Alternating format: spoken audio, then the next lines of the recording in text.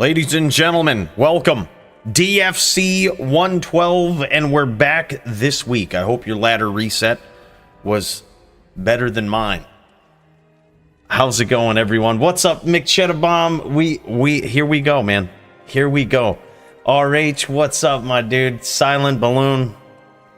Yeah, guys, we might have some cheese tonight, but that's the only way to do these duels. Dog, what's up, man? Big cheers to you. What up, Betty? Man, you guys got a chance to look at this card? Or do you just wait for the big reveal? Man, oh man, we've got a title shot between the two most legendary druids active in the DFC. These guys are going to duke it out to determine who's got the bigger druid doo-doo dick. We're going to find out tonight, man. This is something that Gators just can't dodge anymore. Right? And look, there's no reason for him to, man. Like, this guy, I was just looking at the all-time stats here. These are all-time player stats, right? And Go Gators might be going for the all-time greatest, man. This guy, now two-time DFC champion, and this guy is just stacking them up, man. He is the number 2 ranked DFC dueler of all time, second only to the legendary, notorious, the infamous, elite Vamp the Champ. This guy, if he was flying under your radar, you must have skipped a few episodes, because this guy is an absolute savage, man. And this guy is up there. Yeah, we've got quite the card here tonight. Now this one, Elk Brew and Clint Chias. Something smells a little fishy about this one. I don't know if they orchestrated this grudge match being facetious, or if Elk Brew genuinely hates Clint Chias because of his manly physique in his photo here. I could see it going either way. But the point is, these guys have got a grudge match going on tonight. That should be fun to see. We also have Melee Champ Trees versus someone who probably wants that title back. Vegeta getting another shot to try to take down the reigning defending Druid killing champion in Trees. They are lovers, actually. That makes sense. Instead of taking things out domestically, you bring it to the Blood Moor. You settle all of your disputes that way. That totally makes sense. Yeah, I appreciate that. It's not even a rumor. It's clearly true. It's...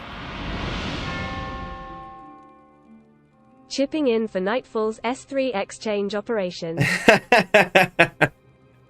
There it is, baby. Silent Balloon, thanks so much, man, for the dono. Appreciate that. Big cheers. Yeah. Once it clears Nightfall, we'll set aside a fund to maybe put it out to the Discord that's an operation you're going to have, and we'll see who contributes. You never know. We'll see.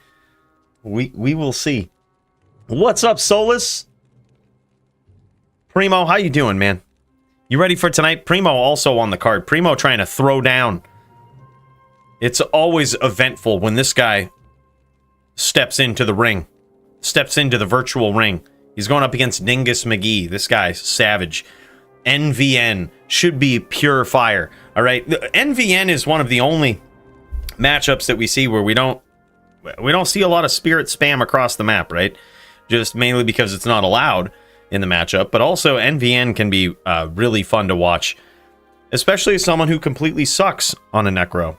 I often find myself taking notes, but it is a duel of pure magical proportions. Literally, these guys chucking magic damage right straight to each other's domes. Should be fun. And then we've got one that we really got to sit in on here. This is an important duel. Sork v Sin in Lamp v Daer. Now, this is an important one. These guys are going to be going for the #1 contender spot, basically, to the title. And man, Lamp is just becoming that undeniable force as well, man. This guy's nasty. And Daer has always been that type of dude. He's always been just knocking on the door of the title. During the Vamp the Champ era, he was just always the boogeyman.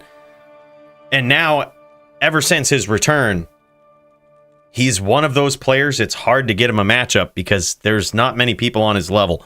But Lamp has shown and proved over and over that he certainly belongs up at the top with the elite few, right? But from what I understand, this match has gone on in some other tournament. And, well, let's just say it's going to be necessary to have some sort of mediation in this, I would imagine. 250 form gold on Lamp if anyone wants in. Oh shit, big Lamp fan here. Yeah, man, Lamp is good, dude. Lamp is good. We got Sweaty Betty versus Steas. Now, I almost put some sort of tag with this, but I figured I'd just keep it general, man. This is going to be a Sork v Din fight, but something tells me it isn't going to be your average Sork v Din fight. Sweaty Betty, we've seen this guy on a bow sorceress before, always doing something creative. And you know who else also does creative things? Steasish. This guy, no matter what he brings to the table, it always seems like it's something out in left field. Certainly fun to watch. So that'll be a good one. And man, just a ton of good fights on this card, man. Can't wait to start it up. So if this is your first time in the Discord or even in the DFC and you're like, what the hell do I do? Just pop in to the Discord. You should see the link in the description of this video. Pop in there, jump into the join the stream channel, get in a game with your opponent, and share your screen, man. You don't have to say anything in that join the stream channel. You can just go in there, deafen yourself if you'd like. Just come and chill. Once you share your screen, that lets me know you're ready to go, and then we can pop over and check out your duels. So that's basically how it works, man. And I can't wait to see some of these. A lot of high profiling going on tonight. Oh, don't mind me. I wasn't on a melee necro. Forget you saw this. Don't. I don't want to hear nothing. Nothing at all. I got some duels on the card tonight too, don't I? Hold on. We got something. We got something going on. What do I need to get ready for? Someone gave me a duel, I think. Oh yeah, it's Sin v Barb. Riz v Cooley. So I got to get good on my Barb. Uberneck looks dope as fuck. Yeah, man. He's looking okay. He's looking okay. You want to see him, dude? You want to see him so far in his final form? I managed to get my hands on some pretty nasty shit. Sin v Barb is Foozerman's favorite matchup. Well, I don't think it's Riz's favorite matchup, but I'm not really that good on a Barbarian, so we're gonna see. By the way, dude, I swapped out the rune for a 15 IAS attack rating jewel here. Our plan is to get a semi-decent time on Ubers with this. In single player, with a similar build, I was able to get sub 5 minutes a couple of times. So we're going to hope to do that on Battle.net. I did do a run before this just to test it out. I think our best time now on Battle.net is like 6 minutes and 20 seconds. Got trolled by Duel hard. But, yeah. Oh, no, I'm not 90. This isn't ladder. This is still non-ladder.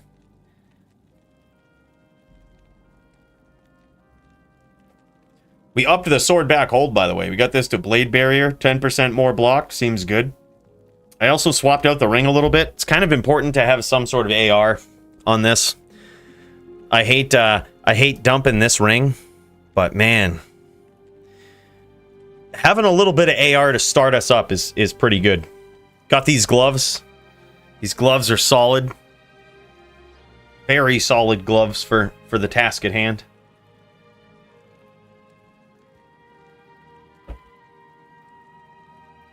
Yeah, non-ladder for sure. We need some better charms though. Look at these filler charms I've got here. I need some like 25s or like more of these 40 15s. Like this is embarrassing. But yeah, we're getting real with this one, dude. We even put a jewel in the nauseous puzzler. Yeah, Organ's going straight to cube, and it's mainly because I've practically min-maxed these resistances to almost perfectly what they need to be, with the exception of cold. Cold is a little low. We're going to be batting about 45 resist against Meph on cold, so it just means that we have to take Meph first and hope that Bale does not duplicate himself. We can take Bale first if we telly up on all of the Ubers and they stay right there. If Meph runs away, we have to get him first. Because if he runs away, he's just going to be... He drops Blizz so much. Like, that's his favorite attack from afar. So, like... It's hard to stack up everything. You got to pick your battles. Our fire res is exactly perfect. We should have exactly 75 after Meph's conviction. And we should have exactly 84 on the light res after Meph's conviction. Poison res doesn't matter. But yeah, like I said, we got to watch out for that cold, that blizzard, man. That's the only thing. So now, most recently, I've been going after Meph first. Unless they all kick around right there, then we go Bale. But yeah, it's looking pretty good. Dude, I got this on Yes Gamers for $1.95. It's a perfect 320/30. Like, can't beat that, dude. I was like, I could trade for it, but I'll pay $1.25. Sure. Or $1.95, whatever it was. It's like, yep, sign me up. The strength is a really low roll, but Melee Championship is ready? No way. No way. All right, bro, send me location.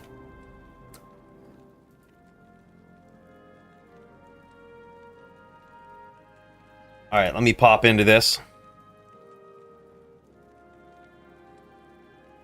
This is sick, man. Melee Championship is ready to throw down here. These guys ready to determine this right away.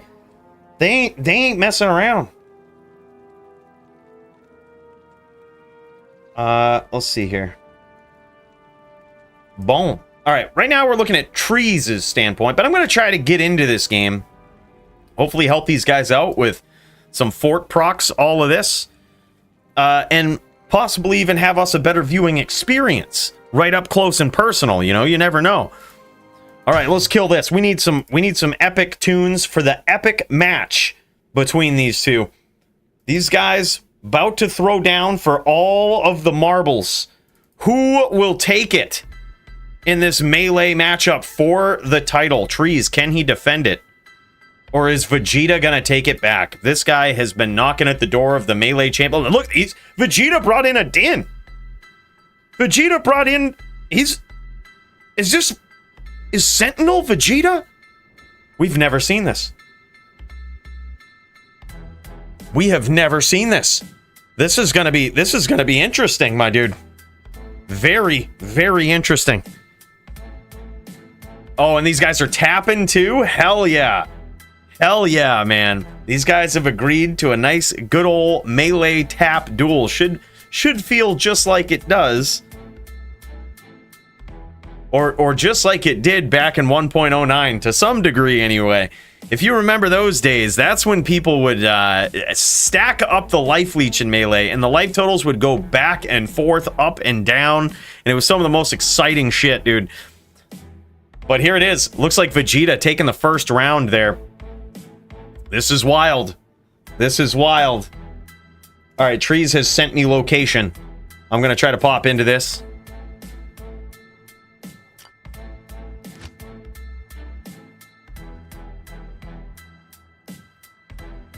Right, and here we go. Looks like both of these guys have procced life tap. Now it's going to be back and forth. There it is, man. Now Trees evens up the score at 1-1, and here we are, man. This is us up in here.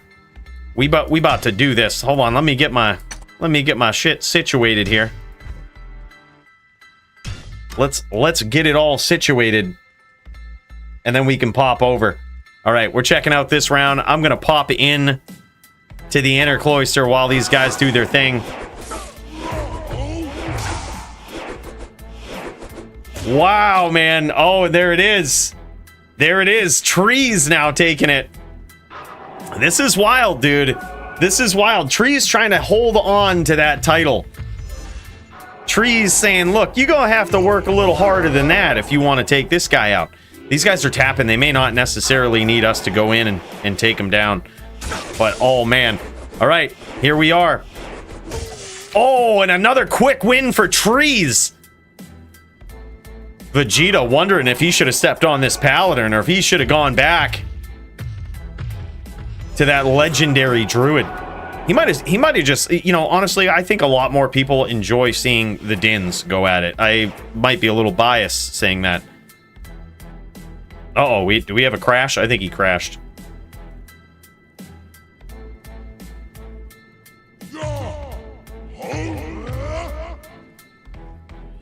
This is epic, man.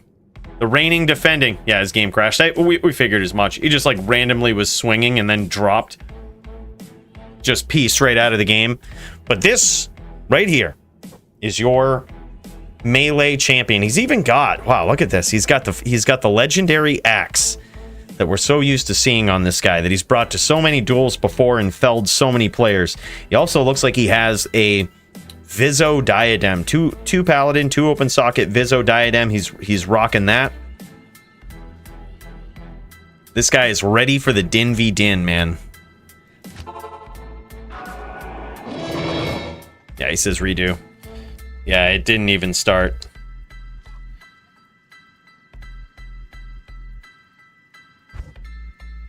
Just immediately dropped.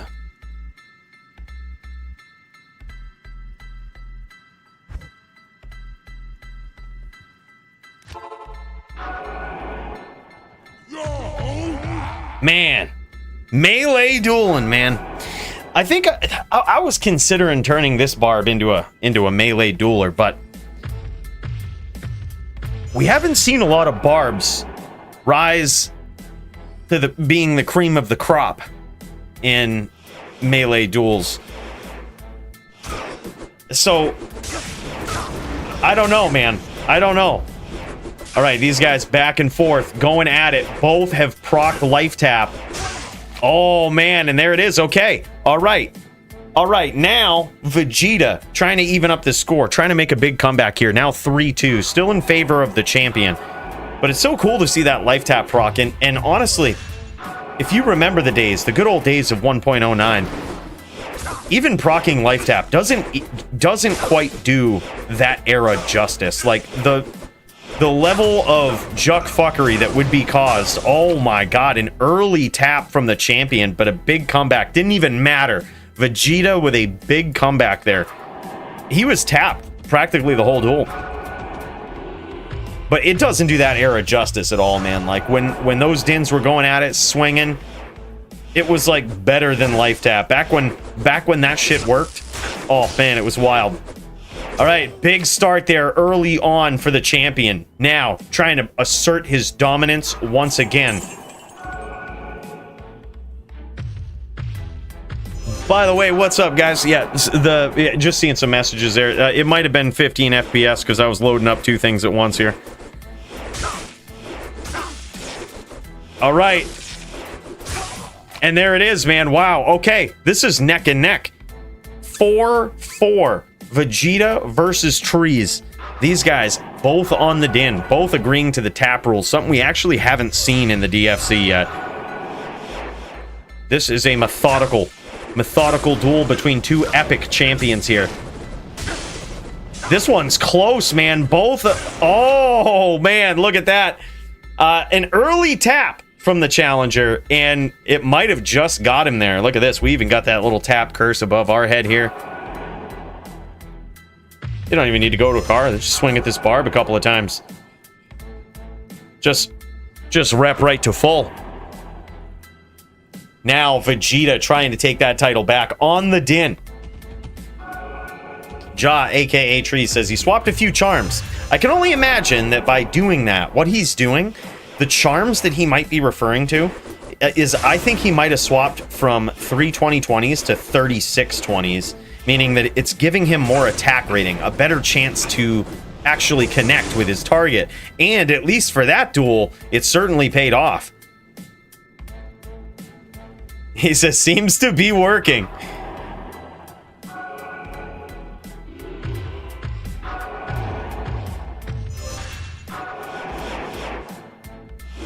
All right, and here we go.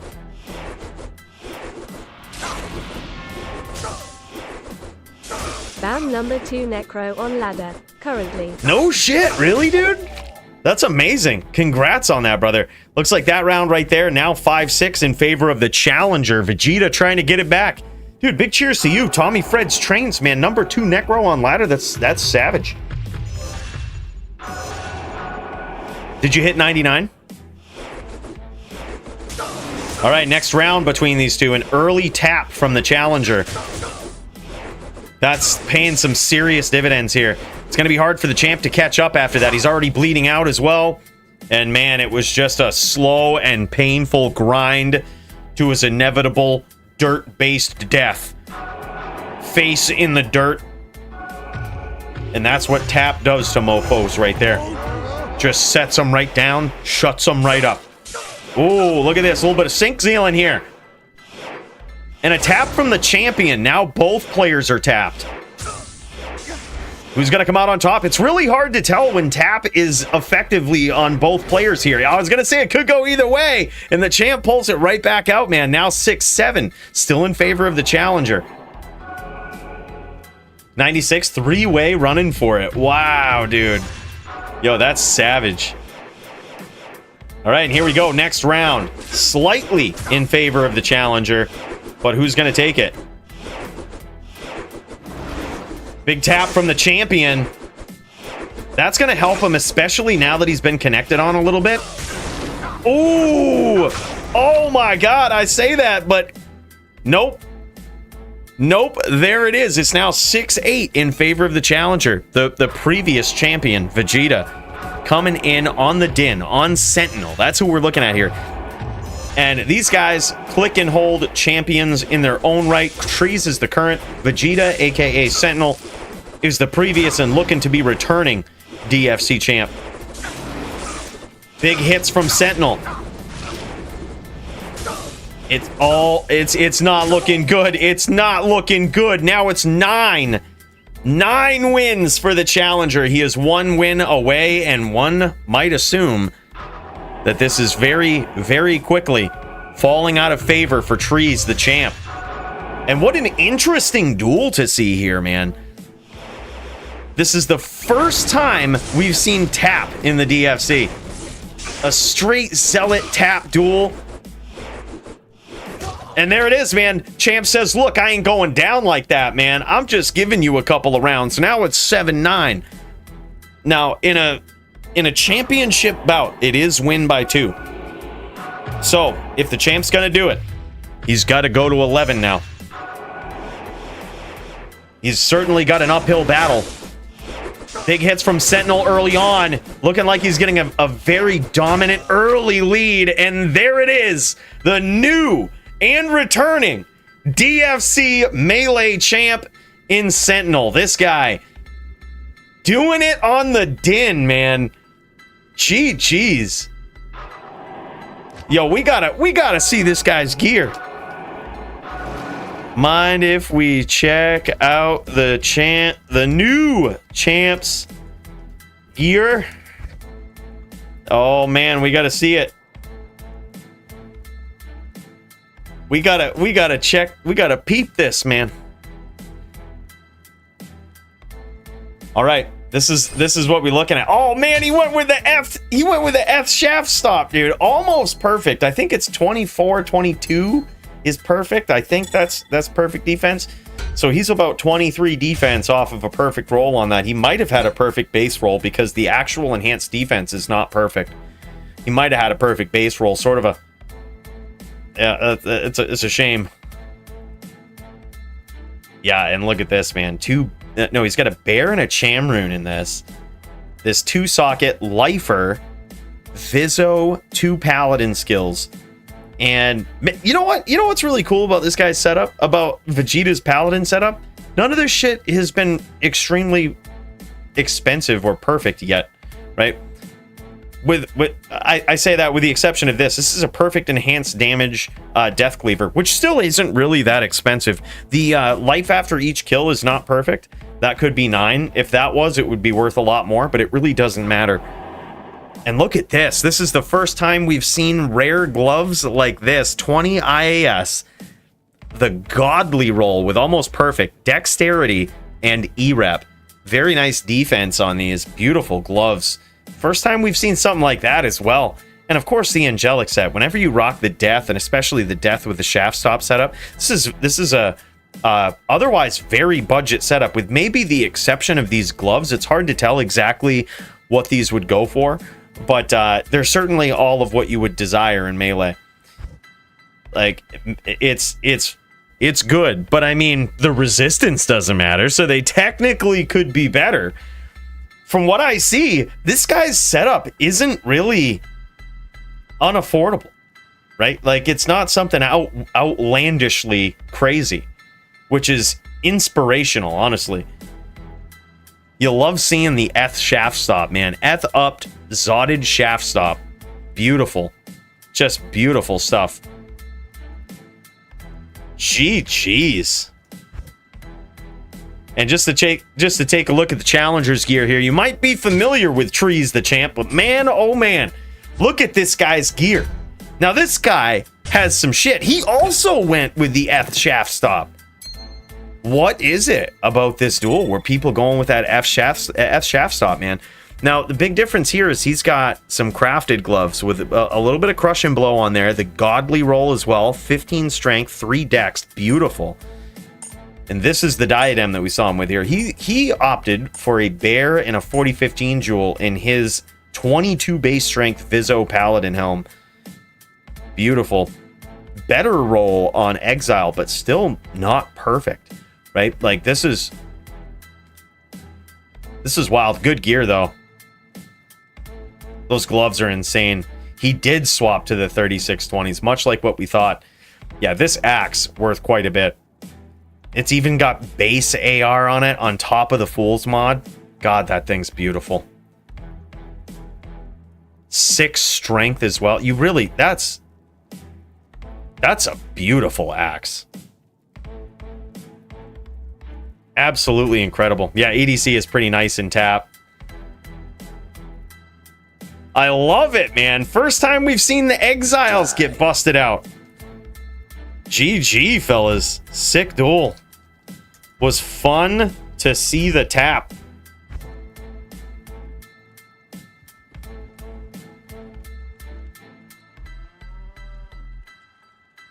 They went with SS, so with shaft stop, so they need the DR. Storm Shield, also SS, has DR. Could be a bit confusing for some people, some onlookers. Yeah, that's GG, man. Awesome duel. Feel free to join this one.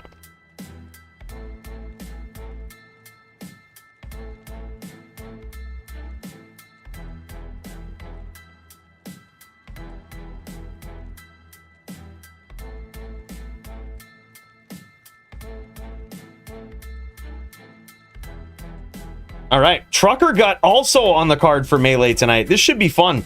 This is Trucker Gut's first DFC event in a very long time. I mean, this guy, he's on his way into the game now, I believe. And man, we haven't seen this guy on a card in years. And this is his first time stepping into the DFC. And something got brought up, which was interesting before the duel, right? We gotta rework some things, I would say, about Melee. All right. Like, DJ, pause it for a second, okay? Let's go back to that beautiful Bloodmore music while we explain this. We might have to consider something in Melee, all right? This is always how you should look at rules. What is the spirit of the rule? I'm not talking bone spirit. I'm talking the actual spirit. Why does the rule in and of itself exist? And that came into question with what can I do for you? Trucker Gut's weapon that he has tonight. It has like up to 115 lightning damage on it. So technically is against one of the rules in the DFC, and we can point it out. We can show you exactly what we're talking about here. This has been the most problematic rule in Melee for so many situations. Let's see, Melee. All right, Melee duels. Elemental damage. Rule number 33. Elemental damage is limited to no more than 100 total. The spirit of this rule is so that people don't abuse elemental damage, right? We've gone through probably 3 different phrasings of this, and I still don't believe we've hit the nail on the head. But the spirit of this rule is so that people don't abuse elemental damage. And after looking at Trucker Guts build, I'm like, you're not trying to abuse it. It would be a different story if he busts out like the conviction aura or something. Like he gets conviction out, he's got the cold damage on the Ravens, he's got like High Lords and shit. Like, okay, well in that case, like perhaps we make a call, but at the same time, the spirit of the rule is we want to see a focus on physical damage, right? With no cheesing of elemental damage. So be on the lookout for this rule in particular to kind of change at some point in the near future. But yeah, it's so hard to pin that down because there's different communities that phrase it differently, that have different requirements, that, you know, have different min or different max settings for it. It's just strange. Silly and me going in 2 minutes. Thank you, Jin Shin. Ebug Prudence has GG defense. It sure does, dude. Thing is, though, you also have to balance DR with a build like that.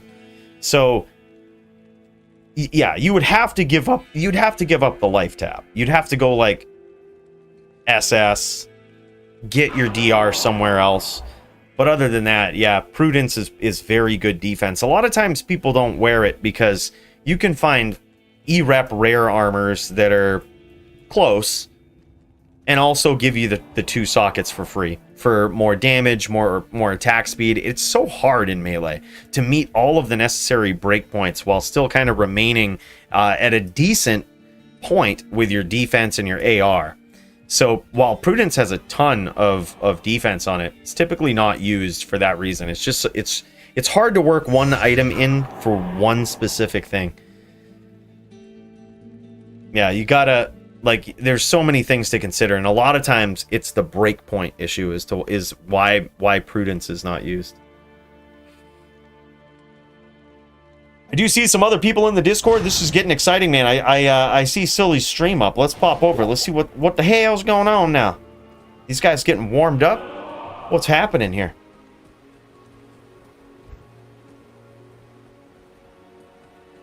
Boom, and there it is.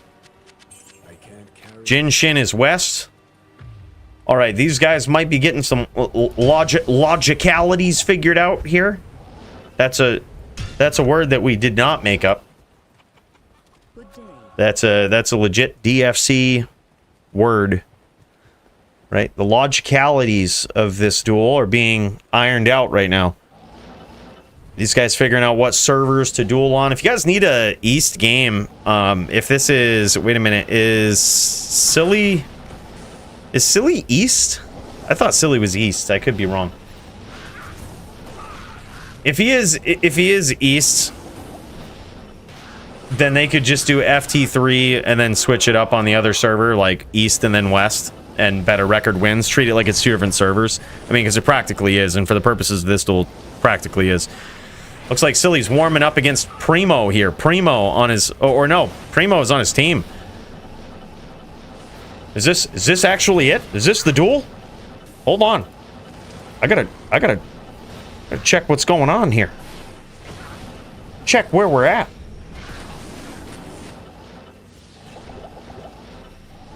Nah, this is gonna be, Silly's gonna be on a Druid.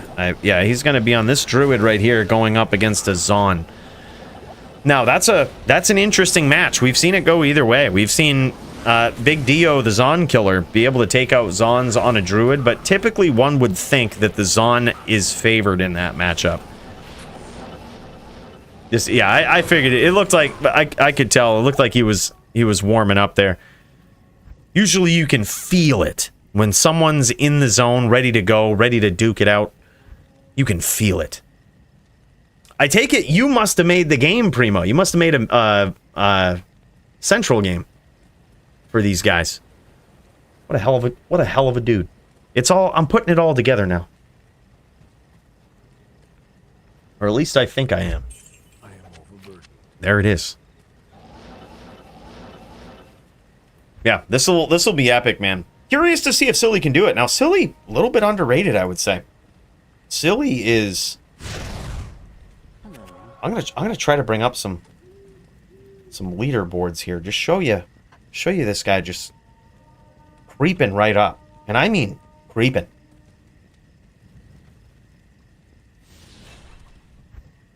Silly is the number 7 ranked DFC dueler. So you might look at it and be like, well, holy man, where did this come from? Are we feeding him to the sharks with Jin Shin? You never know, we might be. But according to the data, Silly is tearing it up. And this guy's a savage. Number 7 ranked DFC dueler right now, the top 10. Look at how vicious this top 10 is. To crack into the top 10, Tempest is the target, man. And then at number 9, we've got Punch, recent DFC champ Tort at number 8. Now we've got Silly, Foozer, Jay, Jin Shin, Lamp, Polytheist, Go Gators. Dude, how do you break into that top 10? That's a solid top 10. Like,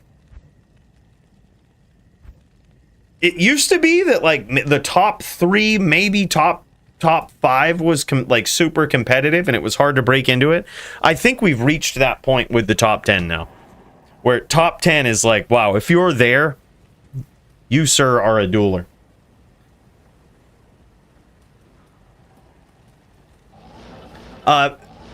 It's allowed if both players agree to it, Grim. So like they both agreed to it. Yep. Yeah, it isn't like, oh yeah, just throw exile in there and use it against anybody. It's a straight din v din thing and you have to agree to it. Cuz it is cool to see. It is cool to see, but it's certainly pretty busted if you just throw that on against anything. Couldn't just have a din chucking on exile and going up against a barb or a druid. Can you imagine? Dare I say, controversial opinion, exile's not as broken in melee as one might think. More testing is needed, but in the duels that I have tested it in, it's possible I didn't have the highest like top end gear to really make a big difference, but not as busted as one might think. But still, we stay true to the GM melee rules and ban such juck fuckery. Alright, and here we go. Lol Silly gearing up against Jin Shin. These guys about ready to throw down. Jin Shin also live. Legendary Zon player. This guy didn't come here to lose. Alright, and he's busting it out early, throwing that multi-shot. He's going to try to make it very hard for Silly to get on the inside, but Silly has landed a shot early on. A couple of nados. Look at this movement from Silly, man. I'm telling you, this guy might be underrated in the DFC. He's got some savage hits in early. Now here's the big test. Silly just got his pets blown up, and I'm curious as to what he's going to recast. Dio was notorious for once he got some hits on a player, he would stop casting his wolves, right? So he would go in with either a bear or just go in with oak. We've seen him do that a couple of times.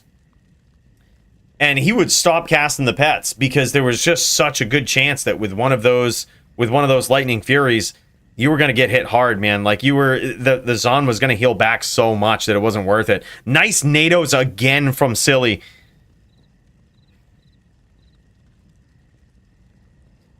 Oh, yeah, amp weapons, too. Amp is certainly seems pretty broken. Quite random and quite broken. Because, I mean, it just lowers all of your physical resistance, dude. It just rips it all away. It's kind of wild. But it would be cool to see that. And here it is. Effectively now, Jin Shin has repped to full. Got some massive life leech going on in there. And just to put it in perspective, the Zon life leech rule is capped more than any other character to practically all that they can have is what's basically necessary from their other items. And now Silly in a little bit of trouble. Rebow here, certainly going in with the Bear. I do like that change of pace there because he had such a solid start against Jin Shin, but it's all been negated by that life leech. That's the toughest part about this duel, and it's such amazing movement. Yeah, I wouldn't even cast the Bear at this point, or maybe even just like dire wolves or something. I have no idea. He's even leeching off of that Bear, dude. That's wild. That's certainly a piece of the puzzle that Silly has to figure out in this. After you get those first few hits in, which he's extremely good at, he was getting in there and landing those nados with extreme precision. I mean, top level precision. That was so good.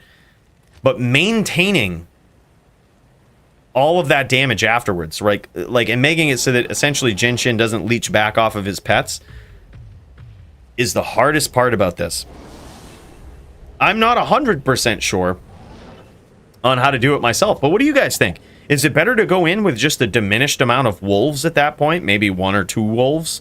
Or do you go in with the Bear? It seemed like Jin Shin leached quite a bit off of the Bear.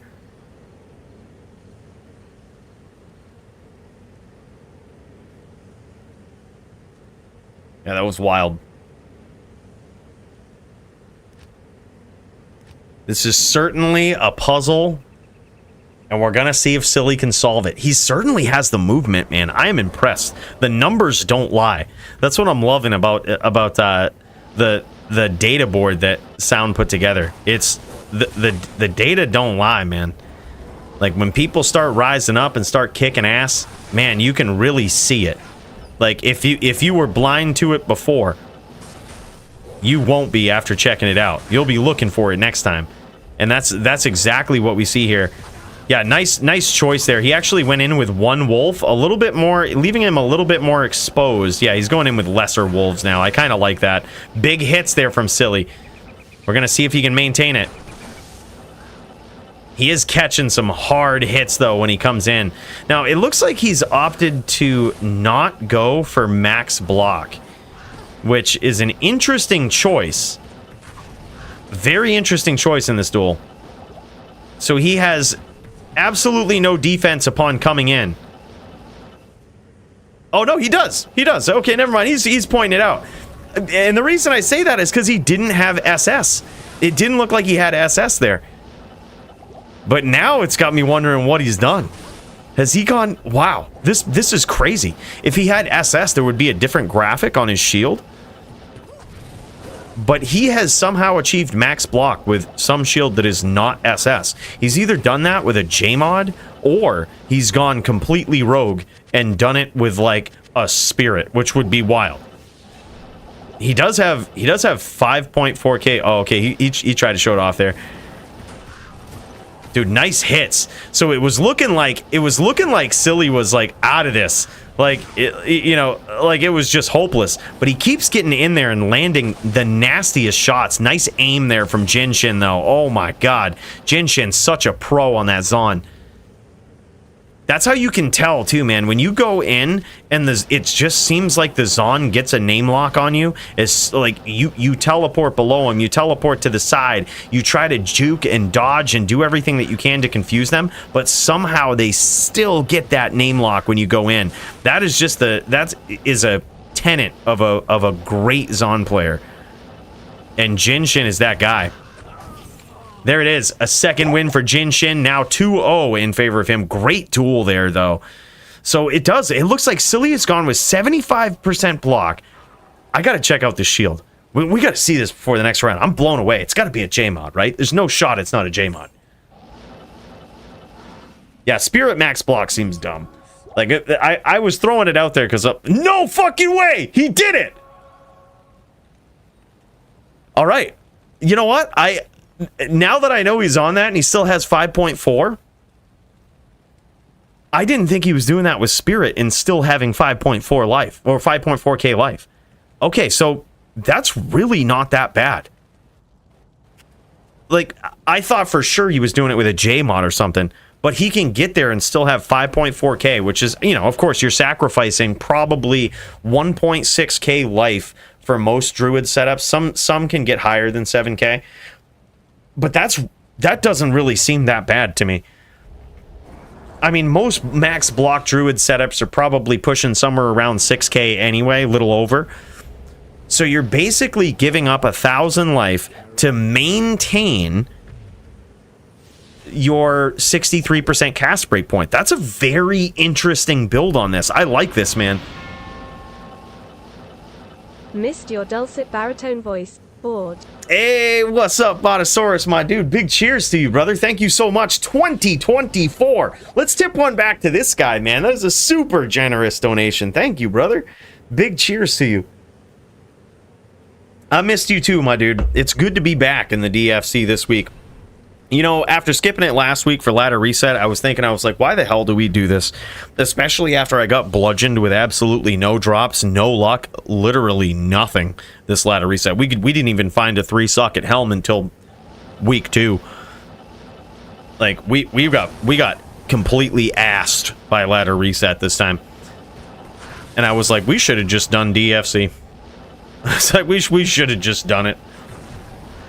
And then started up after, gotten a rush afterwards or whatnot. Be like, all right, we'll see you over on Twitch. I'm gonna go get rushed.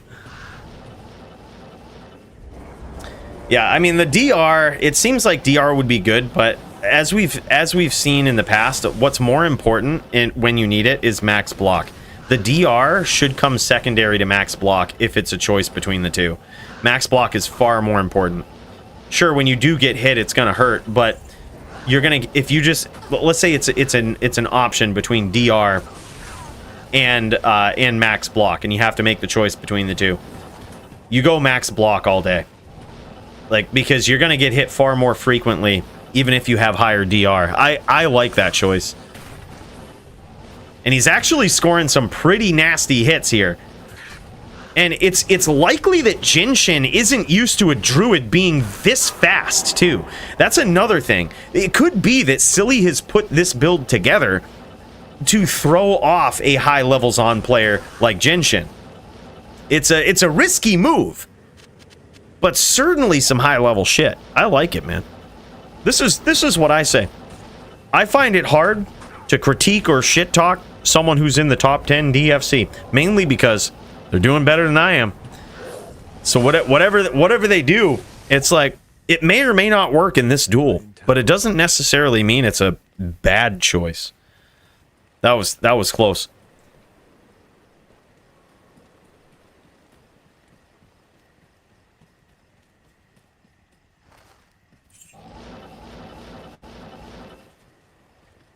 I bet Cooley listened to someone super smart that understands the game for his ladder choice. Yeah. Yeah. No, I didn't. I chose Necro and it was horrible. I'll never do it again. I got to level 85 before I got bored with it. I'm like, alright, dude. I need to turn this into a poison Necro now. The thorn shit is getting old. Especially now that I know, since we've built our Uber Necro, that we can just do it from the Merc.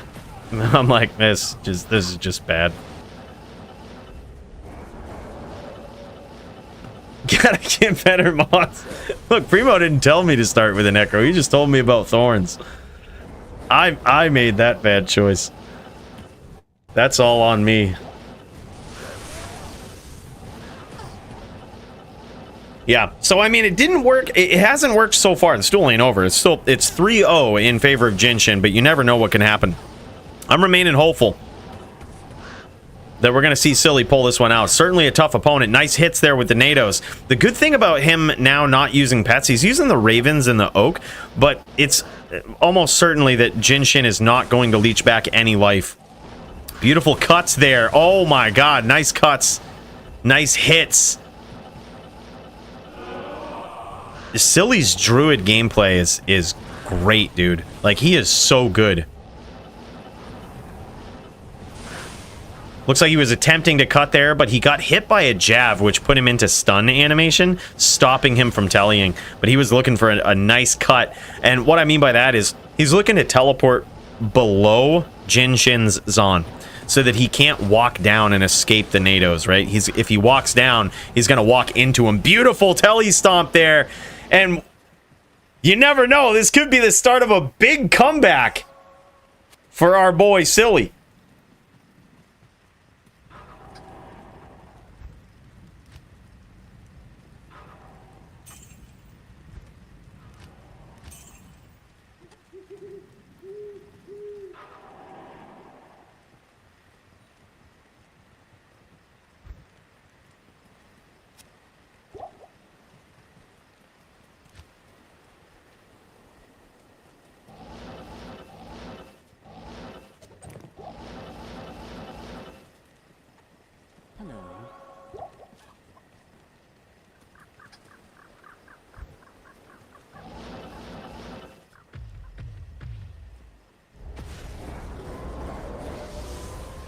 Responding to some DMs.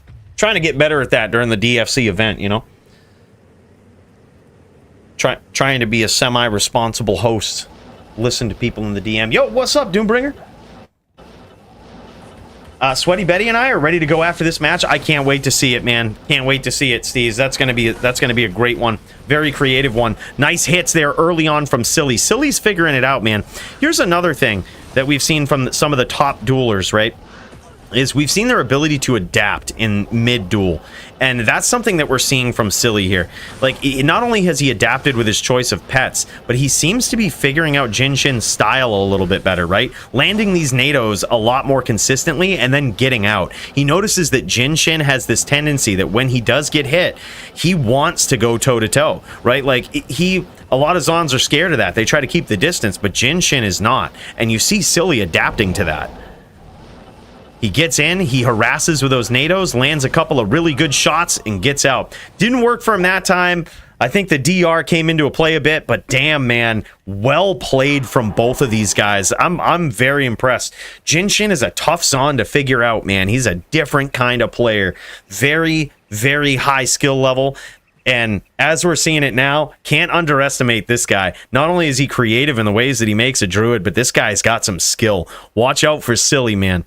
This guy is what you got to watch out for in the DFC now. Climbing up into the top 10 ranks and certainly deserves to be there. All right, let's pop over to Sweaty Betty versus Steas, man. This is going to be a Bo Sork versus some sort of din. All right, I can only imagine. I can't imagine that Steas would have come in here. He came in with an Aura din. With a Tesla din. Boy's got a Tesla din. Oh, shit. Oh, shit. Welcome to the DFC. I knew it wasn't going to be an ordinary din. I could just smell it. He signed up on a Paladin, and I knew something was up. It might actually be full Oridin. He might actually... Yeah, he's got Holy Fire and Holy Shock. This might be full Oridin style. And it looks like he's got Enigma on... So, yeah, he's not even using Telly charges. He is, like, straight on Enigma. So it tells me he's probably more focused on lightning damage. And Sweaty Betty keeping the distance. And Sweaty Betty has gone with a lightning sorceress here. He might have... I'm not sure if he's still on the bow or what. Ooh, big hits. A nice roll from that lightning damage. Yeah, it's really hard to go full Oridin versus a sorceress, right? Or like full Dragon Din, I should say. Like, because then technically in the rules, the Dragon Din would be BM, right? Because in a duel where it matters, your fire res, if you wear dual dragon, is going to be like 90, 95, something like that. Nice chains there from Steas. Constant harassment. Nice hits and evasiveness from Sweaty, though. Great duel so far. Very original, man. It's crazy to see a Tesla Din up in this. Or really, this is an Oridin. This is both. We see Holy Fire, Holy Shock. We got to get it right, man. Yeah, interesting duel. Love that he has Enigma too. It really helps with the mobility on this build. A lot of times what you'll see in pub games is just full Dragon Dins charging around with no Enigma. And while they are annoying, as soon as people plan for them and they're like, oh, all right, you're going to be a dick. We're just going to stack up that res and you're going to have a bad day, right? Instead of seeing that, we actually see one that's intelligently put together for an actual PvP event here. And for that, we do see Enigma on this Oridin. Now that could be dangerous right there. Hard telling exactly. He's swapping back and forth. Is he swapping back and forth between multiple different armors? What is this? I would expect nothing less from Steas. Like straight creativity, charging in with a whole different armor. Bro, this is wild.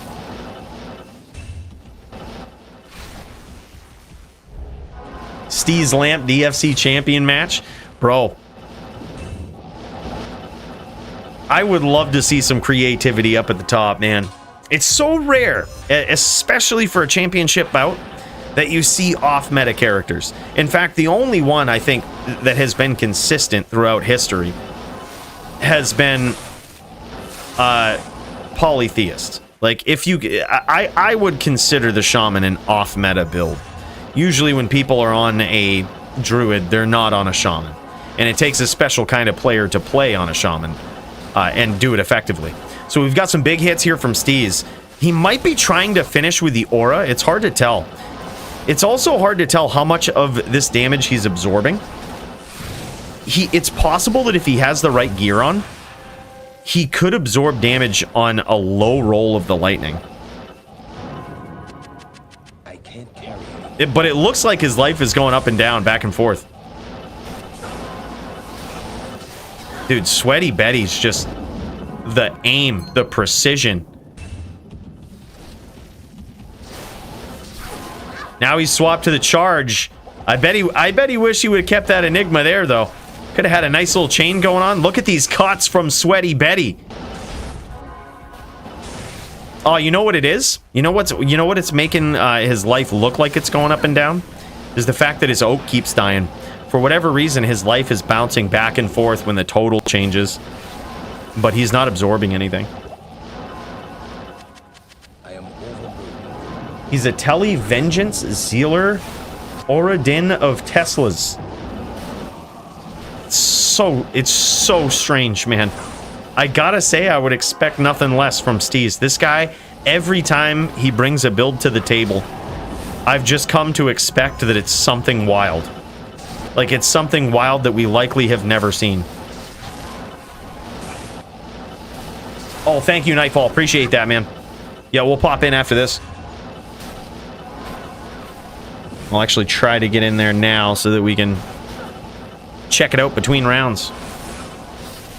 Or am I already in there? No, never mind. Hold up.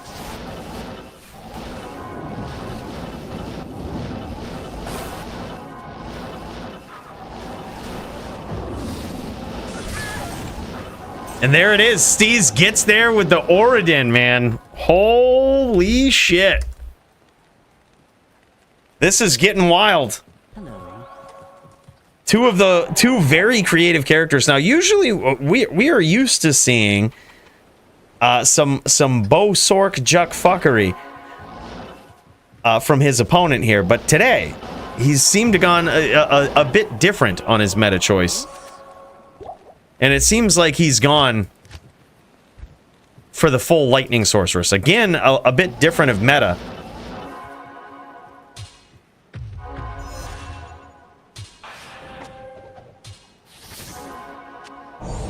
Or I should say a bit different of off-meta choices here.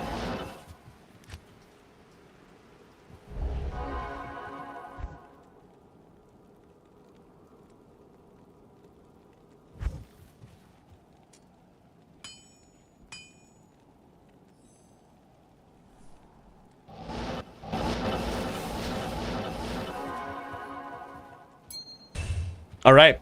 After this round, I am in the game with those guys now, as you might have seen. So what we can do is after this round, in between while they get set up for the next, we can jet over and check out Nightfall versus... Wait a minute. Is this Jeep? Nightfall and Jeep? Oh, my... Wait. This is getting serious. This is... Man, two big titans of Melee. Big titans. This is probably for #1 contender spot, not gonna lie. It's a pretty high profile match.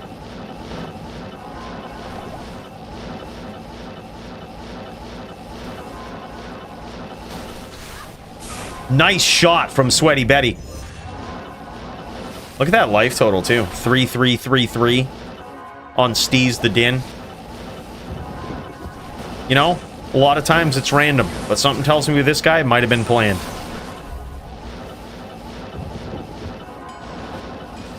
He's not the full 666, but he's quite a little devil. Oh, nice smites. Good chain there. Looks like he cracked the Oak Sage or the Spirit of Barbs. What is it that Sweaty Betty's using? It looks like it's red. Oh, it could just be the tint on Steas' screen. Dude, yeah, he's using Vengeance for the hit. That's wild. So he's got the auras for additional elemental damage, and then he's using Vengeance for a big hit. He's trying to get vicious elemental damage from Vengeance. This is now that I'm seeing more of this build, you're not wrong, Primo. This is more of like a Vengeance pally than anything. This is sick, dude. Me versus Lamp, prepping map and ready in 10 minutes to start. GG Dazer, appreciate the heads up, man.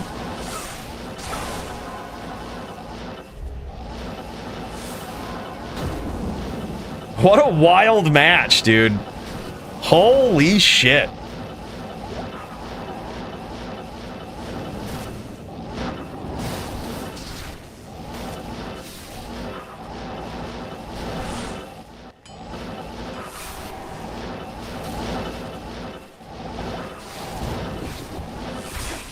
Ooh, big hits from Steas on this Vengeance pally, man. That shit is wild. What a great build. All right, we're going to cut over to this right here while we wait for these guys to get set up for the next round. And I believe between these two guys right here, Lycan and Jeep, this is Jeep and Nightfall. Essentially, I believe it's 2-1 in favor of Nightfall right now. Yep, 2-1 in favor of Nightfall. These guys decking it. These guys just duking it out. Jeep trying to get killed there. He's got that Fortitude proc. And man, oh man. Like I said, both of these guys, absolute titans of the Melee scene. And it's very likely that the winner of this is the one who goes up next week against the new champion in DFC Melee. We'll see some big proving grounds between the champ and the winner of this, I think, next week. Very good chance. I hate to call things before they happen. You know, matchups and shit. Get people's hopes up. But it's very likely that this is going to determine the #1 contender for Melee here. Big hits early on from Lycan. The man, the myth.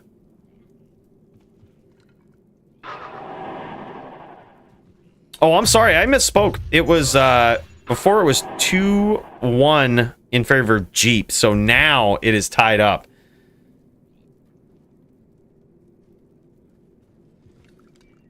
And these guys meeting each other in the inner cloister. This is where all of the Melee matches happen right here. People do what they call toe on the line. Oh, shit. I wasn't paying attention. I should have been killing the armor there.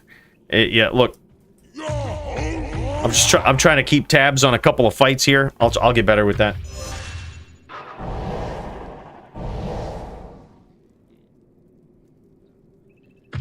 Dingus and I are ready after Nightfall and Jeep.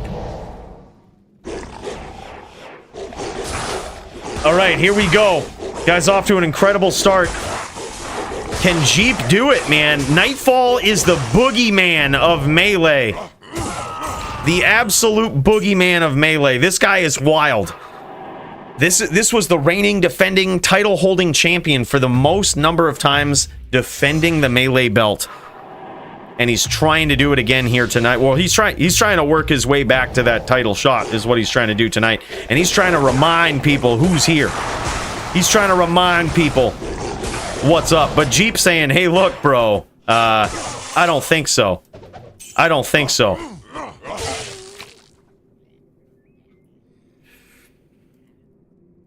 It's like these guys might be getting jammed up here, ready to go. He's got a little bit of lightning absorb on, just showing off a little bit of gear here. Is our boy Steas-ish, making sure he's still got that GM Zorb. Yeah, it looks like they're debating this right here. Just want to clarify, yeah, against the light sork you can't go 85-20. Only against those dreaded sins.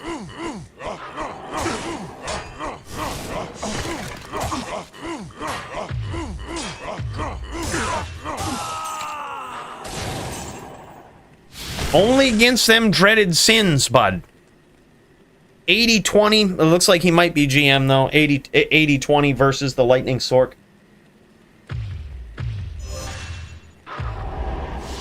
He gets max res. He's at 95. Are we sure about this?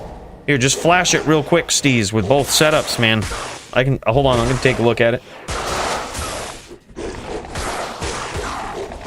Hold up. One sec. Yeah, he's at 80. He's at 80. And there it is. Again, look at this, man. This is insane. These guys are making it tough. Tough to determine who will go on for what is likely the title next week between these two. This is neck and neck. Got a refill on the e-cig, boys. We can't be going without the teen. Some people need Ovaltine, some people need the caffeine. We need the nicotine. Big hits from Jeep, man, and Jeep pulling ahead. Now 5-4 in favor of Jeep.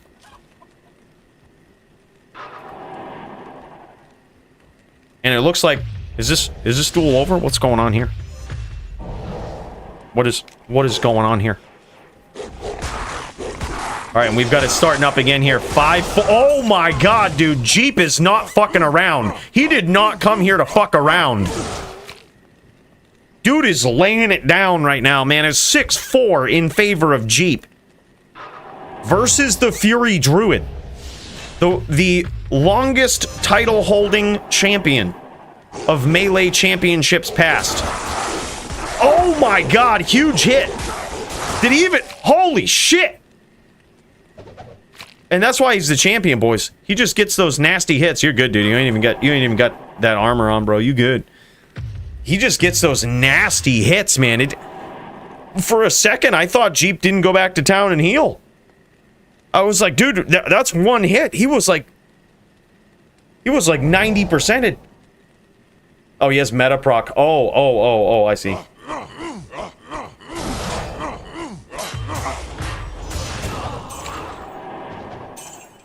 I see.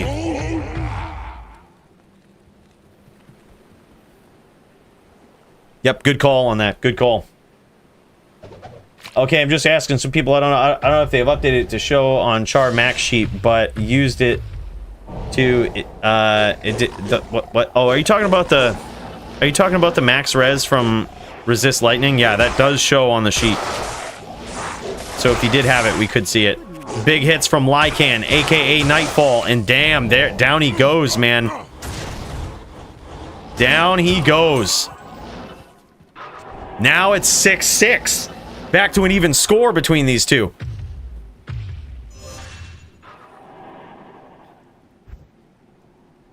All right, it looks like these guys have figured out what the builds look like, figured out that these guys are GM.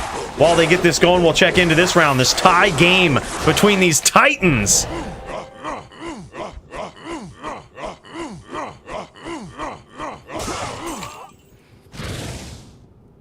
Unbelievable, man.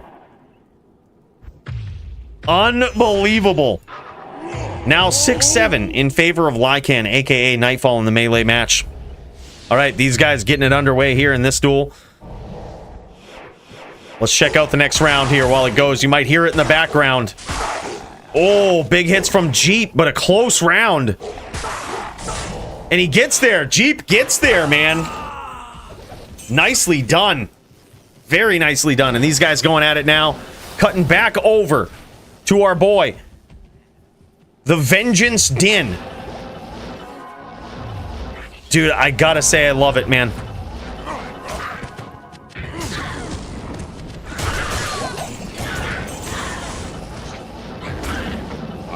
Clearing out some monsters for these guys. We don't need them interfering in the duel. That's what you hear in the background. They was trying to interfere.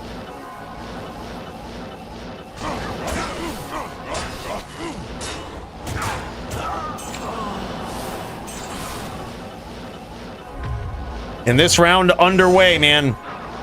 I believe the score right now is 2-0 in favor of Steas-ish. I believe. Am I wrong about that? Yeah, big cheers to that, Dong. No, you're doing good, Doom. It's good to ask those kind of questions. It's good to know for sure. If you didn't, who would?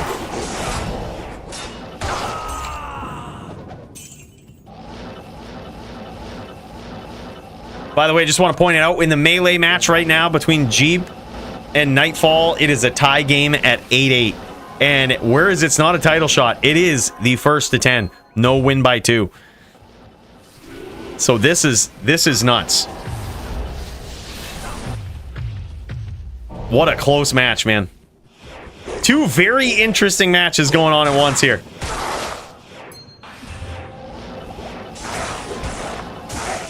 Oh, man. 8-9 now in favor of Lycan, aka Nightfall. It is happening, man. And I'm actually, just in case this one ends, I wanna cut over to it so we can see the winner of it, right? Just in case it ends in this round. It very well could end at any moment now. And we might have a couple of rounds left on the last one. Oh my god, big hits and a big comeback from Jeep. Holy. Bro, that is wild. It's now 9-9 with these guys. Wild matchup. This is 100% the last round unless they both kill each other, which at this rate, I wouldn't be surprised if that happened. Very good duels between these two. All right, here we go. Oh my god, and there it is. Nightfall, aka Lycan. Great duels between these two. What an interesting back and forth, very close melee matchup between those two. That was wild, man. We haven't seen a duel that close on Din versus Nightfall in a very long time, but I would expect no less from Jeep. That guy's a savage, an absolute melee titan with the ability to adapt to just about any matchup, and man, that was sick.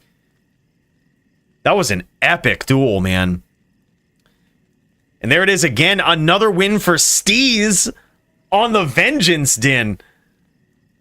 What is this, man? This is wild.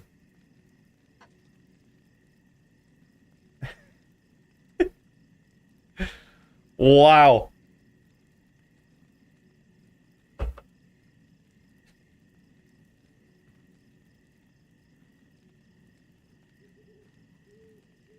All right, Cooliolo, shut the fuck up, man. just shut the fuck up. Bro, I'm sick of dealing with that every week. Like, just shut the fuck up. For fuck's sake. Like,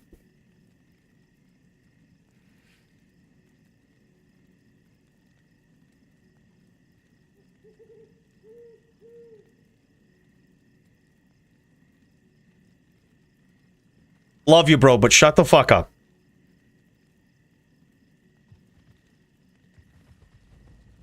Like, every time I look over, I'm looking for, like, important messages about, like, something that might be going on. And it's just constant Coolio low troll. It's funny, You're a great troll, man. But for fuck's sake. What up, Dingus?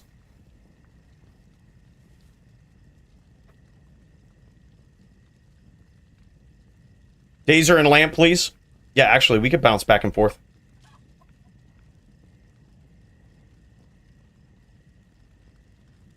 Dazer and Lamp happening. Oh, shit. Oh, shit. All right, here we go. This is going down right now. This is happening. These guys have started. I don't know exactly what the score is, but we're going to check it out. Now, this is one that needed some mediation, from what I understand. All right? This is what the fear was. And this is what I say. I got full faith in Lamp. I got full faith. This is what you have to remember about this duel, okay? I'm gonna cut over to Lamp's point of view. You have to remember that the cold sorceress kind of needs to keep her distance, right? Like you're not gonna telly up on a fucking Sin. Very beautifully done there. Lamp got there in that round, man. Hard to tell what the score is, but that's impressive. Dazer is an impressive, very, very good Sin player. Yeah, like, and look at this. Lamp has chosen to go with Gurk's Sanctuary.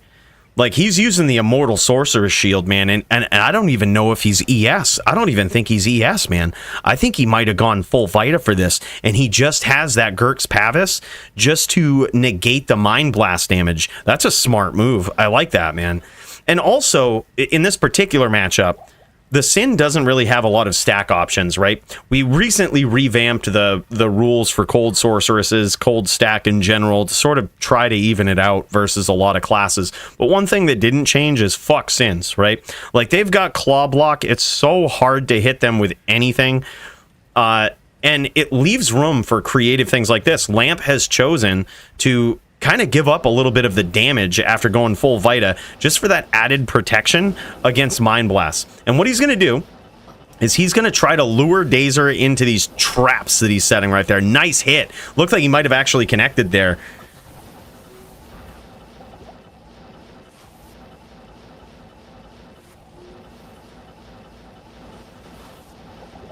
Yeah, it's Gurk's Sanctuary. I sometimes call it Gurk's Pavis because it's a unique Pavis.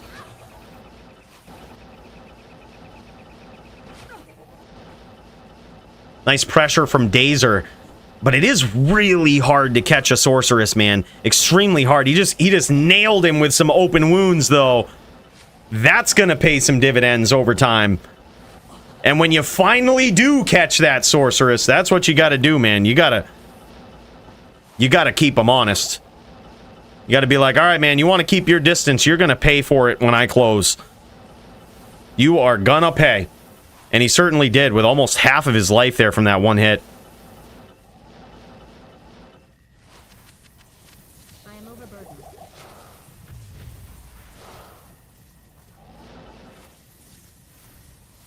Lamp slowly stalking.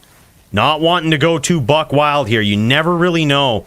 He's cautiously moving across the map here, because if you start teleporting wild across the map looking for your opponent, you're going to get hit with traps. Good Sin players will do that to you. They've got traps everywhere. Incredible pressure from Dazer. And he cuts him again. This might have won him here.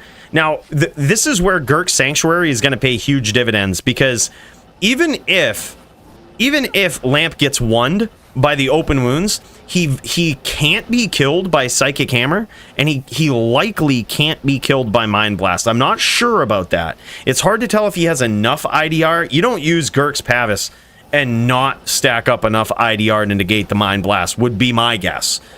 But you never know. We're going to find out here. Oh, and there it is. He certainly didn't. Mind Blast PK, baby. Wild, and now the score is evened up, tied between these guys. Wild. I'm going to cut back over to Steas here, just see if this duel is still going on. These guys might still have another round left. Boom, that was insane. He's running like 10k armor, so he's almost never gets AR hit. He probably has armor max, so every time Sin hits or is blocked, takes decent chip damage. That's smart. You can't weapon block cold armor. Holy shit. Okay, good to know. Smart, dude. That is wild. That is absolutely wild. 3-0 Steas. Oh, shit. Thanks, Primo. Appreciate the update, dude.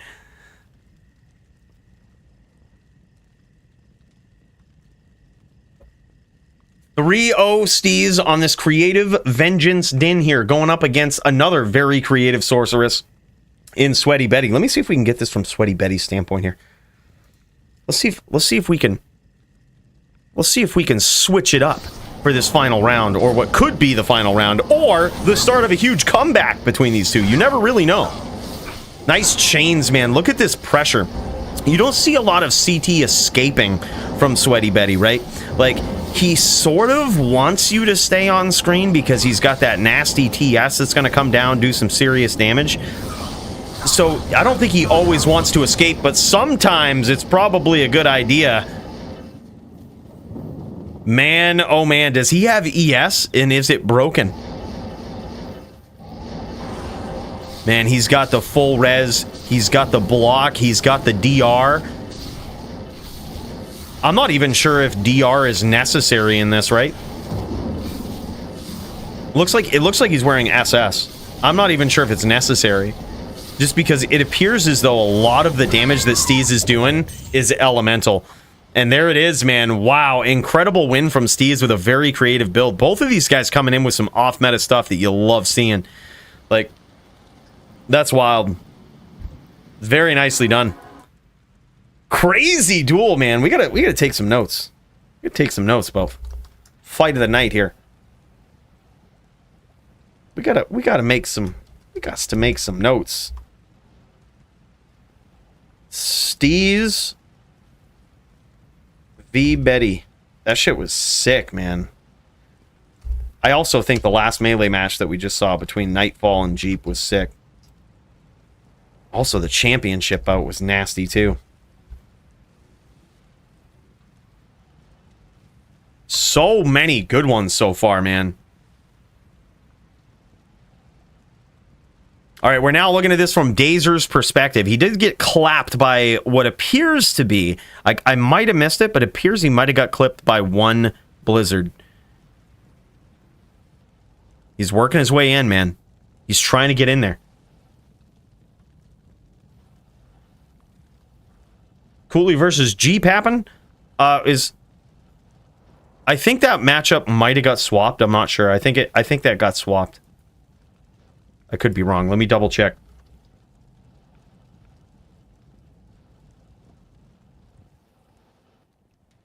Yeah, I think it got swapped. For what we saw. Jeep versus Nightfall, which made way more sense. I did not deserve a shot against Jeep. Oh shit, yeah, sorry about that, Primo. Yeah, let's do it. If y'all are ready, after this round, I'll cut over and we'll bounce back and forth between the two, brother. Dingus v. Primo, the man, the myth. I don't see Dingus streaming in the Discord. Am I missing it, though? Some names are truncated for me because of the streamer mode. I see Dingus in there. But he's not streaming. Or at least I think I do. Hey, what's up, Max? What's the score? I believe it is...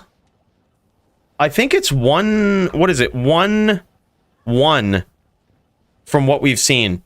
And this is Daser versus Lamp. Very, very insane match. These guys apparently already duped it out in a previous tournament. Nice use of the orb there, too. I like that. Just a lot of constant threats. Like, there's something on the map always when Daser comes in. Nice pressure there.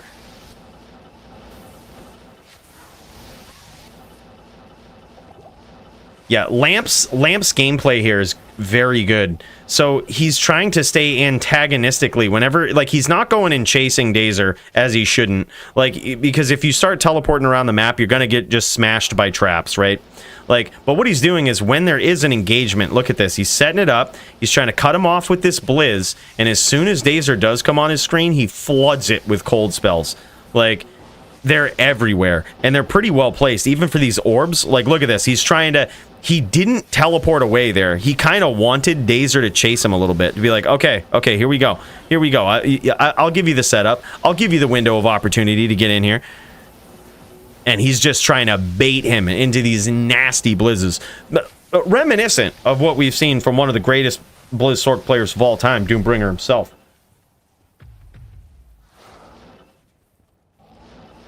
Yeah, he did clip him a little bit, but it wasn't extremely significant. Another thing about wearing Girk's Pavis is that it has rep life on it. So this allows him to use D-Fathom and still maintain his level of rep life. Oh, nice hit from Daer. That was big. And he certainly cut him open. You know Daer is on high open wounds here. Hard to tell if it's 100% or not, but you kind of have to be, man. When someone's got the IDR, MDR on, like, you know, all of this damage reduction for all of your spells, dude, you got to catch them. When you catch them, you got to get them good. You got to make it count. And the open wounds just ensures that it does. Another hit there from Daer and possibly his Shadow Master. All right, GG. I see Dingus streaming. We'll pop over after this round. Looking forward to it, Primo. Gonna be nasty. Primo versus Dingus in some NVN, if I recall correctly. Hell yeah. Yeah, that's gonna be good. Exciting, man. That's a kind of Necro match that I actually enjoy watching. It's different, man. It's like you know, instead of like a lot of off mapping with that Necro matchup, it's kind of up close and personal, very, very skill based. It all depends on your aim. How good are your skills looking at that point? Like, how good is your aim with it? Oh my god, and down goes Daer. A beautiful catch there from Lamp. This guy is solid, man. God, he's good. Both of these guys are. All right, let's pop over to Dingus versus Primo, man. These guys ready to throw down in some NVN. Did they switch it up? Did they go, no, this is Stormbringer. This is somebody else. Yep, Primo on the neck. These guys ready to jam. Good luck, have fun, says Primo. Looks like our boy Dingus might be playing with his Dingus in town there. Might be playing with his Dingus on the edge of town. A little bit of sleep there. Or preoccupied. Hard to tell. But certainly AFK. Now he's back. He's ready to do this.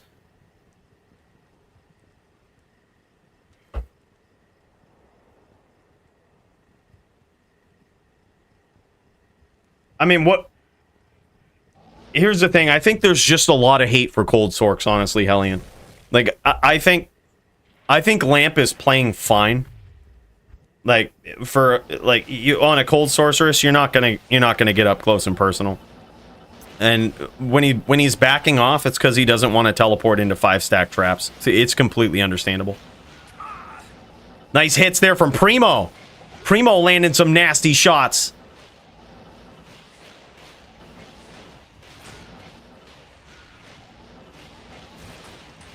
Up spears, beautiful up spears there from Dingus. Hard to tell how much he connected there, but it looked good. Like, those looked like some beautiful 45-degree angle spears, which when you get your opponent stomping like that and you're sure that they're going to aggro you, you can start. Oh my god, he didn't even connect on Primo with those. That's surprising. He might have connected there though. This is back and forth. It looks like Dingus is on this kind of bait plan, right? He's trying to bait Primo in. But man, it's not going his way, man. Primo is actually landing some nasty hits. See, this is the problem I had with Mr. Lama SC, okay? When I dueled him on Necro, and I'm obviously the most godly Necro, right? It was lag. But in addition, I kept doing this same thing. I was trying to up-spear him, and every exchange, dude, seemed like he would win out on it. Like, there must be a trick.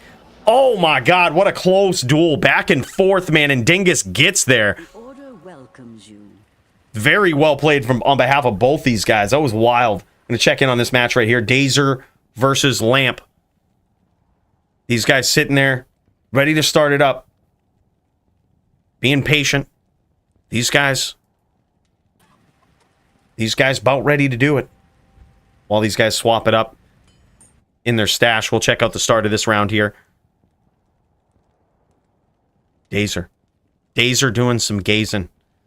Gazing off into the sunset, wondering, where the hell is Lamp? 2-2 so far for these guys. This is wild. Insert a new music playlist to come in mood. One sec. He's got to get in the zone.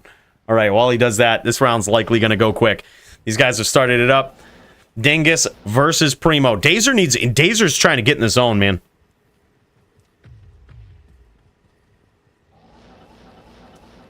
I disagree, Hellion. I think he's not gonna telly up on a Sin. You just don't do that on a Sork, right? The Sin is gonna chase you. So as long as you're not running away and just spamming Blizz or some shit, like running and spamming, it's fair game, dude. He's playing well. When I got the warning about Lamp gameplay, I was like, all right, I'm waiting for the lates. But I just think he's being cautious from the outside. I think it's fine. Like, he's just being cautious from the outside, as you have to be. Nice hits from both players here. This is in neck v neck, man. Oh my god, beautiful aim from Dingus. All the way across the screen there. Beautiful shot. In neck v neck, man, it is a duel of skill. Like, it is back and forth. Like, you got to be on point with where you put those spears. Like, you got to know what you're doing. You got to be quick, right? That's the biggest thing in NVN is you got to be quick, because your opponent's going to be on screen and they're going to be hostilely looking for you, right? They're going to be looking for that name lock first, and it really comes down to that. Who gets the name lock first? Who's quicker? Who's going to grab that name lock and make their opponent pay for it? That's oftentimes what it comes down to. Nice traps. I like the trap usage here from Daer. He's backing Lamp into one of the walls here and just trying to trap him in. Literally trap him in. I like the concept of setting those first. However, there's certainly a drawback with it. If you set those first, yeah, that's exactly what happens. Is Lamp will just run away from it. Like, if Lamp sees a trap up there, you can best believe he knows two things from you setting a trap up close to him. He knows that you can either reach him through a CT cast, or he knows that you're about ready to engage him in what will likely be an unfavorable exchange.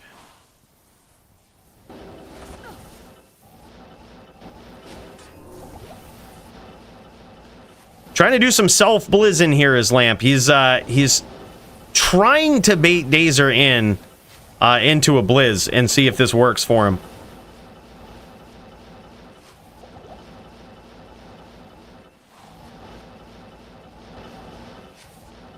Nice aggression there from Daer. He closed the distance, wasn't able to do anything with it there.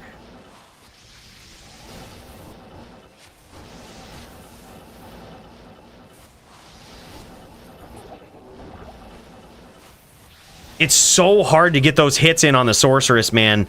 Like, that's the thing. Their cast frames are so high. So you notice this. There's a few times where Daer is able to close the distance and get so close to Lamp, but he isn't able, a couple of times there in the start of this duel, isn't able to capitalize on it. And that's just because, man, that Sorceress, when she's mid-telly, it's so hard to land any sort of attacks with the speed that it takes, because their cast frames are insane. Ooh, big hits from Daer. He doesn't quite cut him open, though. 100% open wounds, confirmed not a thing. Clips him, doesn't cut him open. I can't carry anymore. Now we have Lamp in a little bit of trouble here.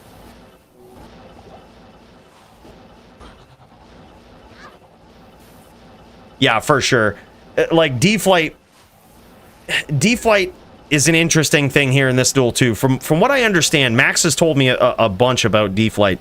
Now, the risk and reward might be worth it in this match. The risk is that you get stuck in a 23 cast frame animation that you can do nothing about. Your faster cast doesn't make it faster, your attack speed doesn't make it faster, so you're sort of stuck in this animation against a character that's likely trying to set you up with a trap, right? Like they're trying to self-blizz you, they're trying to blizz and teleport into it, right? So that's your risk, is that you could take some big damage. But the reward is you have a very good chance of actually connecting on your opponent, proccing open wounds, certainly closing the distance. The risk might be worth the reward here, especially when Daer does clip him with open wounds. It half-lifes him. Like one clip with open wounds here, and Lamp is one, and he's Mind Blast PK. Yeah, Lamp is good, man. I think Lamp catches a lot of hate. This guy's a good Sorceress player. He's very cautious, right? Like he's very cautious. You don't often see Sorceresses aggress. It's has to be a very special matchup. You rarely see a lot of classes aggress a Sin, and now certainly Lamp will be one.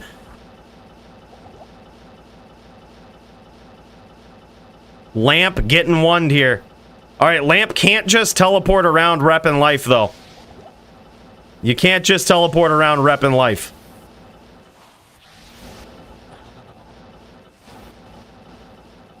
That's something. We can't allow that again. All right.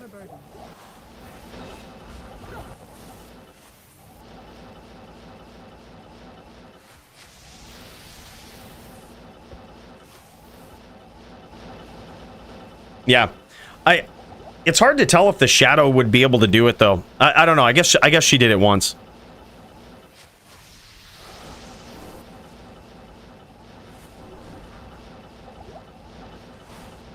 Oh, man. Daer is so good at closing that distance. Oh, my God. And again, dude. It right there is exactly what we saw about that 23 frame animation, is that he got stuck in D-Flight, and his immediate reaction was to whirlwind down when he closed the distance. But D-Flight took so long to finish, its animation, that the whirlwind was just too slow. I can't carry anymore. Man, they gotta fix D-Flight, huh?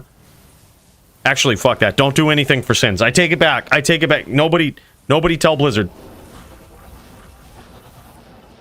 Nice Mind Blast there from Daer. Almost took him out with it. Now Daer it might be walking into a trap, but he's so good at picking the right angle. You see that, dude?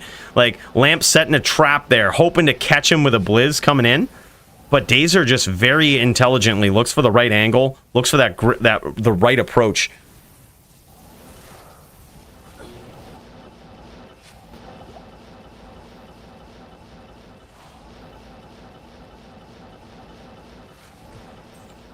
And there it is, man. Wow, takes him out with a blizz.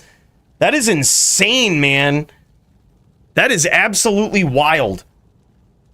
Like, Lamp is fucking nuts. Like, this guy, tough to catch. Yeah, dude, it's tilting. Can confirm it's tilting to duel a Cold Sork. It's very tilting because that shit happens. Like, it's just, you very often get hit with a blizz that was just there, right? And here we go. Oh, I thought it started. Nope, these guys continuing it up. Look at that. Hell Shrine right there, perfect. Lamp the champ, we shall see, man. We shall see. The duel ain't over, though, man. It's only 3-2, I think. It's 3-2 between those guys. And I think Daer also is just one of those players where he'll figure you out, right? Like, he'll figure you out. These guys have met before in the Bloodmoor. And he'll figure you out. He'll figure out your style, what you're doing, how you're approaching the duel. He's a very, very smart, methodical Sin. I heard it was 2-2 on the last check, and Lamp just won that one, so I think it's 3-2.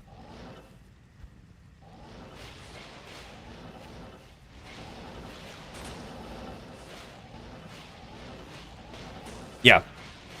I think it's very frustrating, and a lot of people, like, Cold Sorks catch a lot of hate. It's how that class duels, man. It's how that type of character duels. Like, you're very rarely going in if people are saying, oh, it wasn't a name lock Blizz, well, it doesn't have to be. Blizz sits there and just makes people rot who who teleport into it. Like, that's the nature of it. Nice shots here from Primo early on. Primo trying to make a nasty comeback. These spears have been true. Oh my god, and a double KO from these guys. Unbelievable. What's the score? This is wild. Oh, dude, I bet he is too, Jin Shin. I bet he's not happy. Bro, I wouldn't be either. I hate dueling cold sorks. I am overburdened. I think Lamp is dog water. Now, I will say, one thing I wasn't very impressed about with Lamp is the juck fuckery of switching back and forth between a cold and fire sork, right? But that's my fault. Okay? That's DFC organization fault. All right? We need to get better at realizing what people are on and capable of playing and setting the match. All right? So you can't hate on him for that, all right? He's just doing what he's got to do. All right? But his skill on a cold sorceress, I think, is, at least last I saw, was better than on a fire sorceress. Nice shots there from Primo. I think he might have evened up the score. Did he? Oh, no, it's 1-2. Wait a minute. What is it? I think it might be 2-2 now. Hard telling, not knowing. Okay, so it's 3-2. They're about to go to EU. All right, sweet. They're about to go to EU, and it was 3-2 on America? Ooh. That's gonna be rough. That's gonna be rough for Lamp. That means he's gotta finish, man. He's gotta show and prove. Yeah. Dude, and I'm one of those people too. I fucking hate dueling Blizzard swords. It's not fun. Primo gets clipped with one of those spears. Beautiful shot there from Dingus. Another and a return fire from Primo. Primo, the Necro sniper here.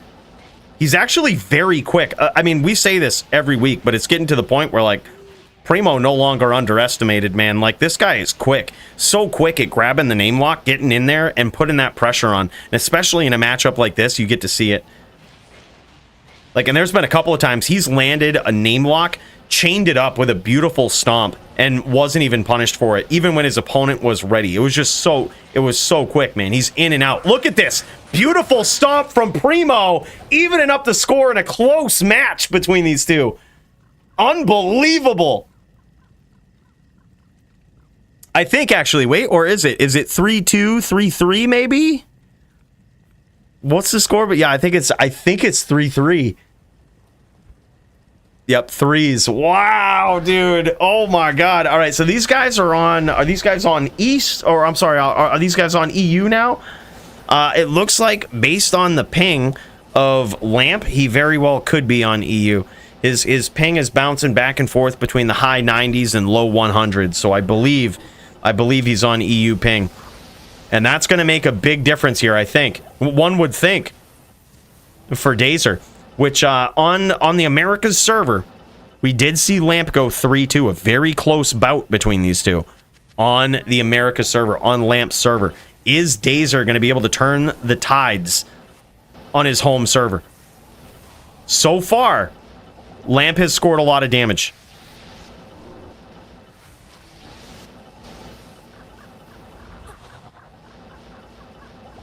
Lamp looking for that name lock, but you don't have much time. You don't have much time, man. When they're on your screen, you either get it or you give up quick. You get it or you give up on it fast, especially when you're down on ping. I say down on ping, but it's possible that Daer has comparable ping.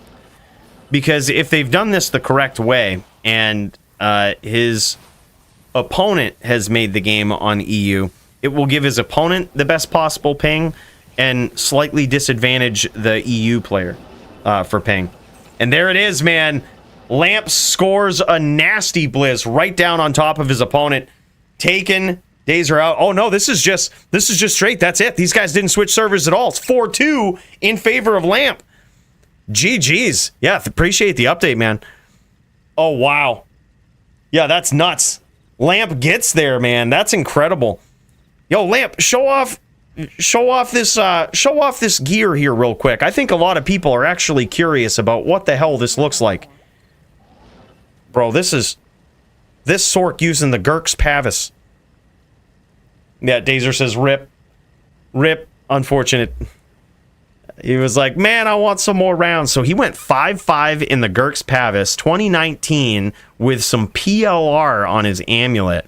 Sandstorm treks for the faster hit recovery because he's losing spirit. So he's trying to make up for it in his boots. That's a very interesting one. He's also capped out his PLR in case he gets venomed, dude. Gotta love it.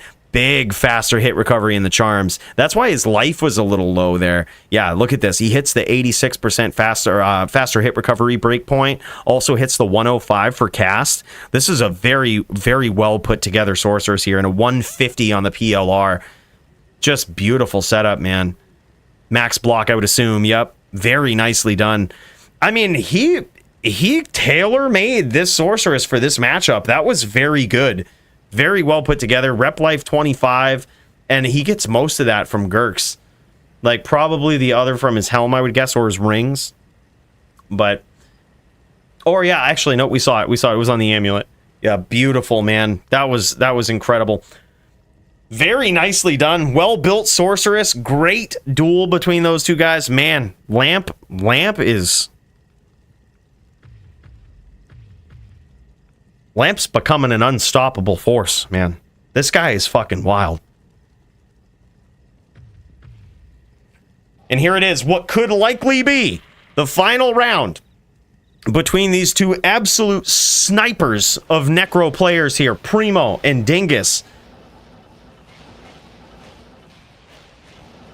So happy to see Dingus back in the DFC. This guy was also a force to be reckoned with probably a little over a year ago in the DFC. This was a guy that, man, he was like the boogeyman climbing up the ranks. I mean, you didn't want to run into him. This guy was good, and a lot of people underestimated him. And right off the bat, man, we see him score some pinpoint precision spears against Primo. And now Primo learning his style, figuring out his opponent, and now we are seeing the cream of the crop. The creme de la creme.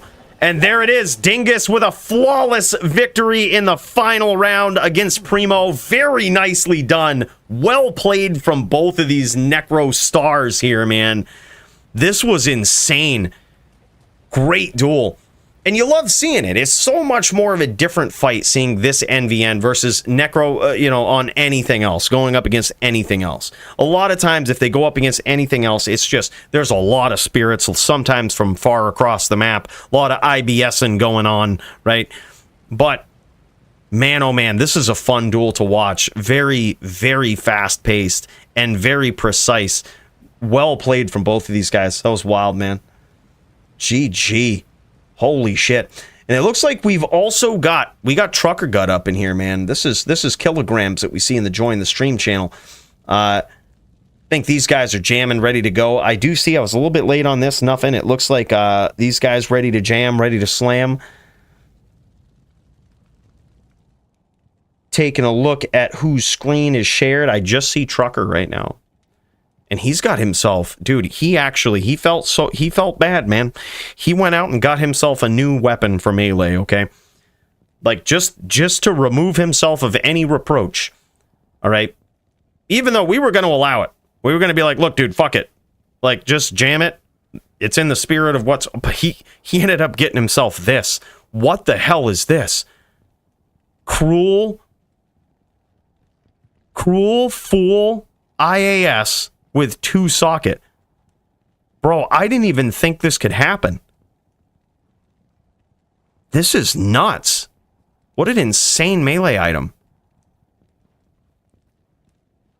Oh, it can't happen with rep. That's what it is. It can't happen with rep. But he's put his Zod in there. Zod in low. Oh my god, that's a beautiful weapon. Honestly, I think that's probably a better one than what he had anyway. Like, I think his opponent would probably prefer that he uses his other weapon. The one that he had with the lightning damage on it.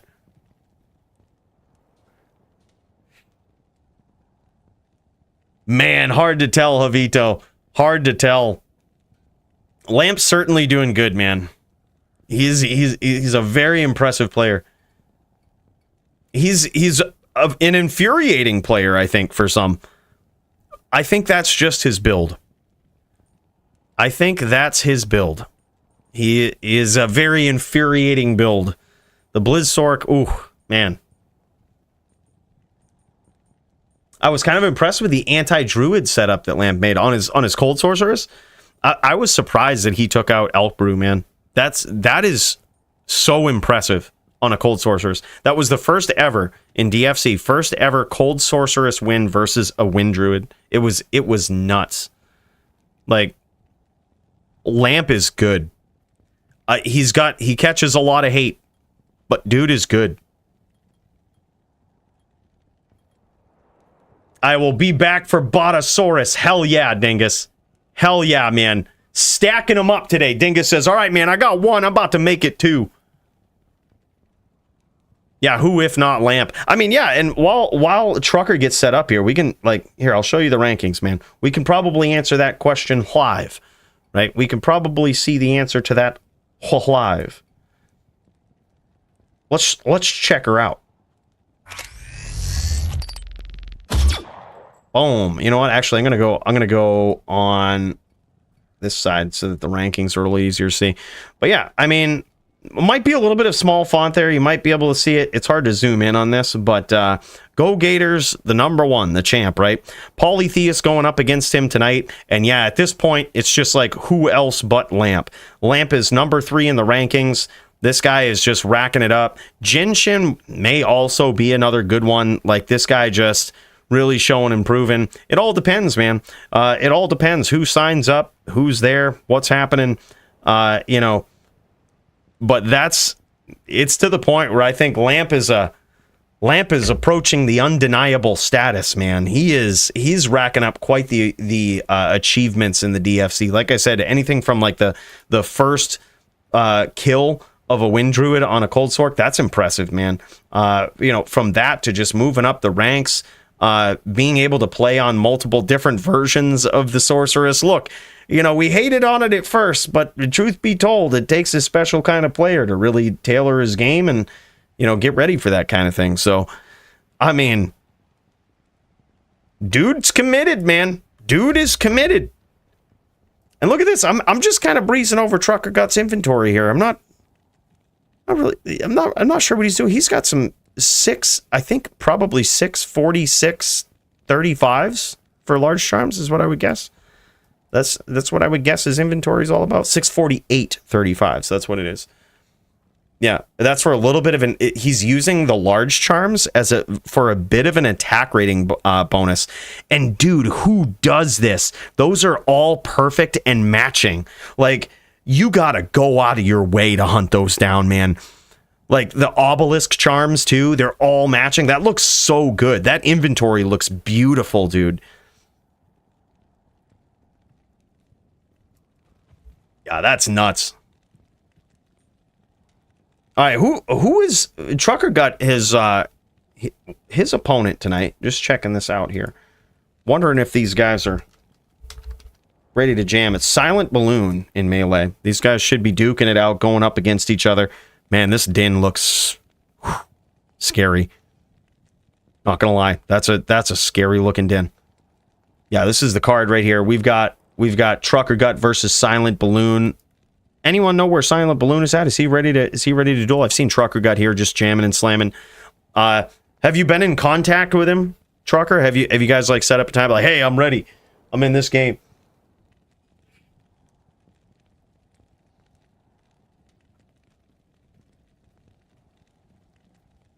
Yeah, I think especially on, like, the class also, Stees, just highlights that. Like, we're talking about likely the most defensive class ever on the Cold Sorceress, right? And then combine that with the fact that he has a very defensive style. Yeah, like, I think if he was on a fire sorceress and played the exact same way, I don't even think we'd be talking about it. I think we'd be like, wow, okay, nice self meteors there. They require some timing. Like, I don't even think we'd be talking about it. But since it's a cold sorceress too, like, yeah, wild. Yeah, we saw that one, Max. It was nuts. It was a Vengeance Din versus Lightning Sork. It was a cool bout. Cool ass bout, man.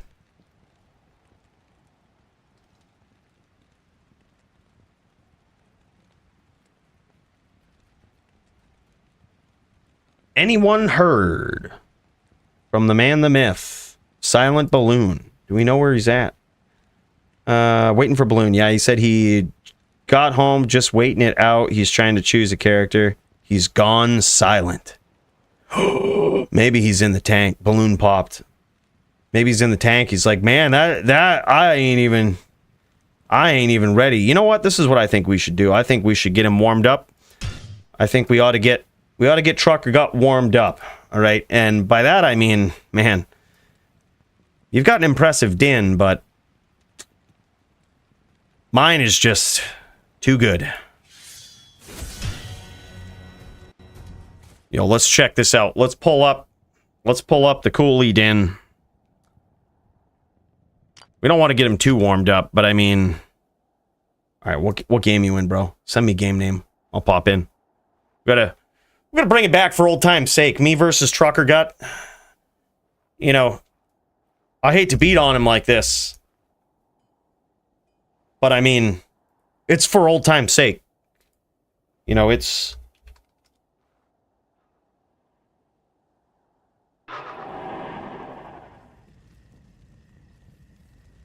Used to be Manny versus NYC. Oh, yeah, Manny, dude.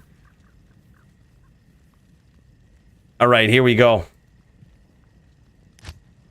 Oh, he's level 99, so this should be a fair fight.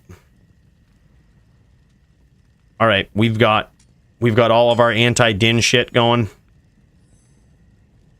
Yeah, good enough. Good enough. All right. Whoops. Inner cloister. LOL. Look, it's been a little bit since I stepped into the melee arena, but look, I'm as good once as I always was, all right? Run. Retreat. Follow me. All right, let's do it, boys. All right, about to show him how to do this on a din. Hold on, we got to get the circular patterns going.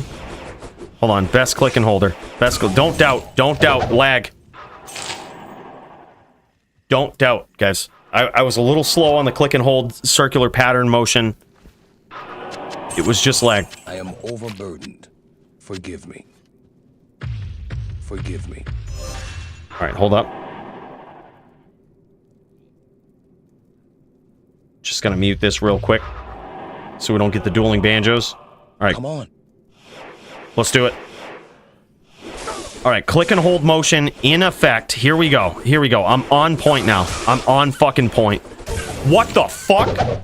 Dude, he just like 90%'d me with one chop. I promise I got full DR.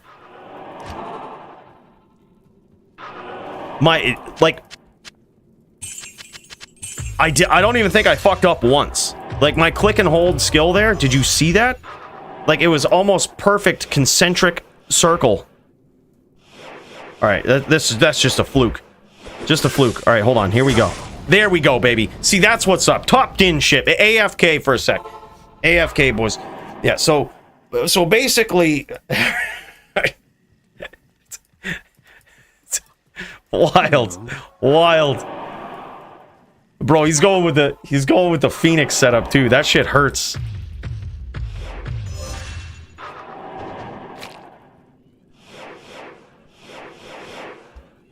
All right, here we go. We'll chip off the block there. It's not over till it's over. Holy shit, man. All right, I think we're 3-1. It's time for a big comeback. Hold on, we got to get this guy in here. You know what? We're gonna count this regardless. Balloon making him wait. We're gonna We're gonna count this. We're gonna give Trucker Gut 2 duels. I hate to start him off with a loss tonight, but I mean, it's now time that I come online with this din. It's now time that I come online.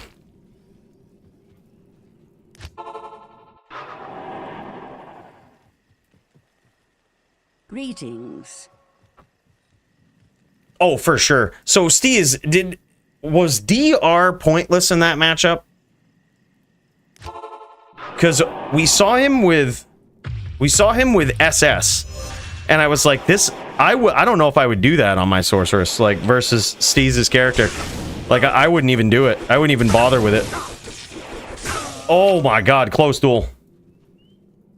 Whew, 3s, baby.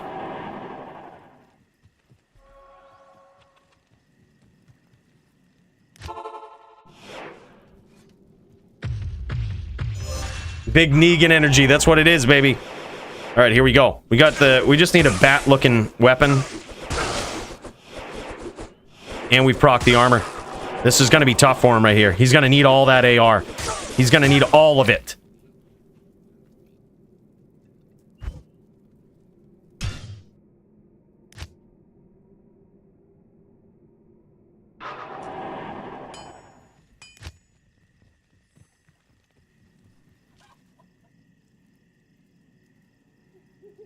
He did need DR. I used Smite more than once. Okay. But technically, if he doesn't get hit by Smite, just don't get hit. You know, that's the coolie way. Don't get hit. Alright, we got the armor proc, but I don't know, man. Oh, man. Didn't matter. It's now... Is it 4s? Is it 4s? 1, 2, 3, 4. 1, 2, 3, 4. I think it is. 4, 4. Damn, bro. All right, here we go. Here we go. We've got this. We got to get back in the zone.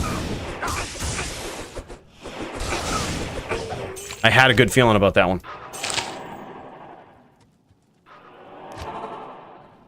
My gut rarely leads me astray like that. I just had a good feeling. I can't carry anymore. I can't carry anymore. I use CTA 2 fights to keep it close. Dude's fucking with me now. Yeah, he's...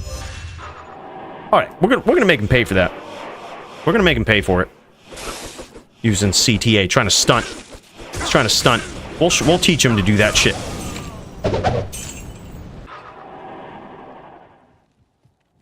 Well, that was a fluke. Okay. 6. 6-4. Time for a big comeback. This shouldn't even be a thing. All right. We should already be far ahead.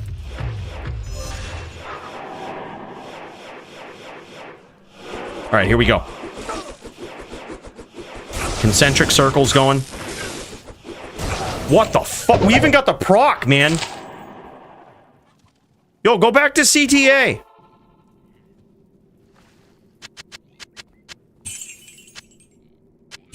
All right, 7-4.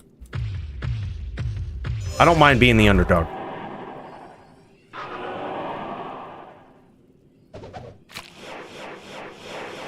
All right. All of those were just a fluke. We're going to get this back. What?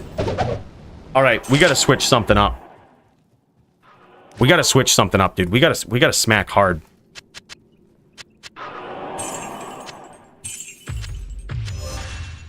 All right, we got to swap something up. We're down 8-4.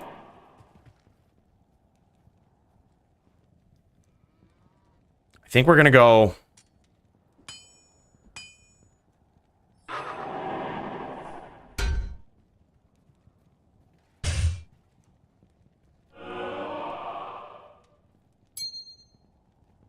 Oh, no.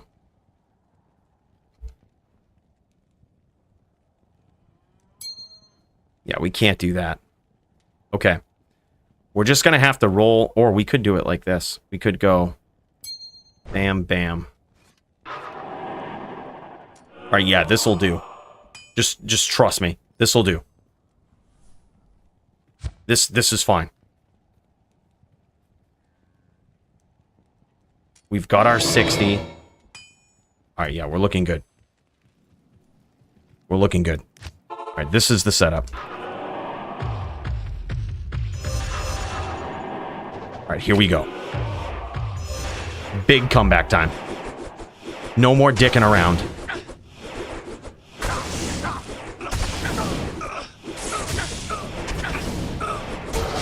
That was a fluke. That was just a fluke, all right? We should have got that. We should have.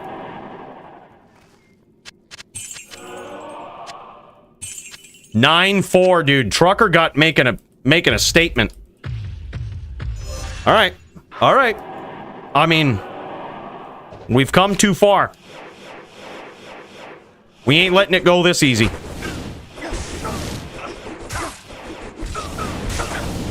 Holy shit, man. All right, good duels. Holy shit. 10-4.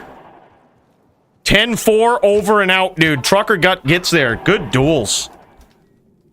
That's sick, man. Those large charms with the 648 AR, 35 life, underrated, man. They just... Yeah, Fort and Phoenix. Yeah, we don't dick around.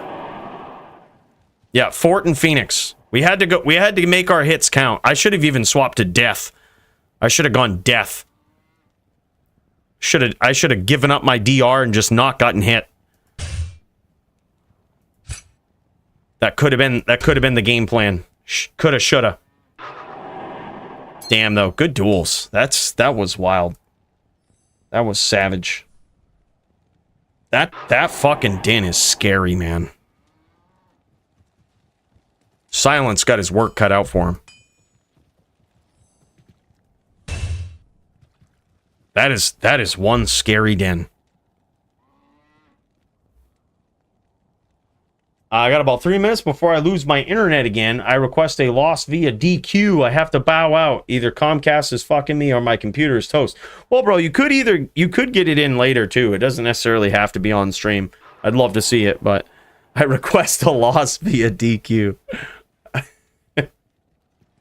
Cheers to you, Bruno. I'm sorry about your internet.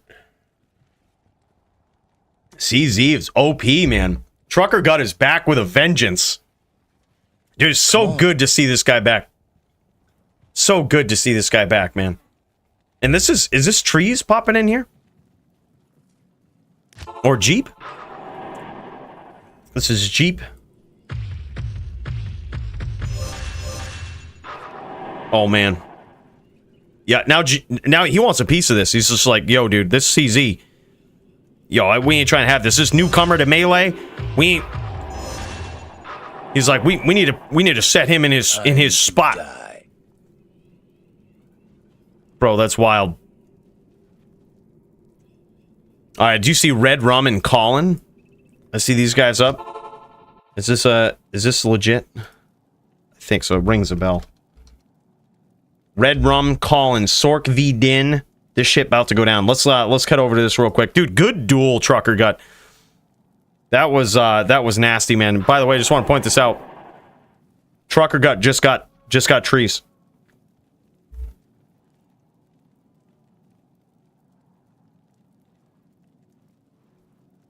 Or I'm sorry, is it? Yeah. Trees, I think. I always get people's in-game name mixed up with their Discord, but I'm pretty sure I'm 99. I'm 99 on that being trees, that's huge. Like, that's huge.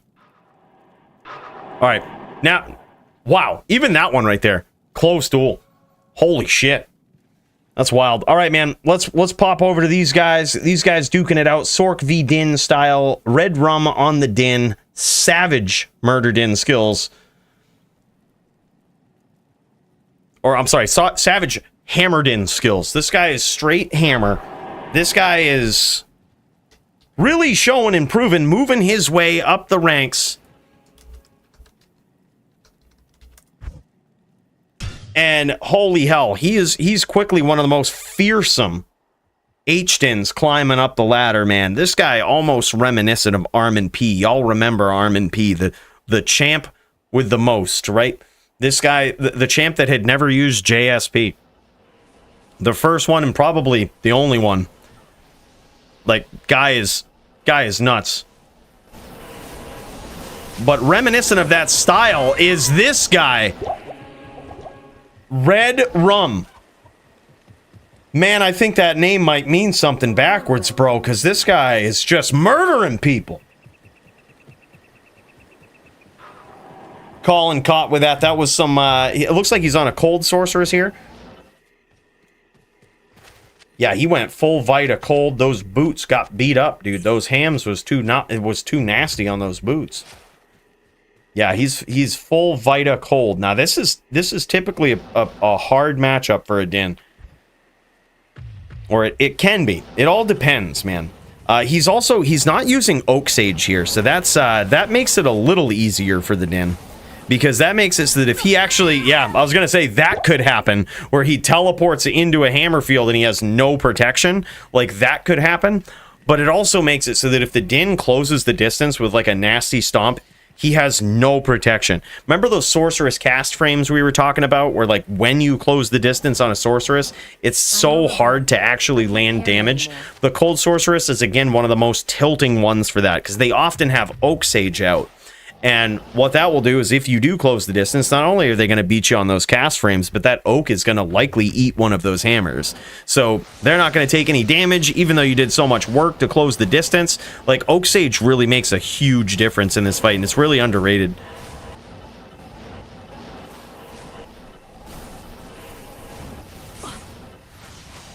AOD, aka Red Rum, looking for that FOH combo. He didn't quite get the swirlies there, though. That's a very important piece of that that Smite FOH stomp combo. Very important piece of it. You want to get those swirlies so that it puts him in stun animation with whatever damage comes at him. Man, those hams, I'm telling you, that no Oak Sage here is a big liability, I think. But the drawback is, or possibly the reward, is that Colin might just be full Sunder Sork setup. I mean, like, look at this. He's got the red armor on. You know that thing is decked out with 5/5 facets. He's got a spirit looking shield. It very well could be a J mod with, you know, some 5/5 facets in that, on top of having possibly a 3 cold skills 20 cast helm with 2 facets in that. I wouldn't be surprised if that was his gear, because look at that. Big hits, and he takes down Red Rum. That's what I think he's doing. If I had to guess his gear, that's what I think he's doing. He didn't land many hits there, but the ones that he did certainly counted. Sork seems slow on the telly, but CT Blizz is the Sork's best friend here. Completely agree, Kreider. Like, CT Blizz just puts the pressure on a Din to say that you can't just stay off my screen and spam hams, because if I get somewhere remotely close to you from a CT angle, you're in trouble. Like, and it's, yeah, oh yeah, he went full, dude, we could have guessed it. He's even got the 310 amulet, like the +3 cold skills, 10 cast. That's why he's giving up Oak Sage here. He's going full damage, full Vita, full Sunder style sorceress. Now, Sunder, when I use that word, it's sort of something we throw around on this build in particular. Doesn't necessarily mean they're using a Sunder charm. It just means they're trying to Sunder away their opponent's resistances. Wow, that was great, man. Incredible stomp there from Red Rum. What's the name? I want to try that Paleo. I think they're in G2222. I am overburdened. I can't carry anymore.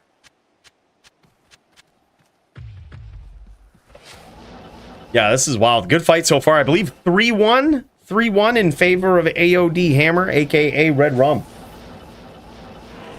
Yeah, this guy's Din skills. We watched this guy grow up in the DFC on this Din, right?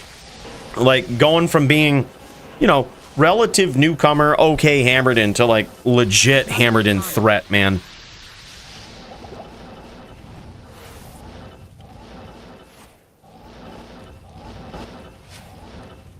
Man, oh man. And I also like the fact that oh man, gotta watch out for those hammers. I love the fact that Colin is using Blaze here too. That's something that in this matchup, if you have a Din that's being like kind of aggressive, and like looking for the stomp, which he has certainly seen that from his opponent.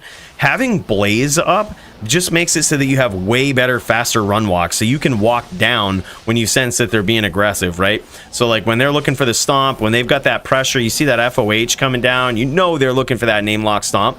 You can keep that Blaze up, which gives you, you know, in D2R, it gives you a big boost to faster run walk. Now he's trying to bait it. He's trying to bait that stomp, dude. With Blaze up. Did you really, Kreider? Yeah, dude, he's a good H-Den, man. Not enough mana.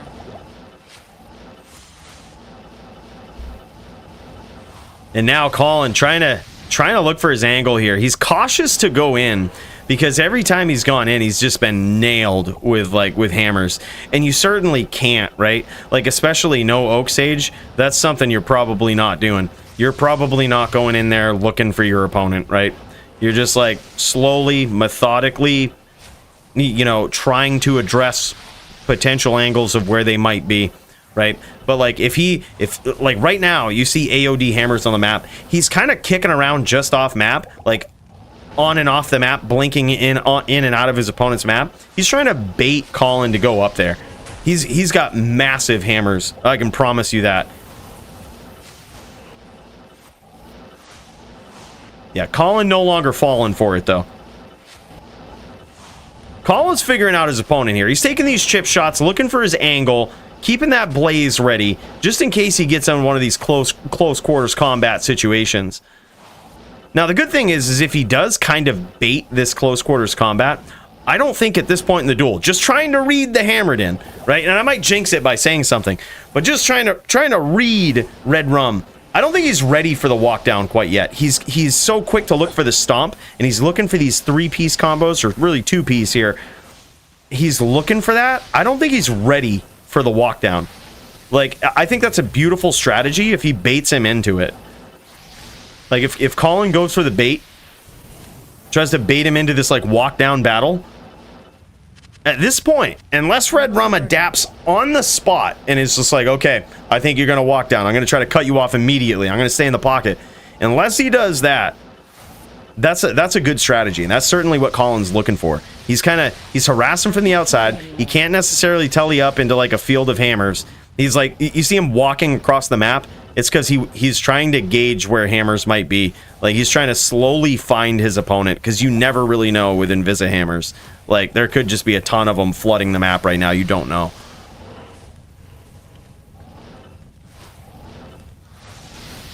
Any clones? Yeah, Cooley. I haven't actually seen. I haven't paid attention, but I haven't seen any.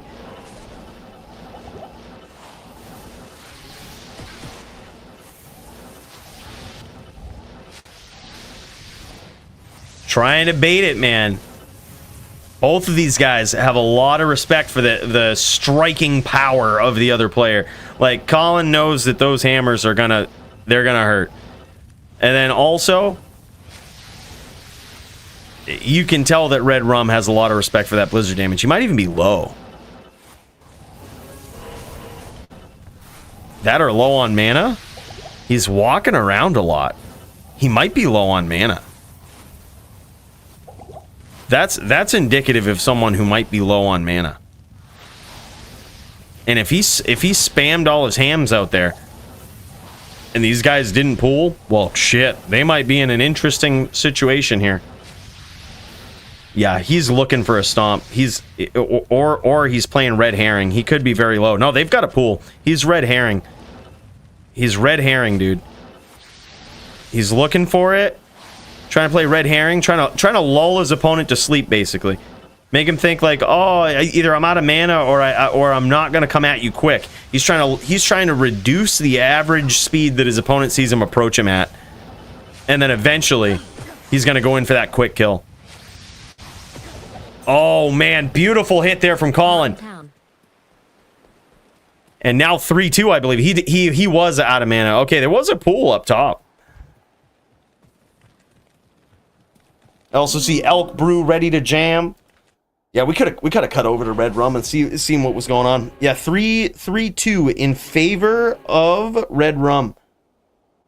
Once Colin gets used to the CT Blizz, he'll win these more often. No doubt, dude.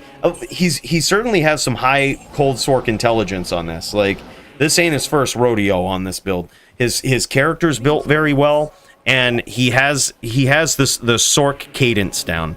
Like, the cold Sork cadence, where, you know, you're looking for your opportunity. You're patient because, you know, over the long run, you have the potential to score a big hit, right? And you don't need to go out putting your neck on the line looking for it. It'll come, right? And he's always ready for it.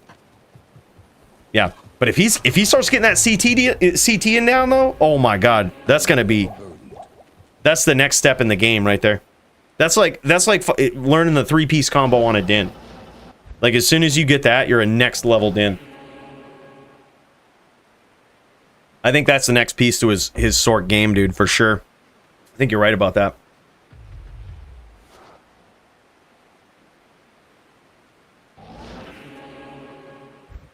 Let's check in on Elk Brew. These guys... Oh, no, these guys starting up.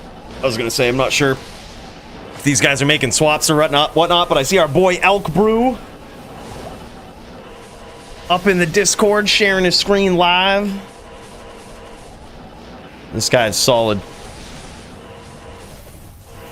Elk Brew is going up against Clint Chias for their grudge match tonight, man. Remember I told you about that? Elk Brew, I think, is jealous of the physique that you can tell from the gamer.xyz profile of Clint. I can only imagine that's just him in a bodybuilding competition, and Elk Brew's had enough of it.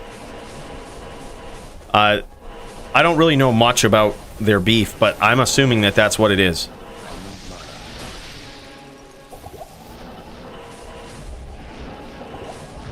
So that's going to be a grudge match tonight, man.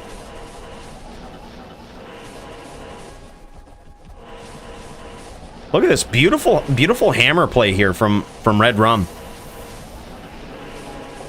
He's setting the 4 corners there. The 4 corners makes it hard for, like, you're not going to aggress the cold sorceress. You're gonna try to set your map up first, right? And then you're gonna try to bait him. And he's getting the 4 corners going. And that makes it so that even if the Sork did CT, oh my god, beautiful blizz from Colin. Even if the Sork does CT at that point, the map is so flooded with hammers that, like, you got to pick your angle right, because man, they're all over the place. Yeah, now he's probably gonna back off. He has every reason to, dude. Like, he's probably gonna back off. He has to be very patient, look for his opportunity. The thing is, Colin's not doing a lot of self-blizzing. He's kind of looking for the hit. So on a Din, unless Colin swaps up last second to this, right, and goes for it, that could be an opportunity. Colin methodically stalking, though. Yo, what's up, Futter? Heard from Max lately? Max is, yeah, there he is. He says, I'm here. Yeah. Yeah, Max is busy IRL, dude. Dude's taking on some big ventures. And, yes, kicking life's ass, man. So, yeah, he's just been busy. But luckily for us, he's always on standby. So whenever we talk shit about a sin, we still have to answer to Max. Like, it's right there. If we ever say something incorrect about a sin, it's right there. Elephant on standby, that's right.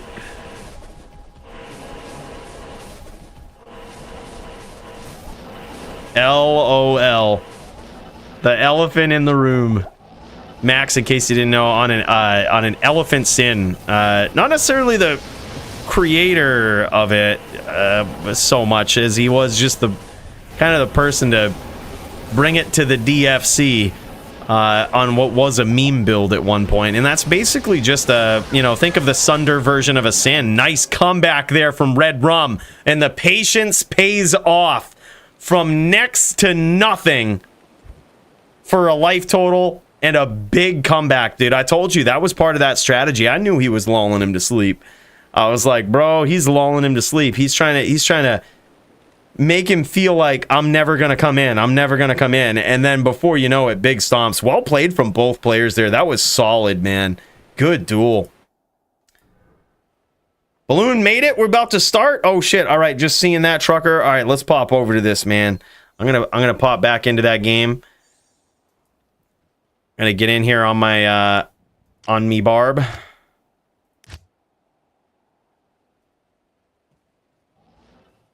All right, trucker and silent balloon.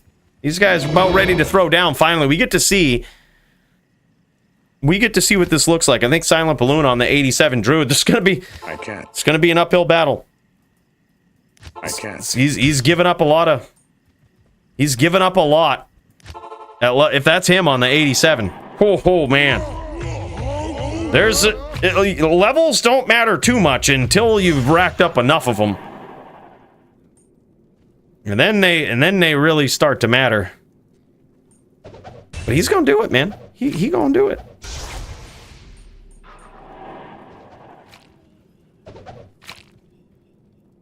This is nuts. Yeah, I see Elk Brew and Clint about ready to throw down, man. We watching. We can check this out between rounds as well. Dude, we might have a new contender in Trucker Gut in the melee division, man. This guy's he's the 648-35 matching charms. I just knew right away this guy is way more serious. Like, and he's got a strategy. Like, he's got those charms to give him a little bit of AR advantage, man. 8 more tickets, basically. If you remember the reference. Dang, Foos hates elephants a lot.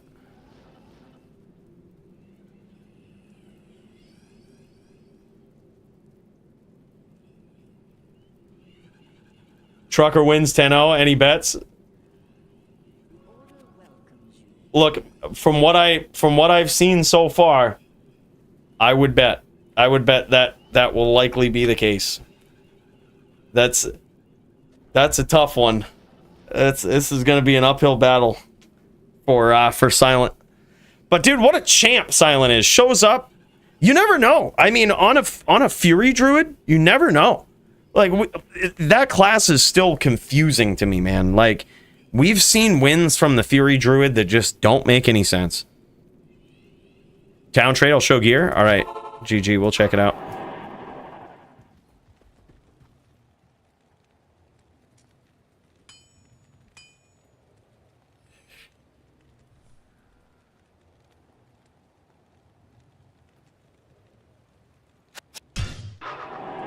All right, this is what he's using against a Druid. He's even... Oh my god, he's coming ready.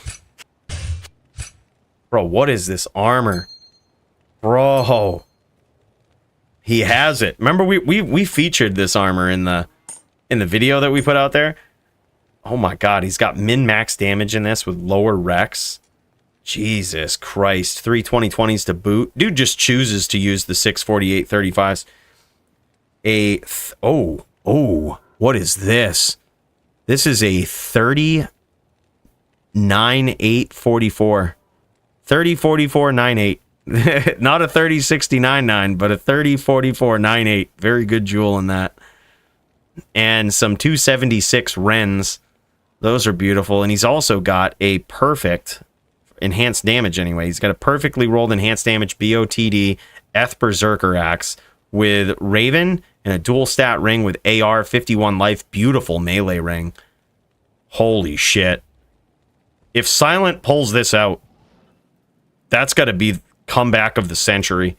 Because I think there's a lot of people that are counting him out right now. Can you imagine?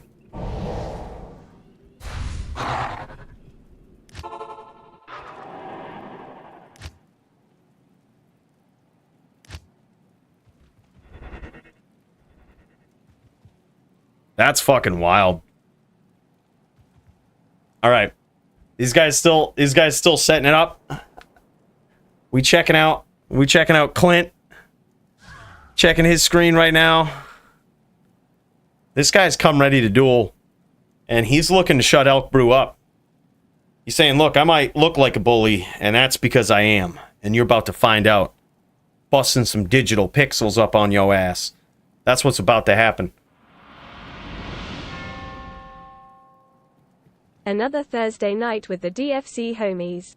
Cheers. Little bit of fuel for the spaceship. GGS Colin. GG's, Red Rum. Thanks so much for the 10 spot, man. That's awesome. I appreciate that. Good duel, dude. Loved the strategy. It was a duel of patience there. Very well played. That Blizz was dangerous, dude. After in that last round, getting cracked with that Blizz, that was almost fatal. I was like, well, I guess this round goes to Colin. Nope, you pulled it out, bro. That was nasty. Big cheers to you, brother. Thank you so much. Let's try it. It's not working. I give up. Even keeping stream up is rough. Ah, shit. Sorry about that, Bruno. Sorry, Bruno. Big cheers to Bruno. You know what? We're busting this out for the Red Rum. We got the spaceship rocket fuel that we just need to... You know, we've run out of the lemonade, so it's time to bust into the real rocket fuel, man. He said put it towards it, so here we go.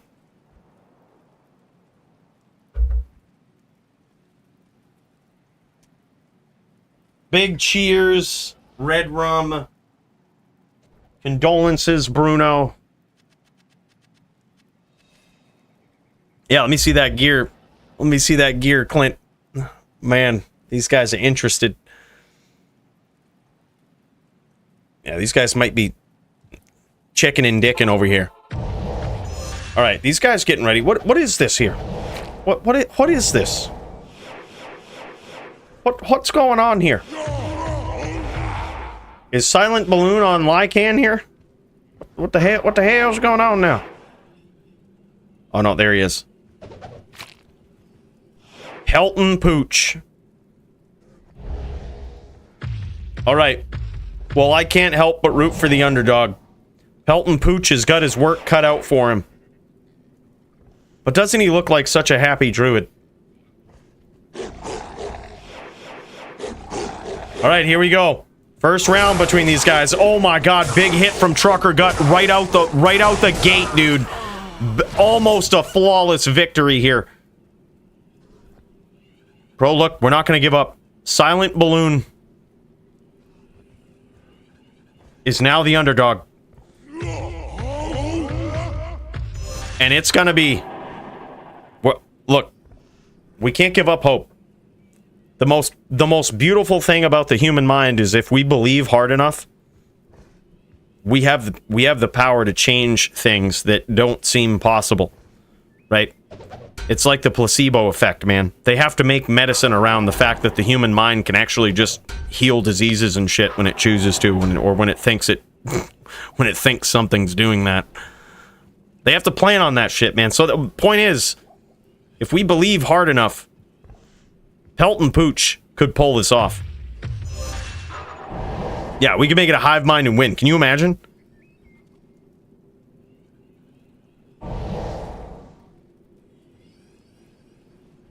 Wow. That is a scary din, dude. Trucker Gut's got a scary din.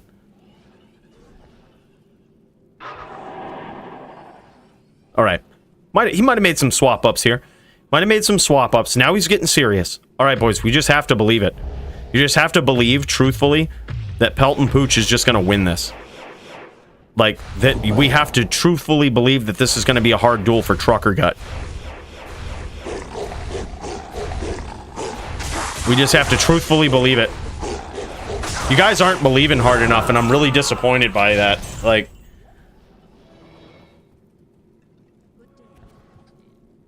I need you guys to believe.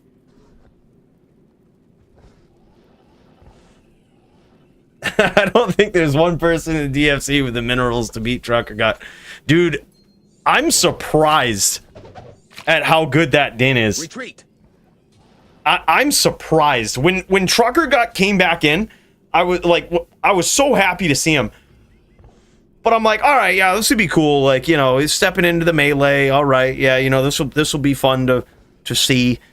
Dude's fucking ready. Like, I had no idea. I had zero idea how ready this dude was. He geared it in a few days, too. Oh, my God.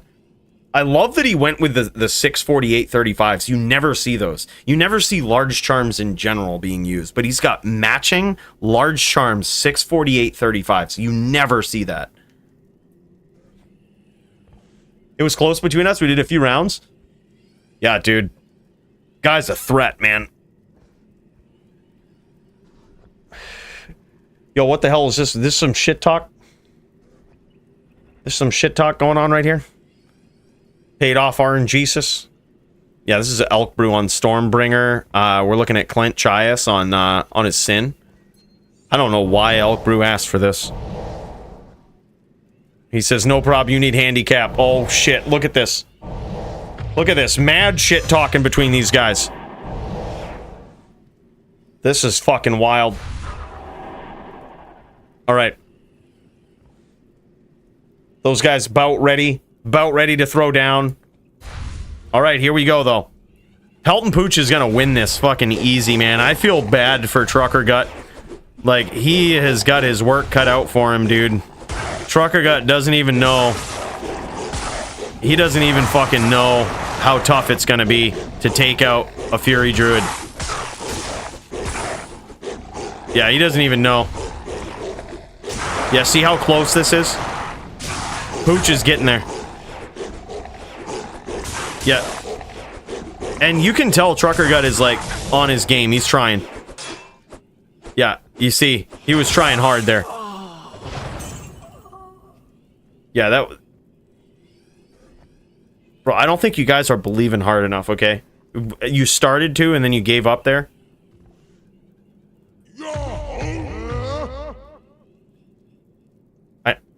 I need you to fully believe, okay? I feel like I'm the only one believing here. Look, I wasn't gonna point that out, Toshank, okay? He's trying. Trucker Gut was trying. He put his all into that.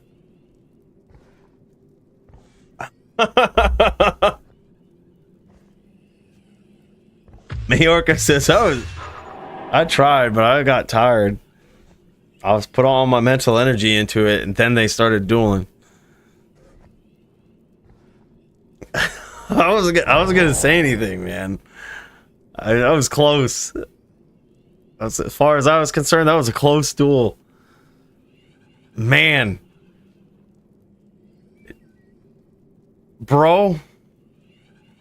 I can't wait to see what Trucker Gut does in this division, man.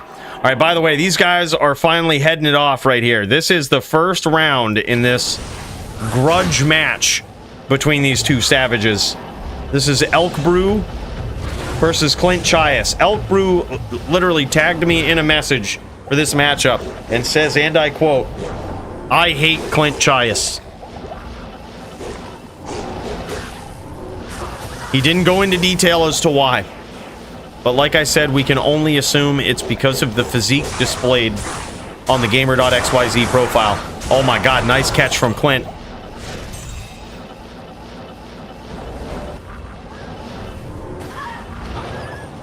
And now we see Elk Brew playing back a little bit here. Trying to bait Clint in. Oh, man, beautiful whirls. And this is a hybrid Sin, too. Oh, my God. Dude, Elk Brew is fucked.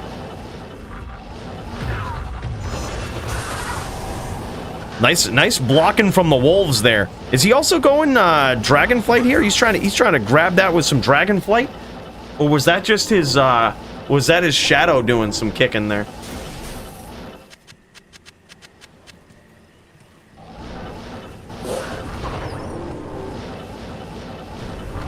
Wow, dude. Oh, a little bit of a long whirl there. Could have been punished for that hard, but he got out scot-free there. Got lucky. Those long whirls are dangerous, man. Those leave you quite open. $5 in Bitcoin on Clint versus Elk. The beef started when Elk said he was from Sweden. Clint said Italian meatballs are better than IKEA's.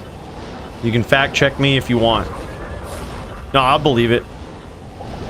Alright, so this is really a duel between Italian meatballs and Swedish fish.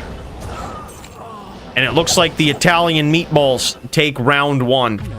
This shit's off to a start. But look, it isn't over till it's over, right? It ain't over till it's over. Alright, here we go. We're on to this round right here. We're going to check back in with this duel. Pelton Pooch goes down again. I was still believing in the background. I was still believing. Bro, Trucker Gut is a threat. Someone's got to take him out before he gets to the top. I'm on my way to the top in the melee, you know what I mean? I can't be having someone like Trucker Gut just ball me up and become the top rising din. That was going to be my title. All right. Still need a central game, Gabriel. Yo, who on central?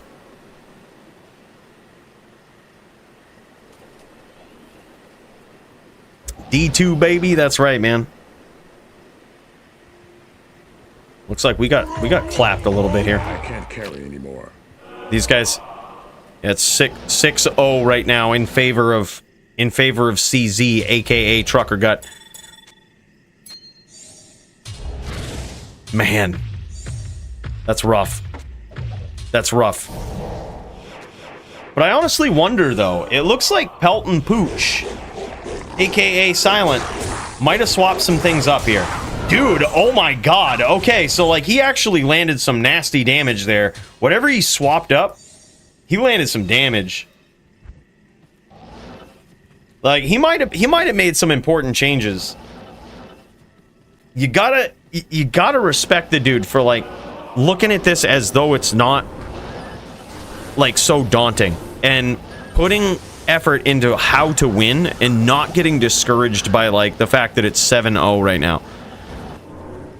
Like it's a puzzle he's trying to figure out, and I can appreciate that, man.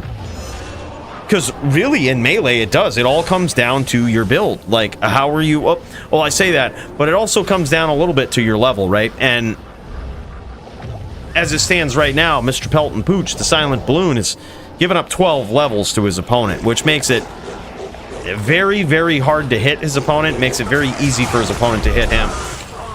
Another quick win right there. Boom. Dropped Pelt and Pooch. Did CZ, aka the Trucker Gut.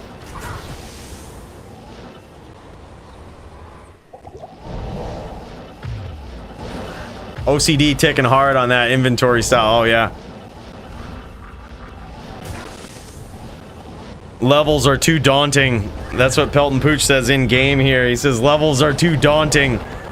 Bro, it is. It's tough to get to level 99. Like, you technically don't need level 99 in Melee.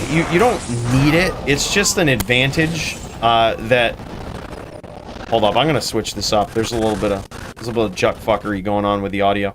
You don't technically need it, but it's nice to have because it does give you a slight advantage on hitting, especially if your opponent is like level 98 and you're level 99.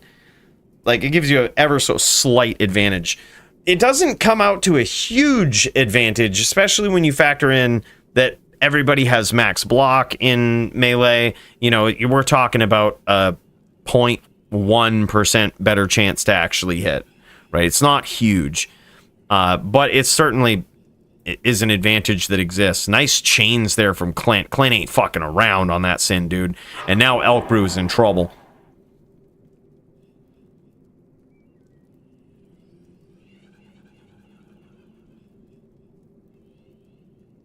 Man, oh man.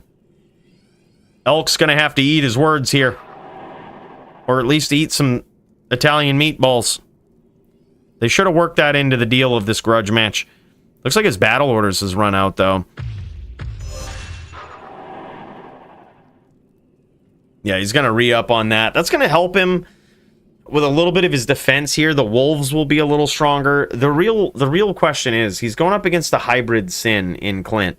And some hybrid sins will choose to wear a life leech ring, especially versus a druid, you know, that has like 10 to 11% life leech on it. So in the event that you do smack the wolves on a druid and they act as a nice little barrier for that druid, you can leech some life back, which in this particular instance wouldn't be ideal for Elk Brew. But there has been a few exchanges where he's lost his wolves, and it doesn't appear as though Clint has healed too much off of it.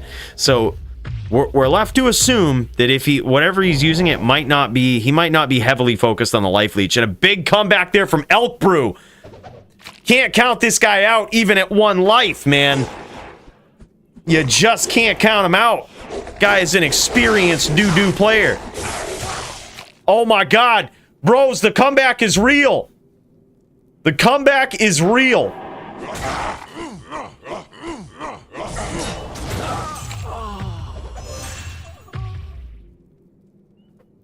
He says, thanks for not healing. Bro, it's now 9-1.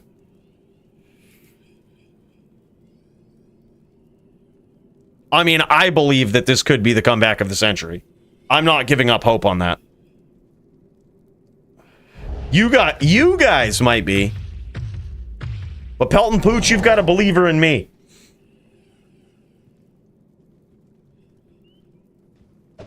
He says, should have brought my barb. All right, here we go.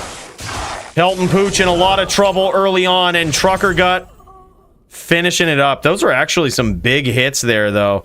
Like, half-lifed him, GG. Good sportsmanship out of Silent Balloon. That was a rough duel, man. That was rough. But dude, I love the fact that he didn't give up. Like, he didn't give up, and he continues to look at it like a puzzle, and continues to change his character, make adjustments, and towards the end, he was hitting hard. Like, he had reached the ultimate version of what he could be against particularly Trucker Gut in that duel. And like, he took that opportunity, Silent Balloon, as an opportunity to learn how to improve his build in that matchup. And that is making the most out of a loss right there. You can't ask for any better than that. That was genius. Now we got to get this boy some levels. Okay, he needs to get in some bail games, possibly some terror zones. This boy needs to get a few levels. Me and Clint, good friends, and Elk Brew told him he had a bigger legs than him, so grudge was born. Yeah, I mean, this is clearly a grudge. I've never seen Elk Brew play more smooth, dude. Like, and he's trying to bait Clint in here. Look at this, man. Oh, and he might have connected there. He might have actually connected. Let's check this out. Let's pop back over to Clint's perspective. Oh yeah, he connected with a NATO. But he's very low though. And now Clint looking for that name lock. Man, dangerously close to those NATOs. And that's the thing, when you go up against a Druid, especially when you're the kind of the aggressive player here, you never really know. Your life total feels okay until that one NATO hits you 6 billion times. Which, like, we've done the math. It actually happens that way. Like, a NATO hits you so many times. It has the potential. It could hit you no times. Like, you could block it, which is strange. Or it could just hit multiple times within one NATO, and it's so devastating when it does. NATO is like such unpredictable actual damage. I mean, most players, when they play on a NATO Druid, you're only doing like 6,000 damage, right, with your NATO, which doesn't sound too impressive when you think that like there's Hammerdins out there that are pushing 14k on their hammers, sometimes even way more. So it doesn't sound very impressive. But that is until you take into account that they can hit multiple times, like frame after frame. It's all physical damage. It's very hard to resist. Like, I mean, so is magic, but like at the same time, man, for whatever reason, these NATO Druids hit hard.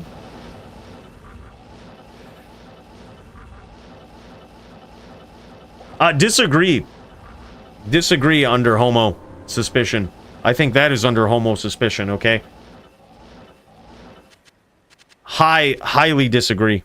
Although I will say it's almost like a fucking gang of PD2 players. I shit you not. They're all over every video, like they've gone out and recruited, like everywhere, talking about PD2 being greater than D2. Like, do you guys plan this shit? Like, yeah, it's a great game, but are you trying to sell me on it? Like, man, what the fuck, man?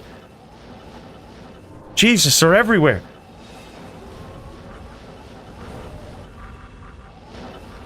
Is there no PvP in PD2 anymore? I thought they had dude, last I knew, PD2 had a nasty PvP arena. It was actually really good.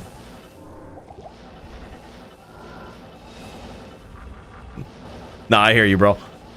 It's a good game. I love the attention that goes into it, man. They do good with it.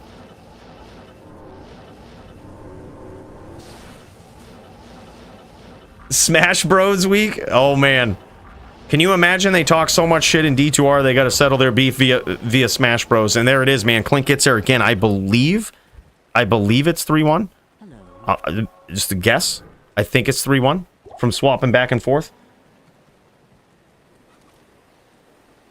I believe.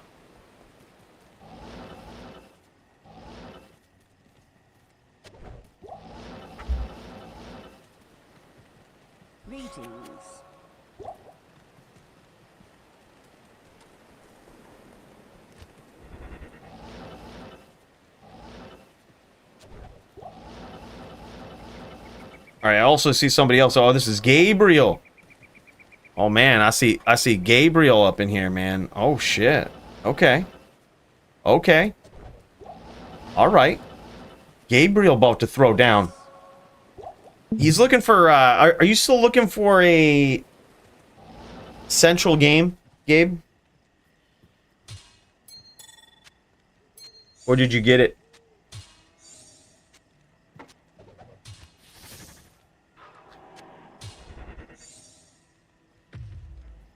Offer Soul Shanks and Grim Spurs and 50,000 Forum Gold. LOL. Bro, give us that shit back. That's what I say. There was no need of them to nerf boots like Soul Shanks and shit. They need to bring that shit back. People would wear rare boots over like the 2 uniques that they can wear. Dude, back in the day, those 2 items, especially if perm, would be worth like 50k would be a deal on that. But I think the scene in LOD has died down quite a bit. Yeah, strength on booties is legit. I don't know why they ever nerfed it. Like, this was probably before... I can't remember, but I think it was before. I think it was 08 to 09 is where they nerfed that. So it was before they had, like, the nastier uniques in the game. And the rune words and shit. Like, but nowadays we look at it and it's really not that bad. Bro, we've said this for a while. They should actually just bring back some 08 mechanics to D2R. Like, make it so that your Shaco could drop randomly, like, 1 out of every 10,000 Shacos is an 08 Shaco. Like, it would be wild. Like, that shit would be nuts. Add some chase to those items. It, like, changes the game without really changing it. Like, it just pays homage to how the game used to be. Yeah, 08 Valors. Like, that would be so sick, dude. You mean to tell me that's going to compete with Enigma? No shot. Like, 08 Valors. 08 Windforce should just be a thing. It should just be how it is now. 08 Vamp. 08 Volk. Like, man... There's so many things. Bring back that Armageddon Fletch, but now that might be a little much, but I mean, rare amulets are kind of not a thing anymore. So Gabriel says bank eye and he are ready. GG, my dude. Good stuff. All right, we'll pop over to that after this, brother. Or we might even be able to do 2 at once. We might even be able to pop in.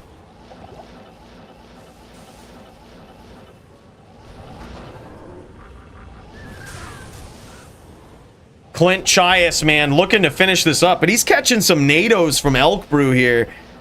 Elk Brew's playing this very well. Like, it's so hard. He asked for this matchup. This would never be a matchup that we would actually set up, right? Like, Drew v Sin is so miserable for the Druid, but I gotta say that being the case, Elk Brew is playing very well. Like, he's scoring some hits. The score might be, I think, 3-1 right now, but look at this round. I mean... Even if Clint wins this round, it's so close. And some of the other rounds have been too. He might not be recasting Wolf because it's possible that Clint has life leech. I doubt he does. From what we've seen, it doesn't look like he does on his rings. So I think he should recast Wolves. But usually when a Druid doesn't, it's either because they've gone max block against the Sin, or they've realized that they have leech. And right there from that clip, he does have leech. Clint does have leech on these rings. So that's probably why he's not recasting them as much. He went from like like 1,000 life to like almost 1,200. It could have been a life rep though. It's hard to tell. It's really hard to tell. But he might just be assuming. Just like, okay, I'm going to go max block, and I'm going to assume that you're doing what you should do in this matchup. Oh, nice stomp there from Elk Brew. Wasn't able to capitalize on it, though.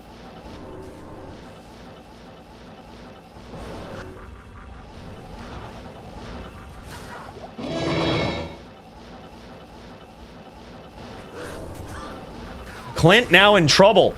Still looking for that name lock and looking to close the distance, though. He could very easily rely on his traps here. You know, he could very easily keep the distance, but he's still looking to push that pressure and, like, straight aggro. He could end up paying for it. But, dude, you gotta respect the hustle. You gotta respect the grind on that, man. That's impressive Sin play.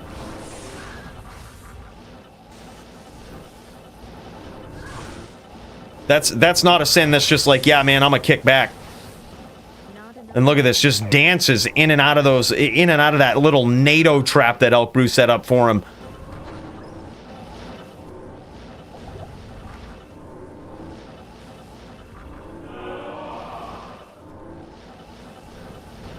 These guys might be getting a little low on mana here. I hope they pooled it up.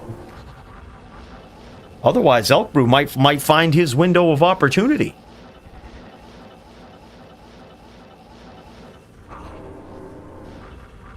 Oh, for sure. Like, he has more range, but that's exactly the point, is like he can just try to range him here. Like, he's getting aggro with whirlwinds. Like, he's actually closing the distance and trying to whirlwind him still. Like, even though that's a very risky play, because that can happen right there. You can catch one of those NATOs, man, and now he's borderline. He's almost Hurricane PK. If it weren't for Claw Block, he would probably be Hurricane PK, but it doesn't matter, man. That beautiful NATO set up there by Elk Brew. Wow. Good fucking duel is right. That was insane. All right, looks like Gabriel is ready against Bankai. Hold on, I got to get my cursor back here. I can't fucking see nothing. All right, let's pop over to this real quick. We'll bounce back and forth between the two. Man, that duel is nasty between those guys. Yeah, looks like Primo's in the game here, so it's very likely these guys are on a central game. Looks like Gabe got it. So one of these guys must be from east, one of them from west, and that's why they went central. So this is Bankai versus our boy Gabriel. Gabriel on a Sin, dude. Now this guy is a savage on a Din. But we don't see much of him on a Sin. He's made the choice to go Sin. He's gone to the dark side, man. And holy shit. Dude, this guy is aggressive. Look at this. He's staying in the pocket against Bankai, even when that's usually what you wouldn't expect a Sin to do. And he almost got there. Now, that was impressive. See, that's something you really don't see a lot of, man. And I think it's underrated too, because a lot of times it's almost like in boxing where you slip just out of the way of the punch, right? And then you're kind of in a good spot. And you don't really want to give up the ground that you've worked so hard to close, especially when you're at the perfect distance, which is something that Gabriel just gauged right on the spot like that. He didn't teleport away, even though he was close to Bankai. Like, he knew that it was going to take Bankai a little bit to walk up and you know, poke him, do whatever. Like, he had his jab side out, but he had a decent amount of distance still. So he didn't panic, stayed in the pocket, set up the traps, waited to see what his opponent was going to do. He was very patient, up close and personal like that. That's impressive, especially on a class we don't see Gabriel on a lot. It's Bankai. That's what I was saying.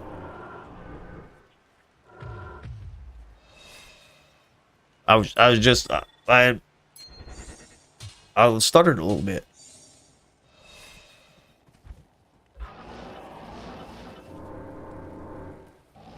Tis Japanese word.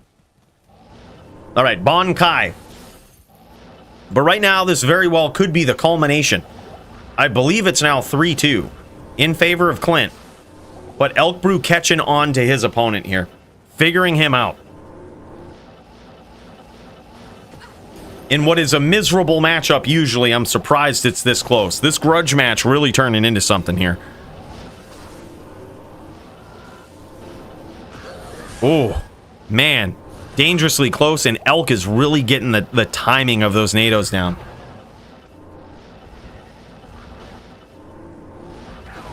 Man, that was a quick round between Bonkai and Gabriel.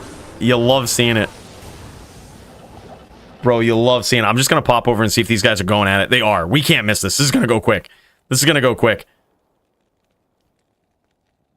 Oh my god, dude. He's staying in the pocket. This is what I mean, dude. You see, he didn't panic. I knew that would pay off eventually, man. That is so impressive. I knew it would pay off. Like, he doesn't panic. He finds himself at that perfect distance, and he says, okay, you're either running away or you're not attempting to address me at close range. I'm going to stay on the Mind Blast, set up a couple of traps. What are you going to do about it? It's like, it's a very high-level decision to make on the spot so quickly like that. He's doing a great job at that. I'm impressed to see him on a Sin. That's some very unique Sin play right there.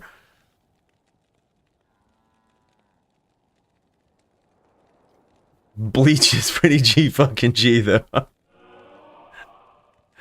Yeah. What do you think we're sipping on? I mean, duh.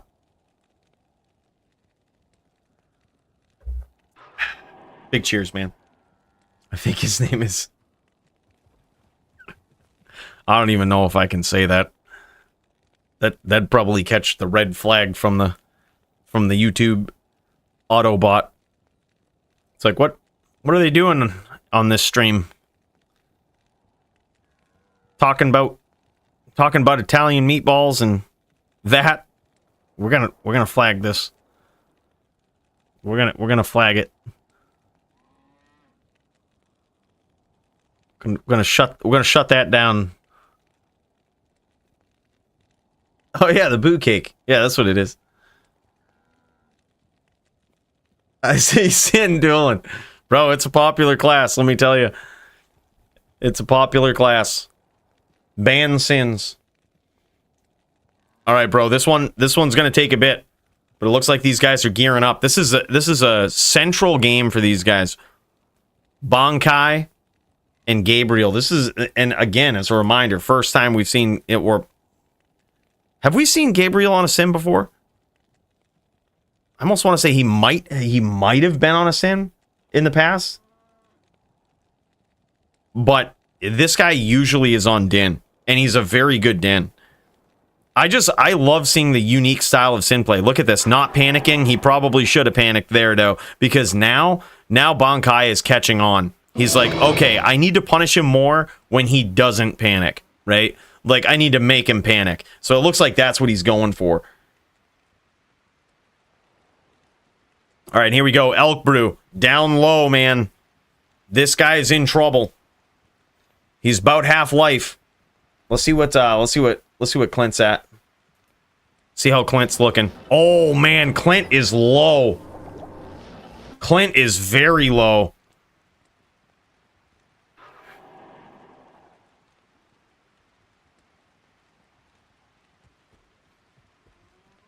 I gotta say, I'm impressed.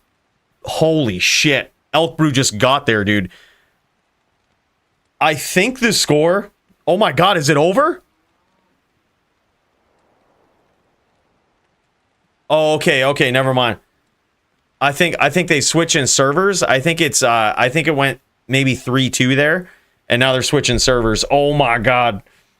Dude, Elk Brew's keeping it alive too. He's like, EU time, bitch. He's ready to go. All right, let's see this. Now it looks like Gabriel's off to a solid start here. Yeah, and there we go. Now, oh my god, man, Bonkai, he's adapting to Gabriel and trying to punish him, trying to make him panic at that close range, but he just didn't fall for it. Man, that was insane. What we just saw was Bonkai go down to an incredible Sin player there. Dual claw Sin too. That wasn't even no cheese, no nothing, man. That was wild. That was some incredible Sin play. I'm impressed by Gabriel. I don't know, man. They asked for a central game, and Primo was there, so I think that might have been it. I think that might have been it, dude. They were in a central game, I'm assuming, because Primo was in it. Good day. And I know Gabriel was looking for a central game. Bonkai! Man! And he's a good Sin player, too. Oh, I'm sorry, he's a good Zon player, too. Like, that was just... dude, Gabriel has a different style. Like, you don't see that very often. He had a different style there. That was just wild. Holy shit, man.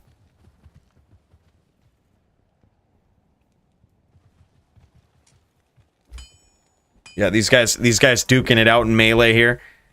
This is the barb that Silent was talking about. This is Caitlyn Jenner, his wolf barb. A very appropriate name. He says, I should have brought this to the matchup from earlier. I agree. You have no idea how funny it is to commentate on that character. The jokes to be had are just endless. And here we go, man. Back to it. These guys have switched servers. Elk Brew in his beef match with Clint Chias. And he took him out. He done took him out on his own server. He took out Clint on the American server. Or on the, I don't know, whatever fucking server they're on. Italian meatballs versus IKEA. Some shit. Took him out on his own server. And now Elk Brew trying to do the same thing on his home server. Elk using 99 cast block setup. Dude, it makes sense, man. When you're going up against a hybrid Sin, like that's how they get you. They get you with those whirls, man. You can't just not be ready for it. Even if they're spider and they're not really doing a lot of physical damage on the hits, just getting clipped by it and like cut open constantly with the Mind Blast is so rough.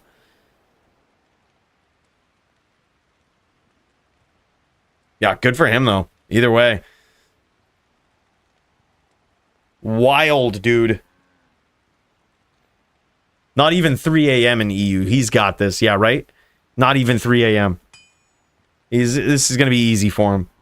He's still wide awake. Not even late. Guy's fired up on adrenaline right now. 99.99 block is a sick setup for Windies, man. People def sleep on it. I would agree. Like, the only thing that a Druid can't max block on in the DFC rules is a Barb, just because the matchup is so miserable anyway for the Barb. Yeah, look at this. Beautiful max block circlet, man. I'm on the right screen. Y'all are seeing this, right? Like, yeah, y'all are seeing this setup. He's even got the Shadow Dancers for the decks. Sick 6-point ring there. He's even going IK gloves for added dexterity. Wow. Beautiful setup for the Druid, dude. It's the only way to hit the FHR in that setup unless you sub life GCs.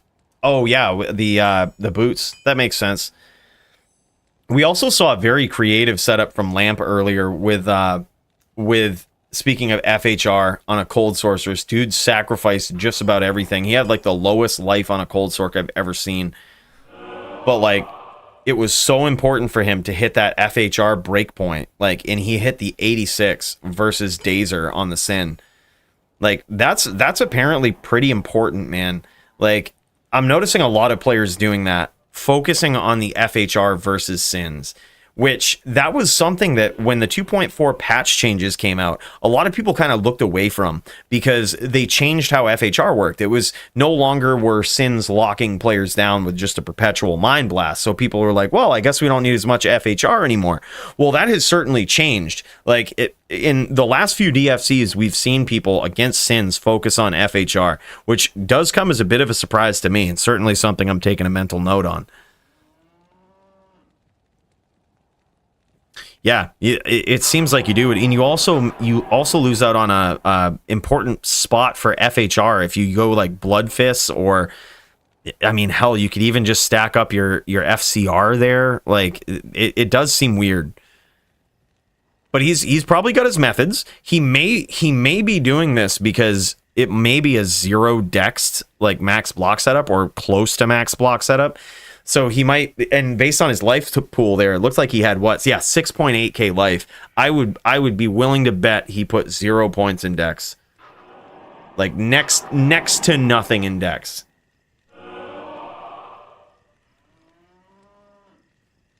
Yeah, it is strength too.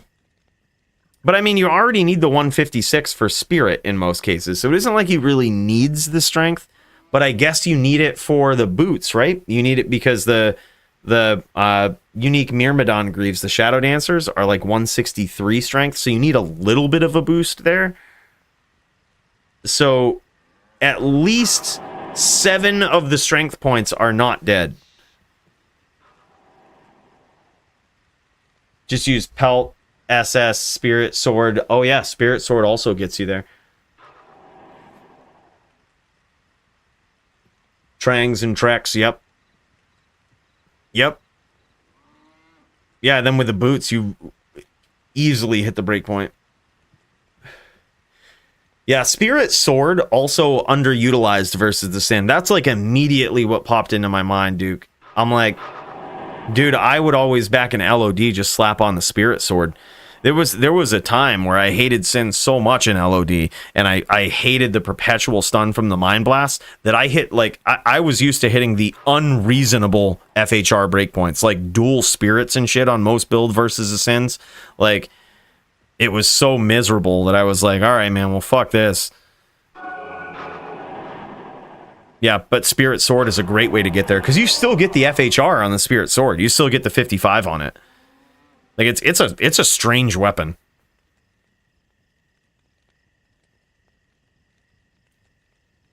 Yeah, two back to back. How's Clint looking, dude? Is he streaming it?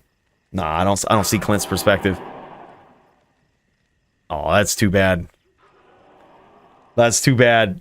I would love to know what he's at. We might get a life check from Elk Brew here. He might life check him, but it's hard to versus the Sin, dude. You don't really want to kick around longer than you have to. Like, it's so unforgiving, man. Such an unforgiving matchup. But these guys are throwing down. The grudge match could come to an end. I believe it went 3-2 on the other server. So that means that the winner of this is going to need to get to 3 wins. There's no shortcuts here. The first to 3 wins wins this entire match. Who will it be? Elk Brew off to an incredible start here in this round. He's really adapting to Clint Chias's playstyle here too. Not only with his build, but with the way that he's chucking these nados. Oh yeah, we got a slight life check there. It looks like Clint's probably at about 30%.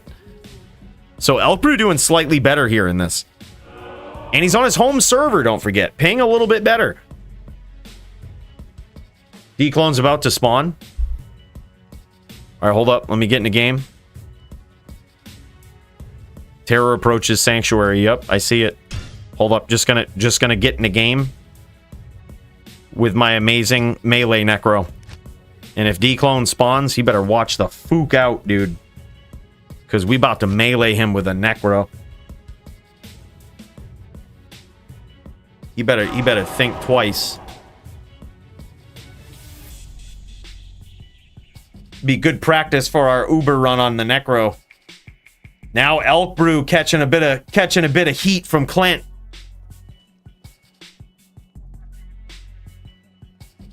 Back in the day on the DVD ladder, the 99.99 setup is what was used, but without max block.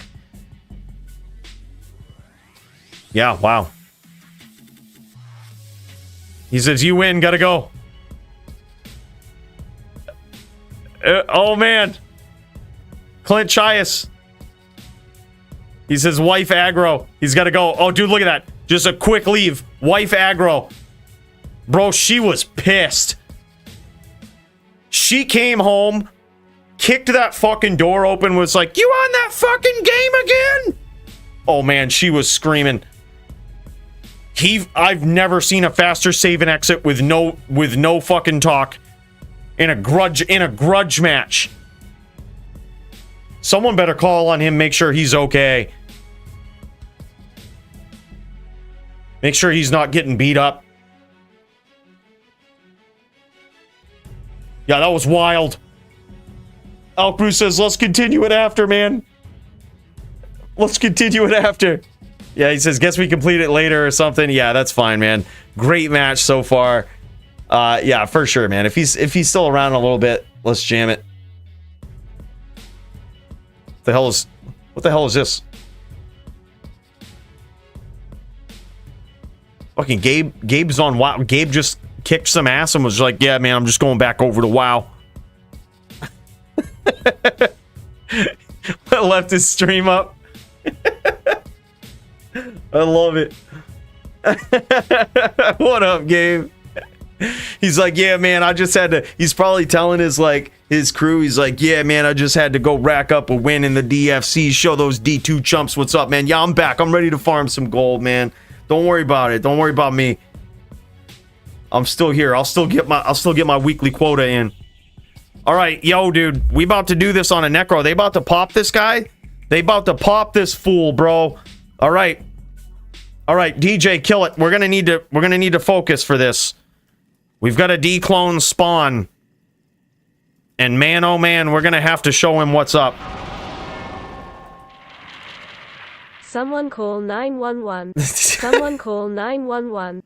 Call 911. You heard the man, dude. We're worried about him. Kyle, thank you so much for the dono, man. Big cheers to you. All right, let's do this. D-clone wants to fuck around, and we've got a melee Necro here. And, well, we're ready to duel. All right, let's do this. Oh, we gotta amp him. All right, let's go, baby. Don't you be killing the Merc. Don't you be killing that Merc. Merc didn't do nothing to you. Watch out, Divac. Watch out, bro.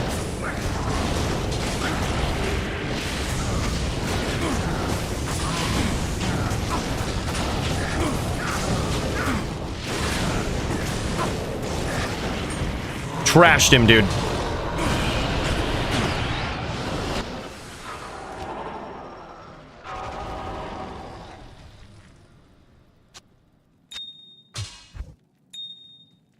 Let's get this 20-20-10 Annie real quick.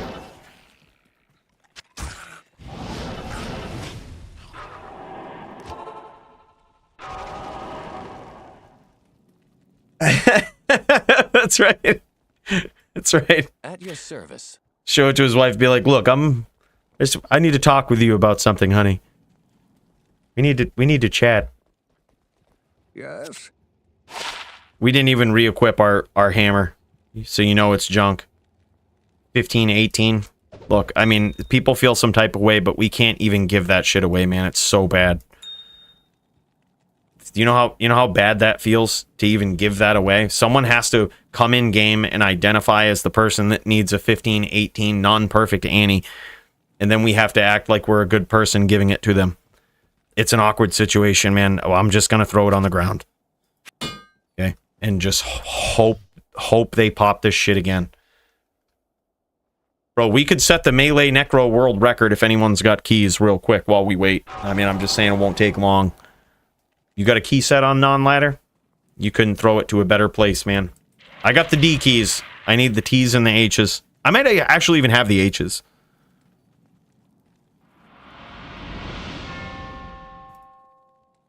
Lulz AF man THT was great. Hells yeah. Dude, thanks so much. Tommy Fred's Trains, a.k.a. the Elk. Man, thank you so much, brother. Appreciate that. The Elk with the grudge match. That was insane.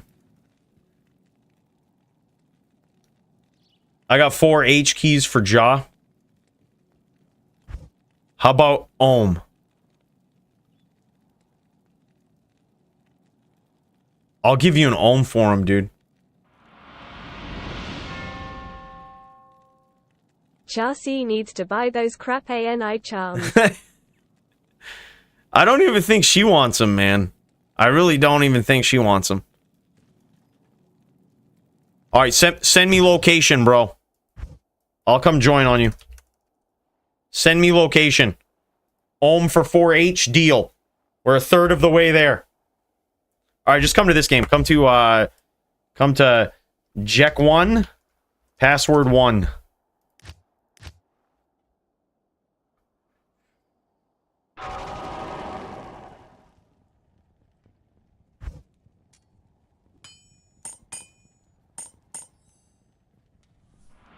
Yo! More donos. Nightfall, my dude. Thank you so much for the 20 Canadian dollar ace, I believe is what they call them up there. The Canadian coins, my dude. Much, much appreciated, and a big cheers to you, brother. Yeah, that goes right towards the spaceship fuel. I mean, you know it, bro. Thank you so much, man. That's fucking awesome. That's huge. That's huge.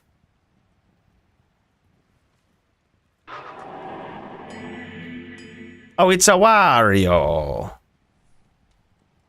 With the H keys. Alright, we got H keys. I've got D keys somewhere.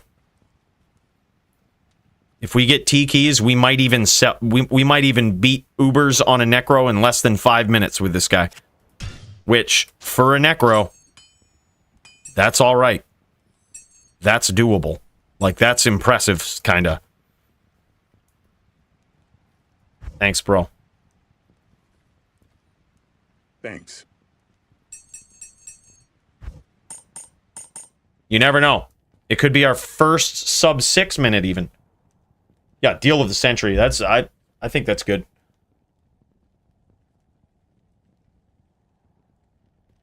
It's good entertainment, dude, for sure. Yeah, it's really good. Thanks, brother. Yo, anyone got any T keys? I'll give you...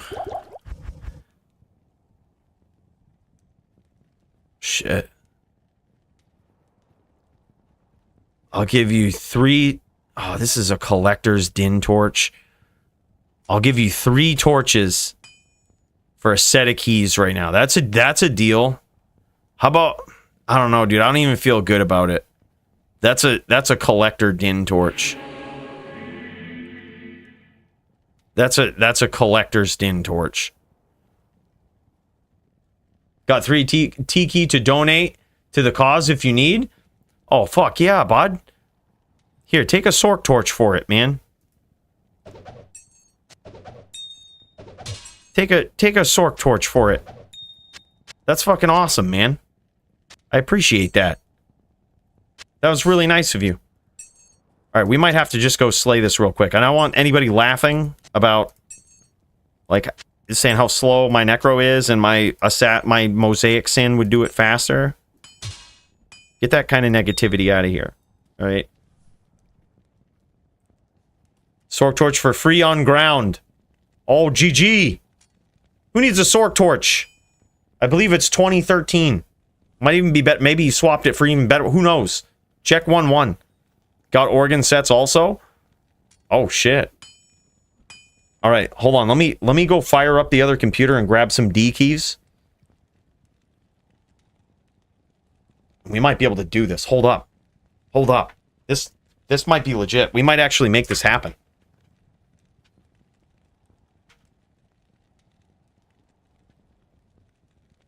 Alright, other computer firing up. Dude, if we get a sub 5 minute on the Necro on this stream, I won't have anything to do next week. We're gonna have to rethink my whole streaming idea. Dude, thank you guys. Holy shit. The generosity is real.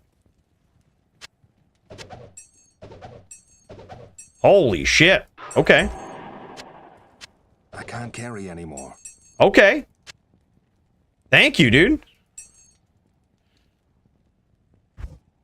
Holy shit. Okay. I got D-Clone and 2 Chaos runs. in. I'm back on. Hell yeah, man.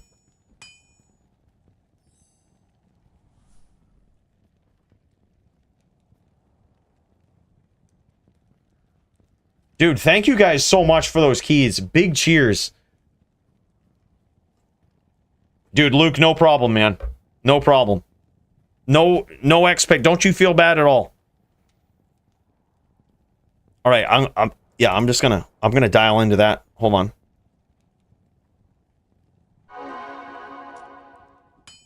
One more D key.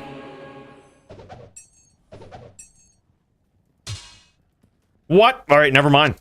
Holy shit, boys. Dude, thank you so much, man. We done did it. All right, look, don't get your hopes up, because we might not do that. We might not be able to pull this off. Like I didn't actually expect that we would be able to get keys that fast. All right, but let's just load it up, okay? Look, I did do a run on BattleNet earlier, okay, and that's what we're looking at right there. That's our new best time. Is, well, the sum of the best segments is 6:31. Okay, let me see if we can get this looking a little more sexually appealing than it currently is.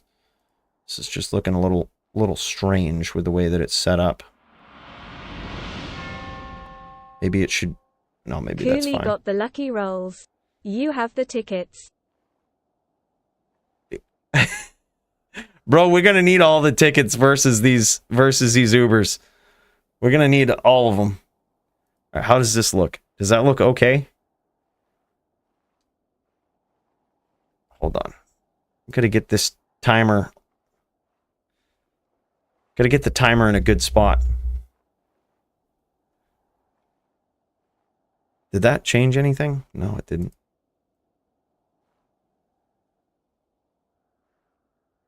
Well, whatever. Whatever. We're just gonna jam it. All right, man. Let's just do an Uber Tristram run on the Necro. Look, again, don't get your hopes up. We get trolled by RNG all the time. A sub 5 minute would be the first that this has ever done on BattleNet. Okay, it would. I'm not sure if it's a record on a Necro, but it's certainly big progress. Oh my god, are we about to get another D clone too? Some bitch, dude. This is about to get wild. All right, I mean, okay. Like I said, don't get your hopes up. Right? This could go horribly wrong. It's more about the spectacle of doing this on a Necro in a very unique and impressive way. That's all of what it's about. It's not necessarily about doing it as fast as humanly possible. Dude, we're gonna get another clone, man. They're about to do this. Laser, bro, where you at? I hope you're online in these games, man. Laser was talking about this earlier. He's like, yo, where are those clone pops at, man? We got them. Bruno's kicking himself right now. He's like, of all times. Holy shit, we got another one. Let's just go gank this guy, huh?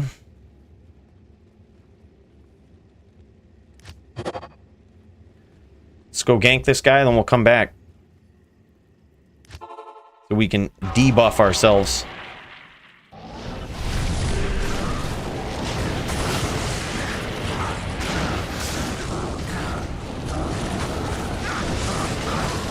Alright, this is good practice. This is like a good warm-up.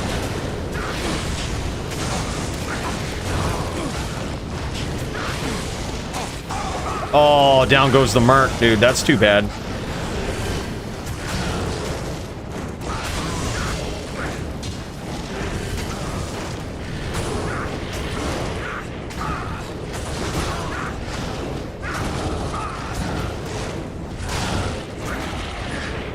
We're getting aggroed here. It's likely that the Tristram will go a little better. Likely. It's not a guarantee, but it's likely. Alright, 20-20-10. Here we go. You know it's not 20 stats if we don't re-equip the hammer. That's a good immediate test.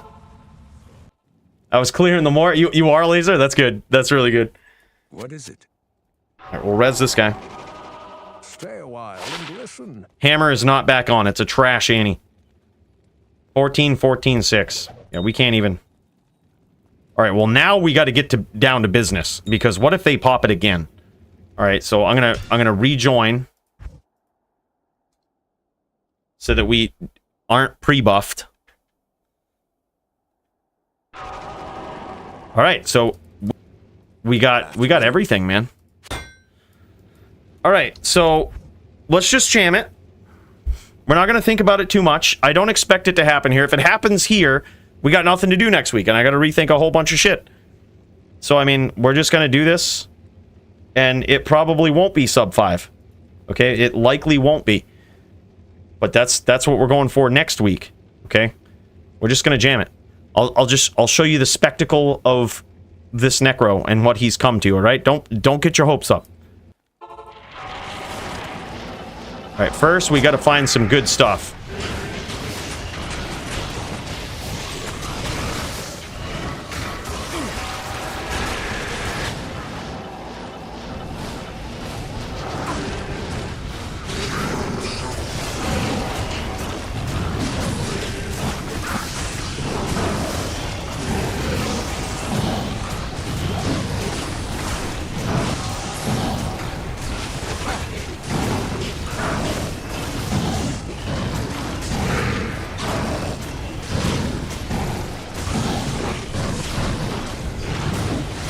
A little bit slow on Izzy here, man. A little bit slow. I got grief, right? Like we've got the right weapon. For Fook's sake. Oh, we're gonna get trolled by this guy too. Not horribly, I guess, but still trolled.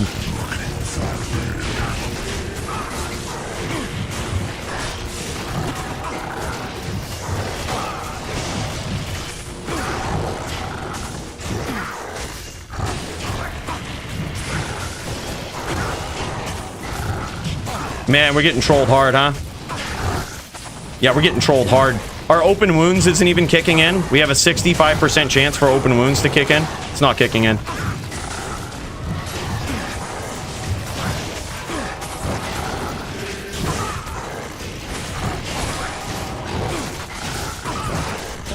He's aggroing the Merc now, too.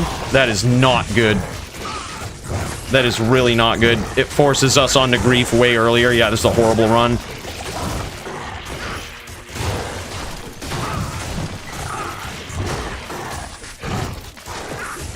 Yeah, everything that could have gone wrong with Duel did.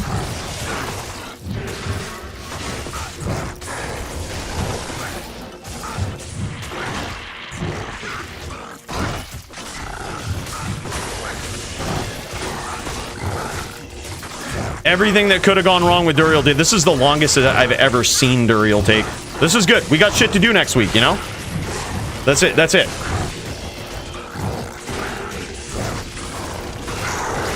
Wow. I've never seen a worse Duel, and I'm kind of happy about it. In my life, actually, you know what? Where is this is a bad run? Impossible. I'm just gonna go res the Merc. How may I be of help? He kind of needs to be around for it. Like, for this part.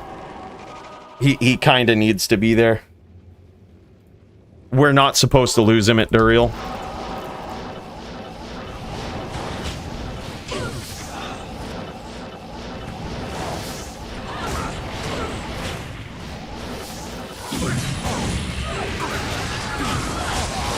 We're definitely not supposed to lose him at Lilith.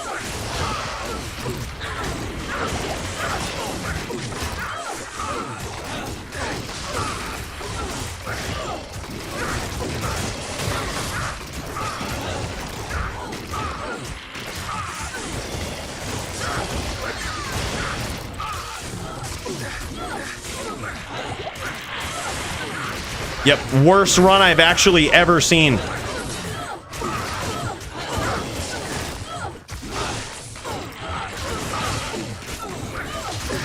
That's fine, man.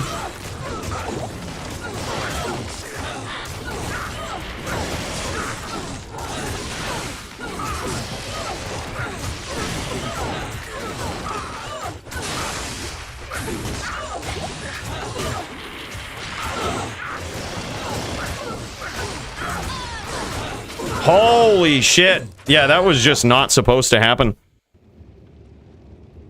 Yeah, that's bad. That's fine. I'm happy that this run has fallen apart in every way possible. This is actually the worst run I've ever seen on this Necro. I have not seen a worse one. Like, and I'm kind of happy about it because there's room for improvement. Not in town. Like, it just means we have something to do next week. Yeah, so we got trolled by Duel. Iswal took forever. I don't know why. I'm wondering if this build is okay. If I've fucked something up beyond belief with it. I have not. So, like, yeah, it's just that we got trolled hard in every possible way. Can I help you? Yeah, so that's good. We get all the bad luck out of the way. We're not setting any fucking records on this. We might as well just get our dudes.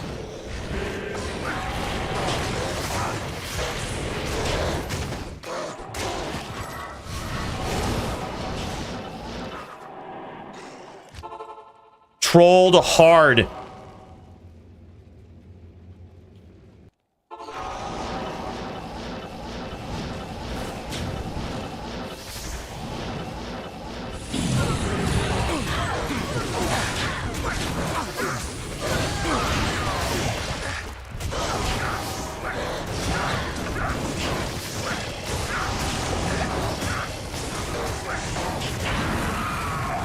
Well, shit, we got her, but I accidentally clicked the portal.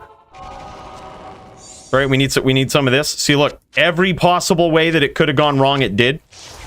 And believe it or not, we're kind of happy about it. All right, maybe Tristram would be better though. Hold up. How may I be of help? We could be on a fast Tristram. You never know.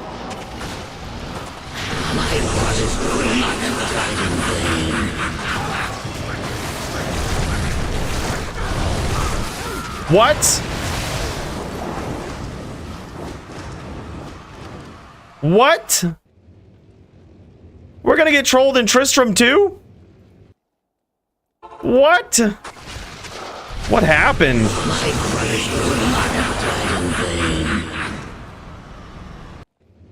Yo, bro. This is...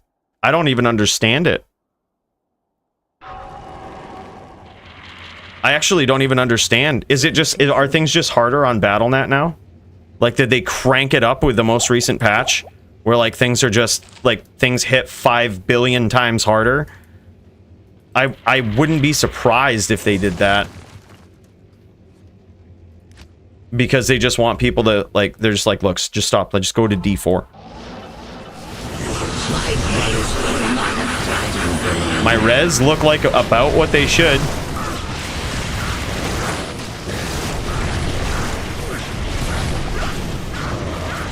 I mean, alright. Dude, that shouldn't happen. That shouldn't happen. Holy fuck, dude.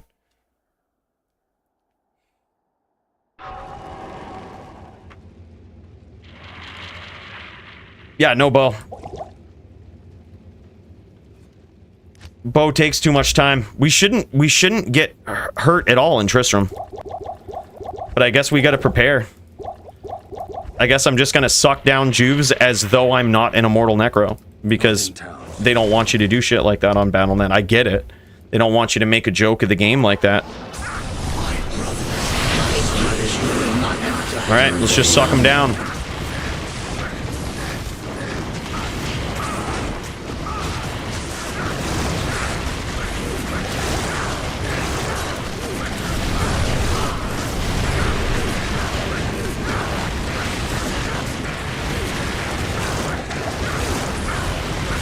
If you're bone prisoned, are you not immortal or something? I don't get it.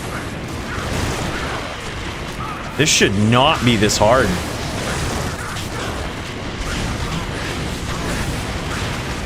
Wow.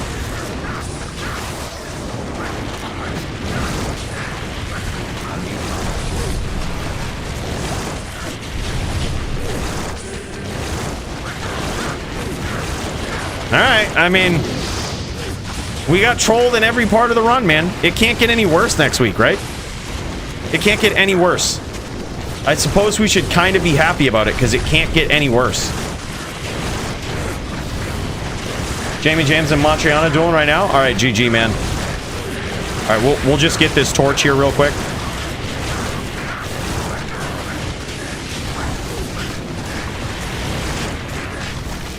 Oh, I know why I'm not hitting, because we didn't rehire the Mert, so I have no AR.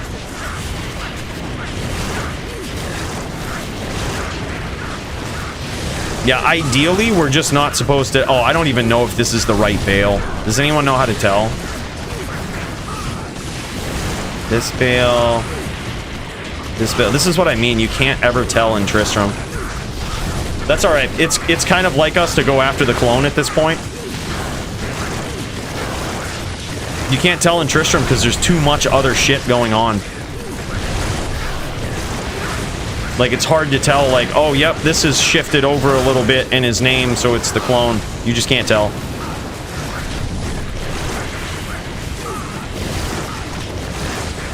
No, I would love to tempt them. This is actually the worst run I've done in the entire history of this Necro. Like, it can't get worse. Like, literally, I can't think of a way it could get worse. Like, even if we died more times, I couldn't think of a way.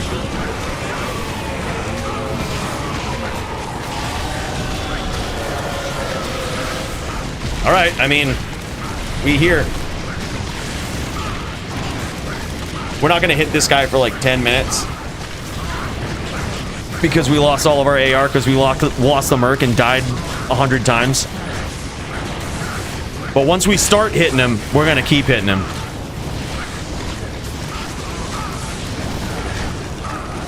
Can you imagine? We get Bale popped, body popped from Bale.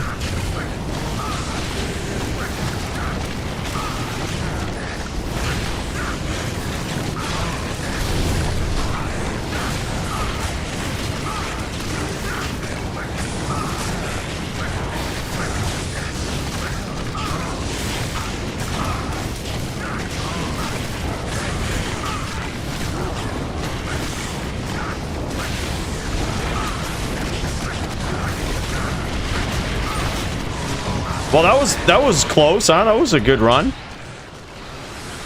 That was close. And we did good. We did really good there. That was incredible. Wow. We've got some improving to do, huh? Next week.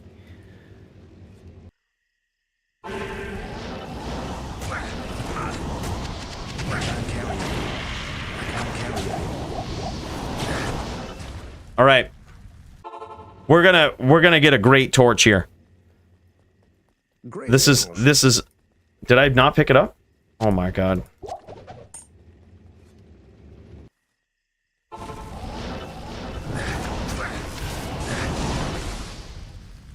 Next week is the week, yeah, dude. It literally can't get much worse. That's actually the slowest run I've ever done since theory crafting or doing anything with this. Oh my god. We put this back on, so I think it's 20 stat, right? Or something, I don't know. Yeah, it's 20 stat. 2017 Druid. Yeah, hey, not bad. I mean, I'll keep it. And we got a D-clone in this. That's probably what fucked everything up. D-clone, spawning too. Dude, I'm so tempted after spending resources on this to actually just go back to Malice. Like, that was horrid. We might have to try it again. We got plenty of keys, man. But let's pop over to this duel. We got an actual duel going on. We got, dude. I see Jazer Man and the Foozer Man. I see Montriana. Oh my gosh, there's some shit going down right now. All right, Montriana. All right, just to bring you up to speed with this before we pop over. Montriana's been asking for some unwinnable matchups, and it looks like he's well on his way. All right, this is a tough one. We gave him a sin this week because this dude wants only the unwinnables. All right, it's 3-0. He's like, take out the trash. Take out the trash, Jamie. Retire this shit class. Oh, man. He wanted only the hardest ones, bro. I got 2 organ sets if you're going to run it on stream tonight. Fuck yeah, dude. Let's do it. Yep, I'm down.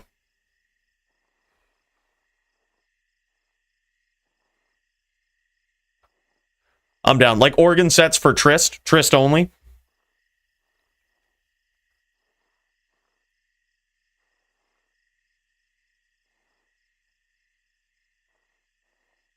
Yeah, we couldn't do a full run, but we can certainly do a better Trist.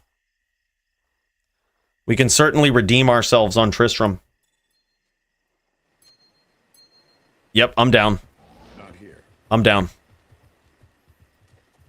This is Mantriana. 3-0 right now. He's making some swaps. This is the sword barb. As you may know, Mantriana always bringing in the most creative stuff to the DFC. A little bit frustrated against Jammy Jams on his sin here. Now look, this is also one that we would rarely set up, right? But, and I quote from Mantriana, nice job giving me a Necro, but I want only the unwinnable matchups. We're talking Dins, we're talking Sins, we're talking shit that I'm not supposed to win. Yeah, there's some hard counters for barbs, man. Telling you. It's a rough life for a barb out there. But I'm rooting for Mantriana, dude. Dude asked for unwinnables. We gonna do it. He says, finish the job. Go. Map up in the corner. No dicking around, dude. He don't care.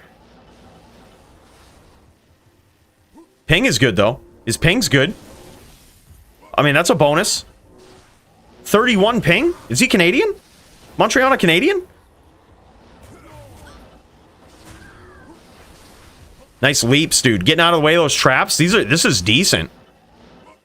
Mantriana's skills have improved like tenfold on this barb, man. It might be kind of a disadvantaged class. Like, it might be ridiculous to do. Like, getting a win on a barb is hard, man. But sometimes you can see people's skill. And that's what we're seeing with Mantriana. This dude is a force. This dude is a force. And always coming in with a unique barb build, too. Like, who uses Colossus blades on the barb? Nobody. Why? Because they all say it's technically the subpar thing to do, right? Mantriana doesn't let that get him down. He has builds built around these swords with certain IAS breakpoints, setups, and gear swaps that give him options. Like, this dude has thought this out. And while it might not be S tier barb, it's certainly cool as shit. And his skills on it have gotten a lot better.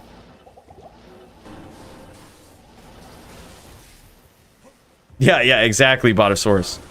He wants his back against the ropes. He's actually almost got Jamie Jams here, though. This is close. Jamie Jams backing off. Jamie Jams is backing off. He's a little scared he might not be able to finish the job. Mantriana's got him scared, bro. Oh, man, and there it is. Caught in those traps. Ah, man. Oh, man. We was rooting for the underdog, man. We was rooting. But damn, that is rough. That is rough. Jammy Jams with the sin just coming in. Fucking just bullying. Just bullying, man. Who invited this guy? Who invited this bully? Gosh, Jammy Jams. Bullying a barb. And what is this? Yeah, that barb hits hard, man. He really does. Like, Mantriana's barb is insane. Like, for using swords and having such a different setup, it's surprisingly nasty. Like, and it's all about the options that it gives him. Like, it's an interesting setup, and I respect the grind, dude. Yeah, that was solid. That's a shame. It's a shame he wasn't able to pull out yet another unwinnable win. First, he started up with a Necro, and then it was who did he go up against last week or a week before? Was it a Din? And he like did surprisingly well. Like, Dude, I'm telling you. Dude's a savage, man. Now we've got Jazer Man versus the Foozer Man. The man duel of the night. One of these guys is gonna have to give up on the latter part of their name. Foozer Man, Jazer Man. These guys are duking it out to figure out who's the best. Who's worthy of the digital surname. Right now, it looks like Jay trying to close the distance on Foozer. Trying to look for that nasty name lock, nasty chain, but Foozer is just too quick, man. He ain't giving it to him. This is the Din versus Necro matchup is a very interesting one because it can sometimes look so fun. It can sometimes look so skillful. And other times, depending on how the match goes, it can look miserable for the Din. Like, when you have a really good Necro, it can look miserable for the Din. But you never know. This round isn't over, dude. Like, right now, we see Jazer Man just being very patient. And getting taken out, I would say, by an invisible Bone Spirit, but that thing was totally visible. Could totally see that. Bruno says, I know firsthand how much his skills have improved. Yeah, dude, I mean, we do too. We see it, brother. Like, guy's insane. He's getting good on Barb. Like, he's already better than me. I mean, it's not like that's a high bar, but like, I've been playing Barb for an embarrassing amount of time for someone who's still so bad on it. It's sort of like the Necro. All right, just finding our screen here. This is the Foozer Man. We're now looking at it from the Foozer Man's perspective. He's on the Necro, going up against the Jazer Man. And look at this, man. He's just setting these traps. He's bouncing right back and forth between this train of Bone Spirits, saying, hey, look, man, it ain't on me to figure this out. It's on you. And he's going to make Jazer Man figure this out. He's going to say, look, this is my game plan. You best be getting in here, getting those nasty chains, because I'm only giving you a little bit of a window to get it. That's all I'm doing.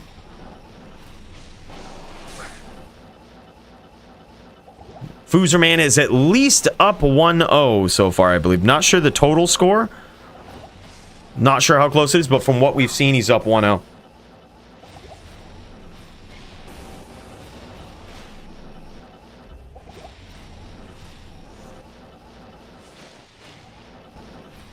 Botosaurus versus Dingus starting. Oh, shit, man. You getting it again. You getting in there again, Dingus. You getting in there again. Botosaurus, don't let him do that. He's trying to rack up 2 wins in one night. Don't let him do it.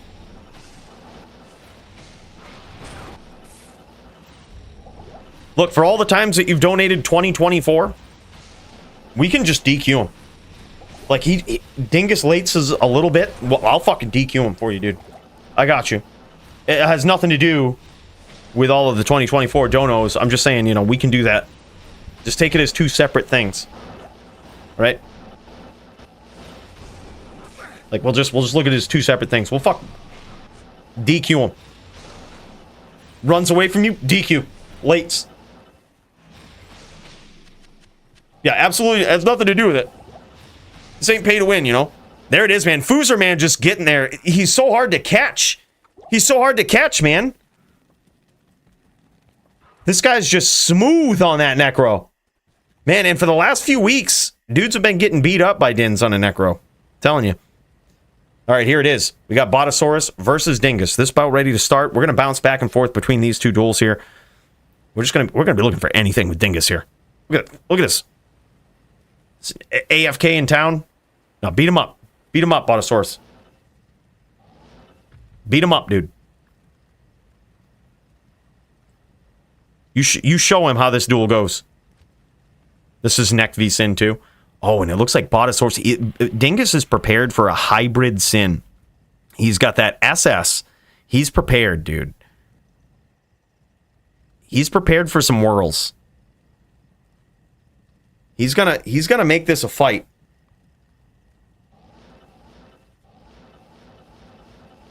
All right, while these guys get set up, this is probably going to be a longer duel. I'm just going to see if these guys are continuing this. This is probably going to be a shorter round. All right, we're just going to pop back over to Jazer Man versus Foozer Man real quick. Foozer Man takes it again. Now it is at least 3-0 in favor of Foozer Man on that. Holy shit, man. Foozerman laying it down on a Necro. This is wild. Necro's been getting beat up by Dins in recent history, and Foozerman has had enough. LLD match starting. Thank you, IZX.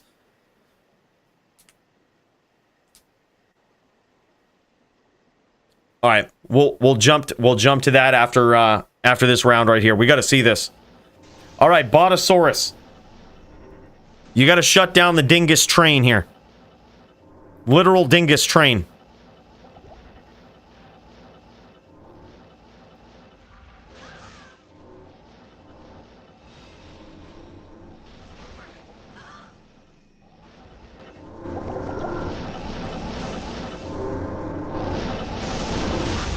All right, there we go. That's a little better. Oh, shit, man. He was close. Botosaurus had a small window of opportunity right there.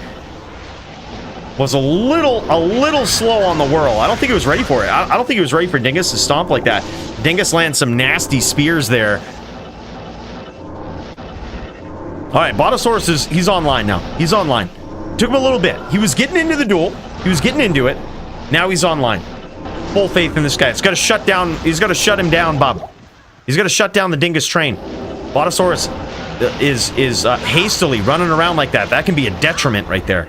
That can be a big detriment. Running around instead of teleporting, even whirlwinding like that, man. Sometimes those long whirls, you can be punished for that. And especially against Dingus, he has a very intelligent setup for this match. He's got that max block, so he's more inclined to sit there during those whirls and be like, all right, man, let's roll the dice. Let's see if these spirits hit. Well, let's see if that whirlwind does. Dingus is playing this very well. I told you, boys, Dingus was always a threat. Dingus was always a force to be reckoned with.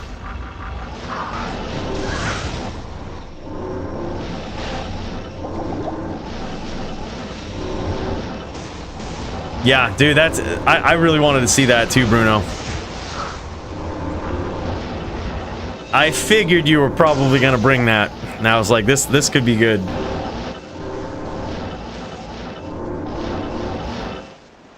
Oh, throw LLD Pally. All right, bro. We get a little bit of redemption, Bruno. We get a little bit of redemption in the LLD bracket tonight. In the LLD division. Botosaurus in a little bit of trouble here. Nice spears from Dingus. Oh my god. Beautiful Necro play there. Very well played, man.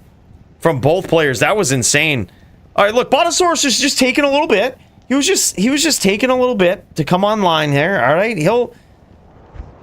he's got this. He's got this. Okay. All right, let's cut over to the LLD match. About ready to start up. We've got a throw in here. This is IZX, and his opponent is Ryan77. Oh my god, he's got some big damage in already. He's trying to finish with throw, dude. He's trying to stunt right now. Oh, and he gets there with the charge. Bro, he's got those jabs. He's got those jabs, man. I love this din. I love this LLD din, man. It's basically an all-a-din. I think he has the capability of casting just about any skill. Oh my gosh, he's got amp damage on those too. Those are beautiful. Beautiful harpoons, man. Look at that, 120 quantity on those. Not replenish, like not E-rep, but I mean vicious damage. Amp IAS as well. This is Poondin, not Toddler. Okay, word. Yep, all right, never mind. We haven't... Yep, you're right. You're right. I was thinking of Toddler. Toddler is like the all-a-din with jabs. Never mind. This is real Javdin. This is straight, let's commit to the Javdin. Oh, and he's even mixing it up with Smite. I like that. But now, look at this. Ryan actually landing some big shots. I love the maneuverability of him. He's getting in and out, but man, let me tell you something. IZX, the Poondin. This guy ain't no stranger to the Amazon matchup. Boy knows how to dance around those jabs. That was insane. Nicely done. Quick rounds here from these two fighters. Let's kick over to Ryan. Let's see what's going on. It looks like he might be straight boa. And with jabs as a backup, it's hard to tell. Like, I mean, obviously a hybrid, you kind of have to be an LLD to be effective. Like, you kind of have to have some ability to be hybrid. But you notice he's running around. Oh, man. Oh, man. Yeah, okay, he's standing toe-to-toe there, but it didn't really pan out in his favor. A lot of times when you get in close on a Zon like that with a Din, it's risky for the Zon to kick around. Nice shots there, though, from Ryan. Good aim. He's picking up on the strat. Good fancy footwork there from the Poondin, but wow, doesn't quite get there. I thought Ryan might pull that off in that round there right now, but now it's 3-0 in favor of the Poondin. Bruno. I am overburdened. Bruno, he's doing it, man. He's putting it on full display. Slow missile is from a proc off from Peace Armor. So no, it's not. It's you can't cast it, but you can have a chance to proc it. It's a 2% chance to proc. Yeah, it sucks when it happens, but oh man, and it happened again. Poondin looking to finish here.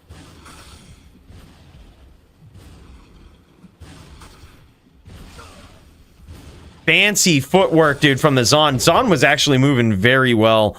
Ryan was moving very, very well. But dude, this ain't IZX's first rodeo with this matchup, bro. Holy shit. Damn, GG.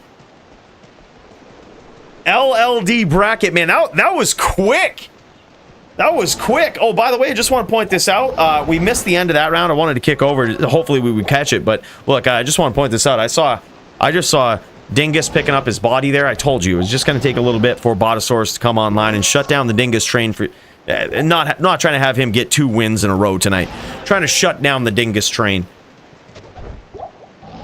Yeah, Zon almost figured out. Well, the footwork, Ryan's footwork was good. Like, that's what that duel is all about when it comes down to Zon v Pally. It's all about your footwork.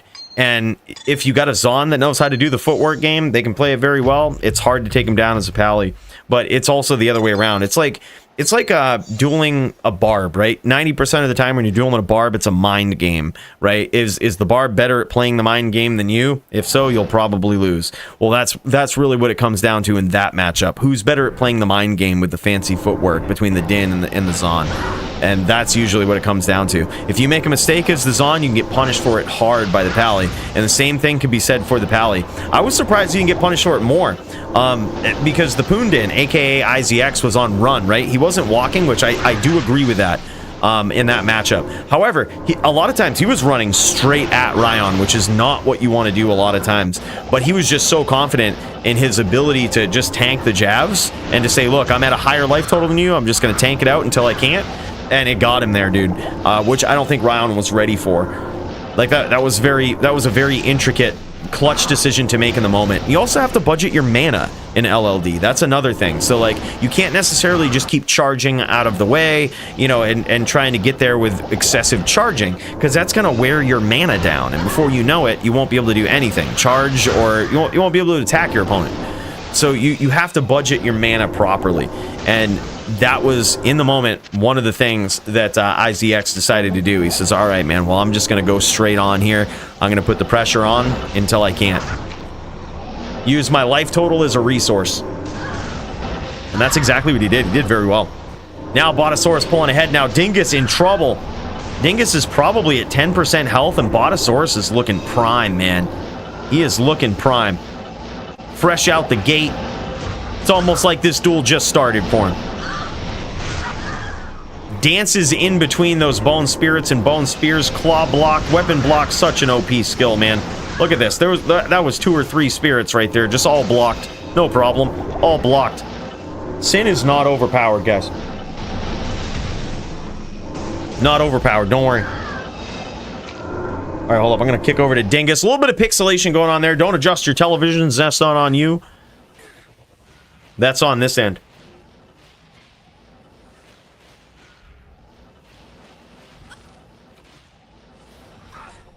That LLD bracket was nice. Sin matches are getting boring. Dude, everybody signs up on a Sin. Like, just for the sheer fact that so many people sign up on a Sin, I have literally thought about, like, what can we do to discourage this? How can we F Sins even more? Ladder Crush is available or Hell Chaos runs Telly, Sork, and HD and let me know. Holy shit, man. You went classic this season, Bran. No shit, man. That's awesome. I'm happy to hear that. Big cheers to you, brother. Thank you for the dono. Much, much appreciated. Big cheers to this guy. You need any ladder crushes? Let this dude know. Looks like he's got not only a sorceress, but also a din to help out. That's savage, man. GG. And there it is. Botosaurus gets there, I believe, in round 3. I think it's 2-1 right now. Botosaurus shutting down the hype train. Bro, that's where it's at. Botosaurus on this Sin, man. He's racking them. He's racking up the kills. Make some Sin v Sin matchups. Dude, I've tried. Like, that's... I try to actually do that. I usually pick... This is to give full transparency. It's usually the new players that sign up on a Sin. I'm like, alright, well, your first match is going to be Sin v Sin. Like, and hopefully it's, like, enough to discourage them from playing Sin. They're like, oh, this is dumb. And, like, they just switch to Paladin or something. Like, but I usually try to do that every DFC. A Sin v Sin match. And here's the thing. We rarely ever see it. It's strange. We rarely ever see it. Yes. Like, I don't know, man. People just want to win. People just want to win on stream. They don't want no Sin v Sin crapshoot.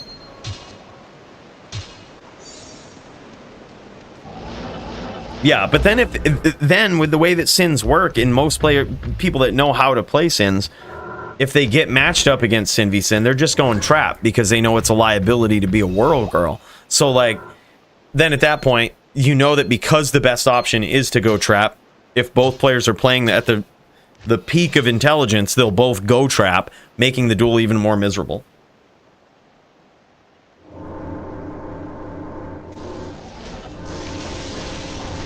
Yo, you did up a tattoo for Brandel? No shit, dude. I remember Brandel was talking about getting some mad tattoos, man.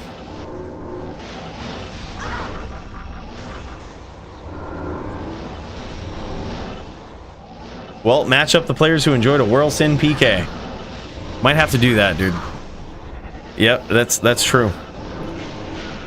I was also thinking, like, the Sin doesn't really have many debuffs in the DFC. Right? Like, for as much as we hate Sins, what are their biggest debuffs?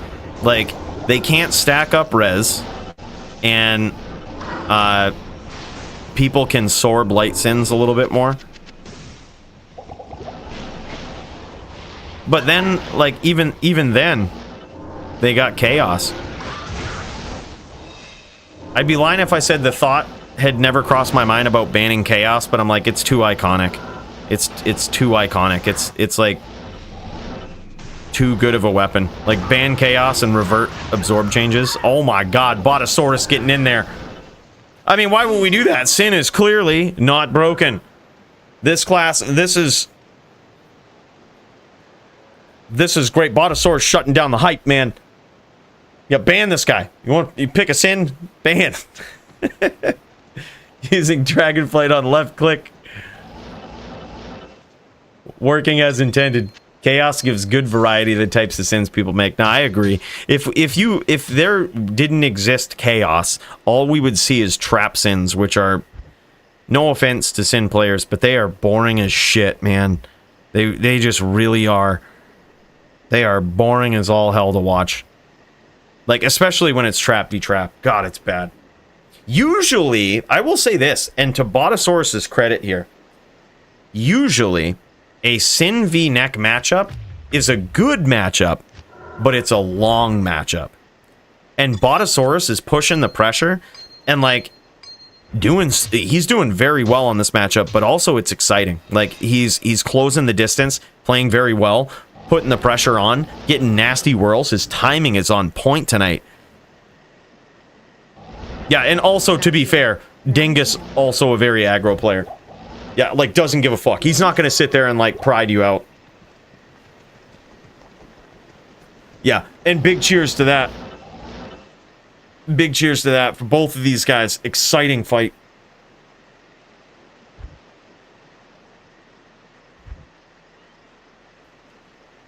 Yeah, I think Primo put one up, dude, for sure. Are we gonna get to see Go Gators versus Pauly? The title match of the night? Oh, man. Man, oh, man. By the way, big cheers, big shout out to the LLD fighters that we just got to see. Like, man, that was... What a great display of the uniqueness of LLD. But also, like... What a quick match. Like, it's so wild. You have no idea. We've tried to do no mana pots in HLD, and the duels last forever, man. It's so good to see a format where mana pots aren't allowed, and the duels don't go on forever. I can tell you, if this was back in the LOD days and someone else was running a tournament like this, I would have prided the shit out of it, man. I had myself a little din, and holy shit, I'd have prided it out. Bro, I can't even count how many times I was like, look, over a long enough time span, I will rep back enough life.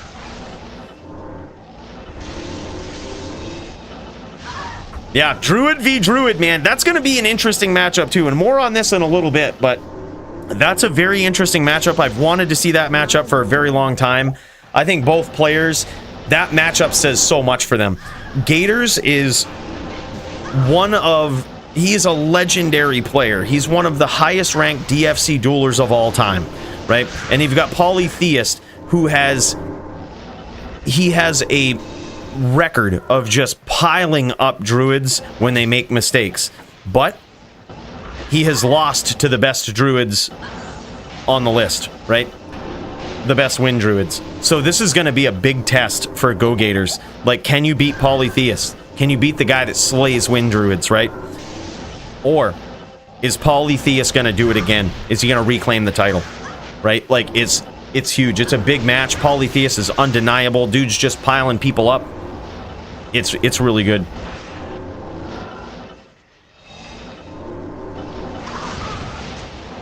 Gators in his prime, dude.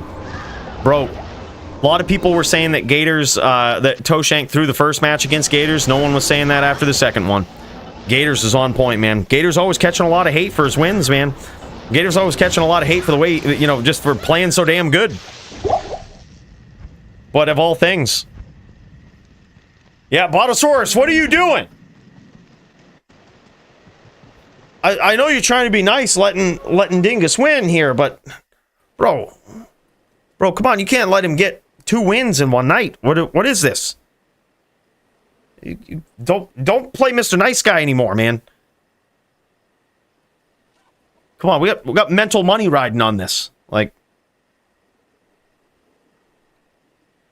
tried to re-enchant during that duel. Yeah, I saw that. He at one point he actually dropped his demon limb on the ground. He was trying to re-chant mid-duel, which usually you don't have to, but he might not have chanted at the end of his, or at the beginning of that duel. I can't remember, because he won the last one. And he's like, well, whatever, my chant's still up. I'm just going to keep it there. It's good for 10 minutes. Like, probably didn't think about it. But then he's like halfway through the duel, he's like, well, shit. All right, we might have to do this. What you need? And yeah, that kind of set him back a little bit. Ended up eating some spears. Yeah, Gators in his prime, man.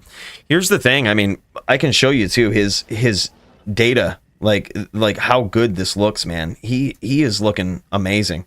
Like, let's go to the HLD leaderboard and let's see if we can see like the history. Hold up, I'm gonna try to bring it up.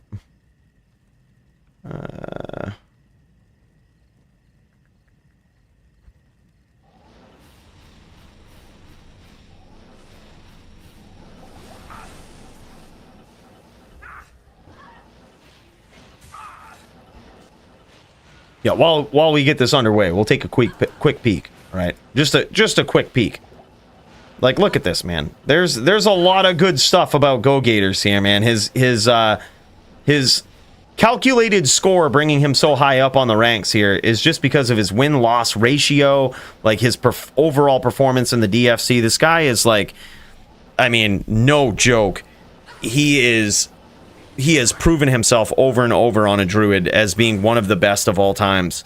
And, you know, the sort of metaphorical passing of the torch a couple of weeks ago between Dio and Go Gators was was phenomenal. It was an incredible Druid v Druid duel, but also a symbolic passing of the torch, because Dio has historically held that title of like not only the boogeyman Druid of the DFC, but one of the greatest Druid players of all time on the Windy, right? So to see that mirror match, a match that we don't actually get to see very much, and being able to see that and Go Gators to come out on top like he did, also at a time where Dio is, you know, sort of backing off from D2 a little bit, got some stuff to handle IRL. It was like very symbolic and very interesting, sort of a story in and of its own right? Like the passing of the torch, not just for the people, but for the title of the top Druid. And here he is, now champion, now defending it against yet another savage Druid, but in an entirely different way. Like, polytheist, best shaman in the world, man, and it's not even close. Like, that's what I mean, man. Like, it's what a story to tell. By the way, Botosaurus landing some nasty traps there against Dingus. And this is what I love. This is a long range duel, but it's not too long range because both of these guys can't stand a long range duel. Dingus getting in there, launching some nasty trains, trying to trap Botosaurus from the outside. But then look at this. Launches these traps, like launches these bone spirit trains, and then goes into aggress. Like, he just says, look, man, most people set up spirit trains to protect themselves. But this is what Dingus does. He sets up the spirit trains to set up his attack. That's how this guy plays. The order welcomes you.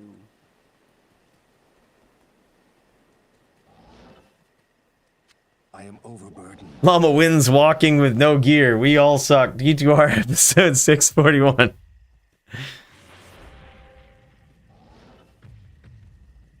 Yeah, this is going to be sick, man. Going to be a good duel.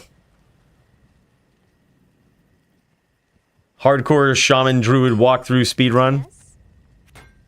Oh, do people actually speedrun on a shaman? I don't think it's the best way to go in hell.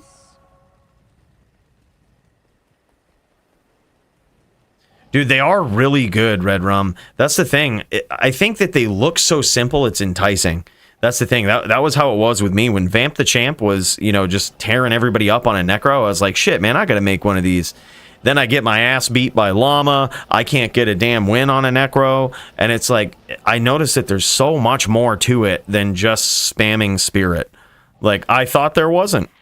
But there is. Like, it's what separates the good from the bad, man. The men from the boys when it comes to the Necro is like, how are your spear skills?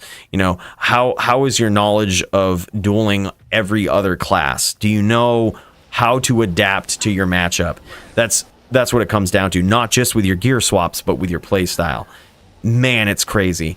Like, the class is so powerful, but there's so much behind it. I said I gave up 2 hours ago. Yeah, I'm still trying.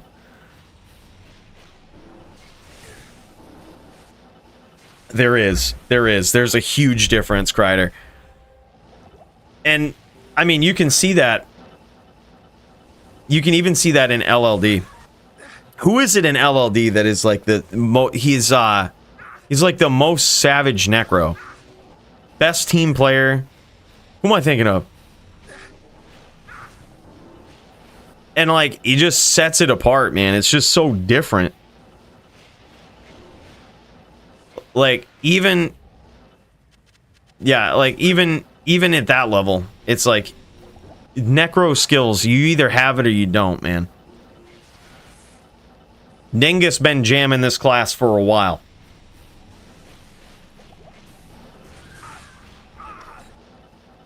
$332 open socket faster run walk home. We live, Cooley. All right, dude, bro.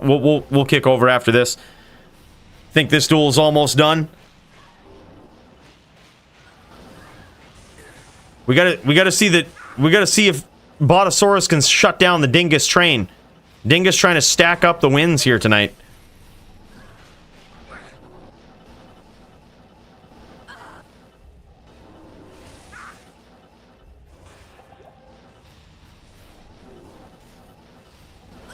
Dude, amazing movement here from Dingus. You notice that he's a lot of Necros just, whenever they see a trap on screen, they're just gone halfway across the map. Dingus sees how long he can just sit there before that trap goes off, and even when it does go off, he's like, I don't know if now is the time to move. He literally waits to the last minute, and then even when they are close, like, he doesn't care, man. He's still pushing. Like, he's still looking to finish. Yeah, this guy's a savage.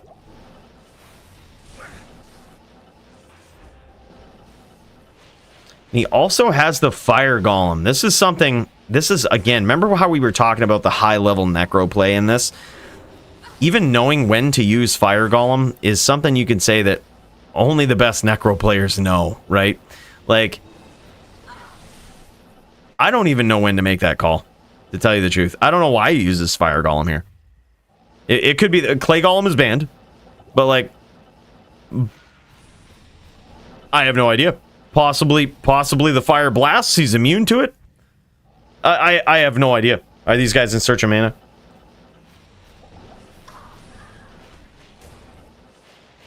Did you know SOJ Day 1 Classic 2,500 forum gold? Holy shit. Shard 500 forum gold. Iratha another 500. The whole set for Iratha. Damn.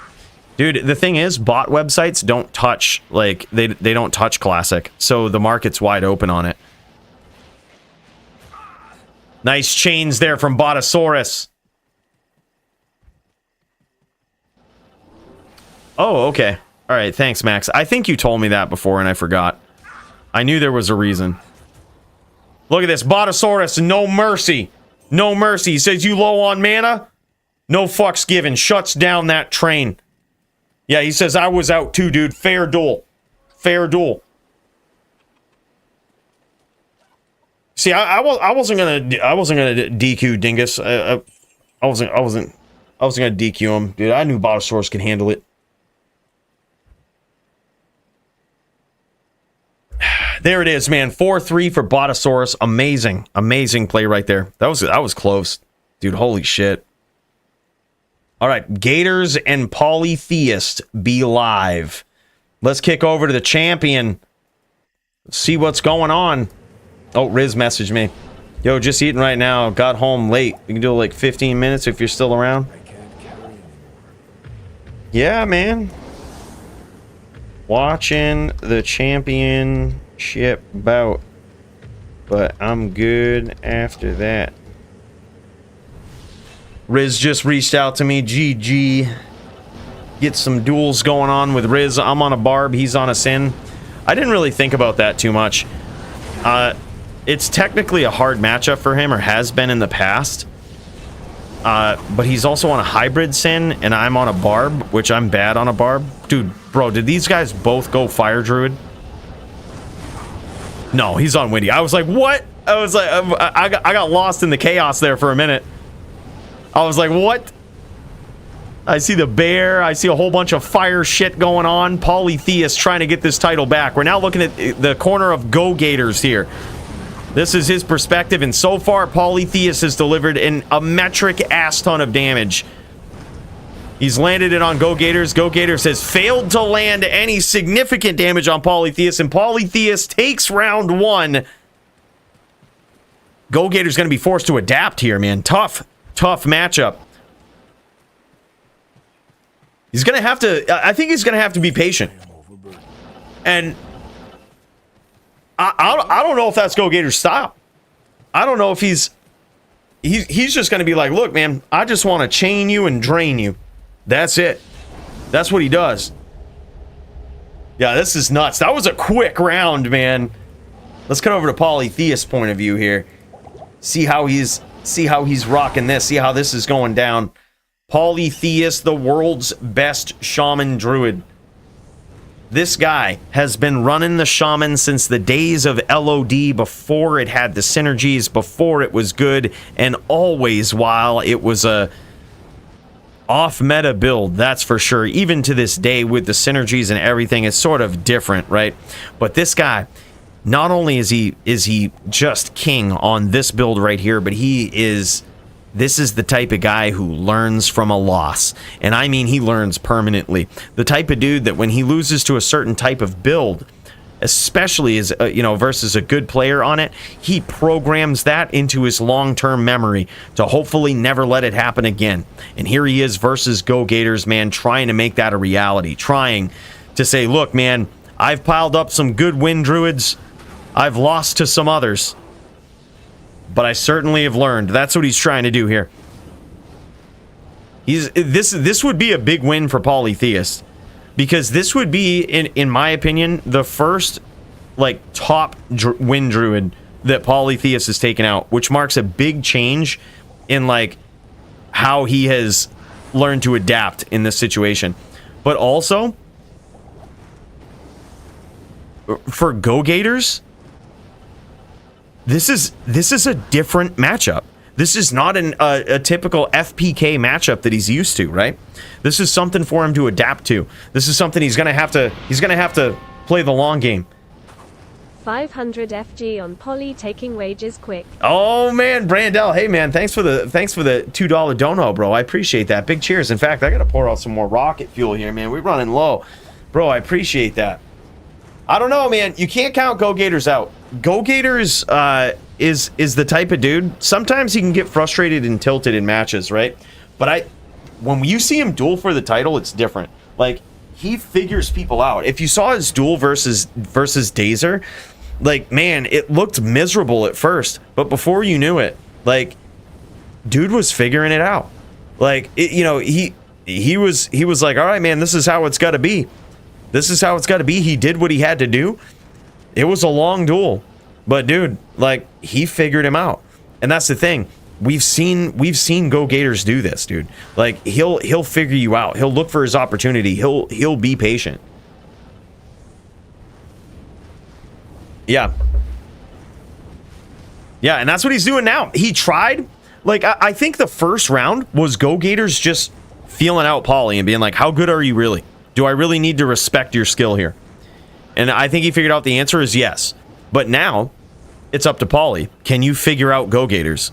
The best druid in the DFC, the best druid in the world right now. Can you figure this guy out? It's now on Poly. That time, Go Gators gets in there, lands a NATO, but it only connects on the Oak Sage. Just takes out some pets there. Polytheist still looking good. Yeah, 0-1 Poly at the moment. Yep. Correct. Can confirm.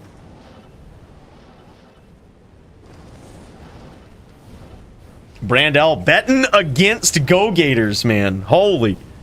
That's big. That's big. Now, the way that Dio did this was Dio also had to be very patient because Poly is always, he's always watching on this build. He's always ready. So what Dio had to do over the course of the duel was first figure out what Poly's doing to land hits on him, right? And the answer to that was, you see how Poly's walking and he's walking in front of his meteor like that? He's following the meteor. He's trying to set up these nasty hits where Go Gators stomps him. It's almost like with Santillana. Oh my God, big hits from Go Gators. That was his window, man. He's figuring it out.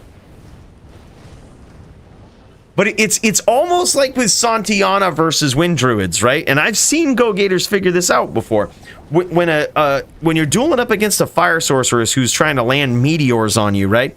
It's sort of the same pattern. They set themselves up, they set up their trajectory with a meteor. And if you can get keen on figuring out where they're setting those up and why and when, you can punish them when they step out of it or when they don't have their pattern going, which is almost what Go Gators did right there. This is round 2 and he's figuring it out.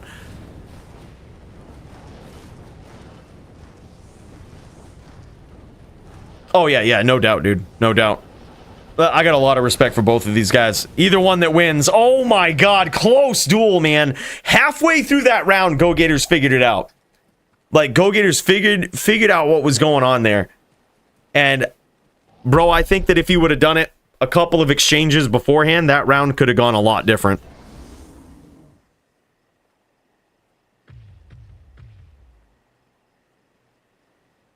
Oh man. Here's the other thing. I can't remember if we saw Dio do this, but you can block a boulder, right? And Dio was also aware that the physical damage on the shaman is something that you shouldn't take lightly. I think, I can't remember, but I think Dio swapped to an SS setup that had a pretty reasonable amount of block. I'm not sure if he went max, but it had a pretty reasonable amount of block. Mainly, he was using it for the DR, because the Fire Druid is a blend of fire damage and physical damage. So regardless, you're negating a lot of the physical damage with SS. But additionally, if you're using SS, you probably have a better chance to block a Molten Boulder, which, yes, Paulie will up boulder quite a bit, right? Like, that's part of his strategy. It's almost like we were talking about with Santiana, kind of setting up like the up meteors, if you will, right? Like the self meteors. It's sort of the same. Like, that's kind of what he's doing with the boulder. He's trying to set up exchanges like that. Paulie had a nice lock there, trying to get sneaky with it, but Go Gators wisely got out.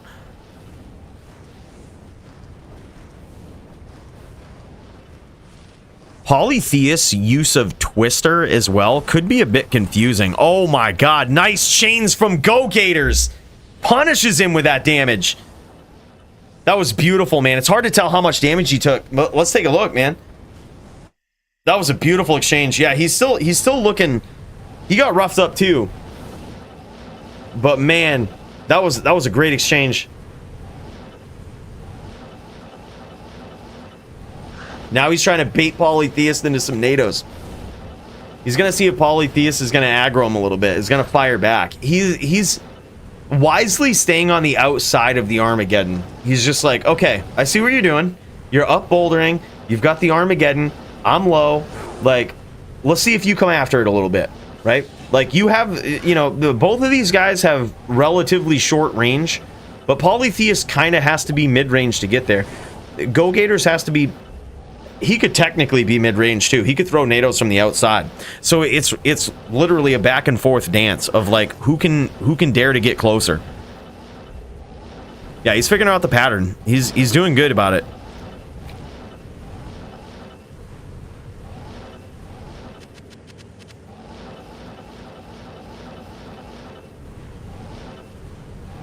Brand says, I'll send Gators 500 if Paulie loses. Oh, man.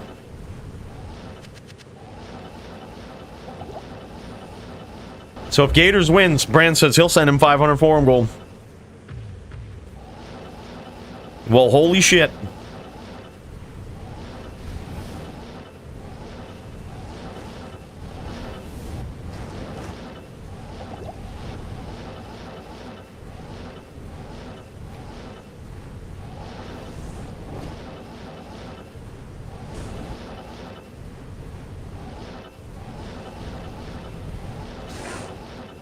Ooh, hard to tell who got hit there, man. You hear that Druid pain sound go off? You don't know if it's Paulie getting hit by a NATO or a Hurricane, or if it's Gators getting hit by something. The chaos and confusion is real. Let's cut back to Polytheist, see what his life total's looking like. Polytheist, both these guys probably about a similar life total here. That's one good exchange for Gators, but he has to be opportunistic about it. That's a few good exchanges for Polytheist. That's a few good consistent hits. But it isn't like that, knowing that Gators can just go in, right? Because of this right here, the twisters, the up bouldering. And look at this. Now Paulie getting really good at escaping, right? Like he's getting that CT casting going on. So that when he feels that Gators is going to lock him, that's how he's escaping. When he's not ready with that up boulder, he's getting out of there.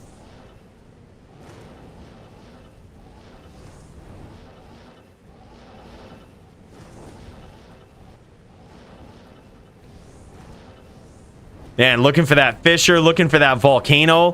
Dude, this is what I love about Paulie, man. He's always looking for that name lock, just to discourage his opponent from staying at that mid-range, right? Trying to get Gators to come in close. trying to discourage him enough where he makes a mistake and comes in close and gets up bouldered.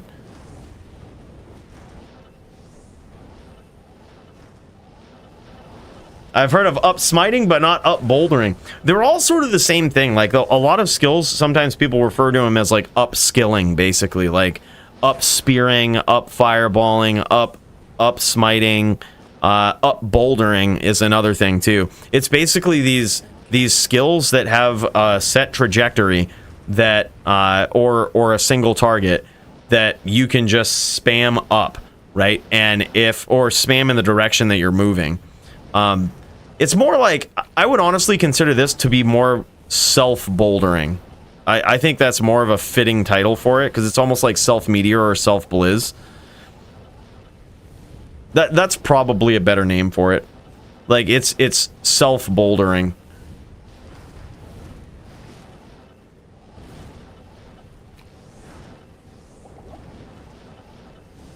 Because you kind of have to walk into it, right? Like, you kind of have to set it up, walk into it. You're protecting yourself with it. Oh my god, and down goes Gators again. Polytheus now 3-0 versus the champ. I can only imagine Go Gators might be a little discouraged. He might be a little discouraged here.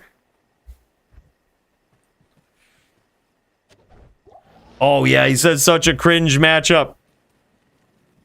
He's probably feeling some type of way. Yeah, so it's basically walking in your own line of fire. Exactly. It's like self-meteoring. You know, with Santiana, where I sit there and I like meteor and teleport into it. It's like self-meteoring. You're kind of self-bouldering. Like you throw the boulder and you walk into it. It would be like a cold sorceress throwing out a frozen orb and walking with it, right? Like you throw out the frozen orb and you walk with it. Like that way, no matter when your opponent stomps you, they're getting hit with orb. They're getting hit with a direct cast of orb. It's the same thing with Boulder and the way Poly's setting it up. Polytheus now 3-0, man. Can Go Gators figure it out? Can he get there? He might be trying something different. He might hit the stash.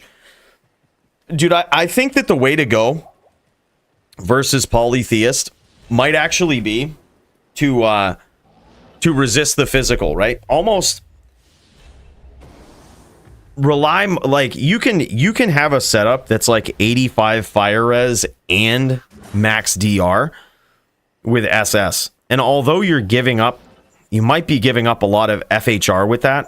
A lot of times you don't need the FHR because the hits that you take are rarely going to stun you, which is why Poly uses Twister, because he's trying to put the swirlies above your head so that any damage does stun you. That's why he uses Twister, because a lot of times when you prepare for both fire and physical damage, the hits that you take don't ever stun you because they don't really ever hit you that hard, right? It's just a culmination of a lot of hits over time.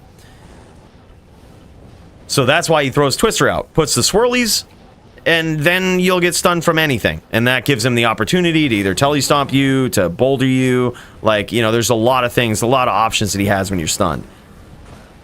But if you focus on physical and fire resistance, especially if you go with SS, dude, you can legit block boulder. Like, and then Pauly has less options. Like, Pauly's kind of relying on his bear at that point to, like, hopefully knock you out of telly. Oh my god, big hits from some NATOs there from Go Gators. Polytheus trying to finish up. Gets caught by those NATOs.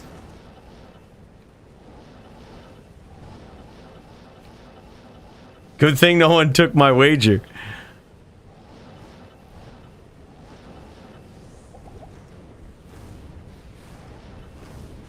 Yeah, I honestly, I just repeated what Go Gators said. He mentioned up bouldering. But yeah, self bouldering is probably a better way to describe it. Upping is like up smiting, up spearing. But I guess it's pretty close either way. Like you're kind of waiting for someone to stomp you. When you're upping, you're waiting for someone to stomp you. when you're self, like you're waiting for someone to stomp you at an opportune time. Like timing is everything. When you're up skilling, it doesn't matter when they stomp. I think that's a good way to define it. We're talking about random phrases in PvP that really haven't been thought about or well defined. We're defining them here. So this is a groundbreaking DFC. We're defining them now. Wouldn't be surprised if Gators focus more on the DR, but it's hard to tell, man. Let's see what he's looking like here. He might be in trouble. Now, he's looking okay, but he can't get overzealous. That's the thing. Just because he has more life doesn't mean he can get overzealous. Like, he still has to be careful. Doesn't look like he swapped to SS.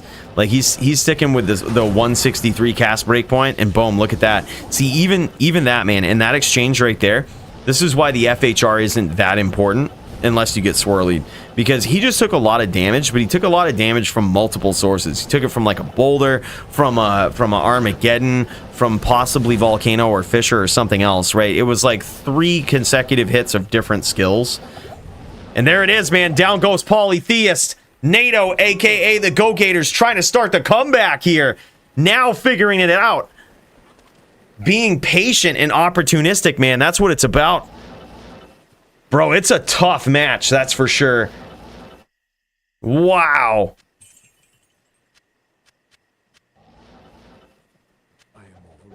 The Druid complaining in-game is the king of up NATOs, so it's comedy. Yeah, well, sometimes that's a decent strategy on a Druid. Like, I mean, up NATOing is a thing, right? Like, it's... Dude, here's what it is about skills in PvP and things that people do, right? It doesn't matter if something is legit or not, somebody will always complain about it. Right? Like, oh man, all you're doing is up smiting, all you're doing is up spearing, up NATOing, up, you know, or you know, you're just latesing when someone is just like, they don't have to aggress and they shouldn't. People will call them out for late. Like, it doesn't matter how correct or your strategy is, somebody will complain about it. Like, that's the thing. Yeah, no prob reset. Still early in the duel. As the streamer, you're obligated to accept my wager, right? Pfft. No. No. Doesn't come with the territory. I'll accept it if Go Gators wins. I'll retroactively accept it. That's my privilege as a streamer. I can be like, see, man, I told you. Just retroactively be like, well, where'd that wager at, man? Just pretend I said it all the time.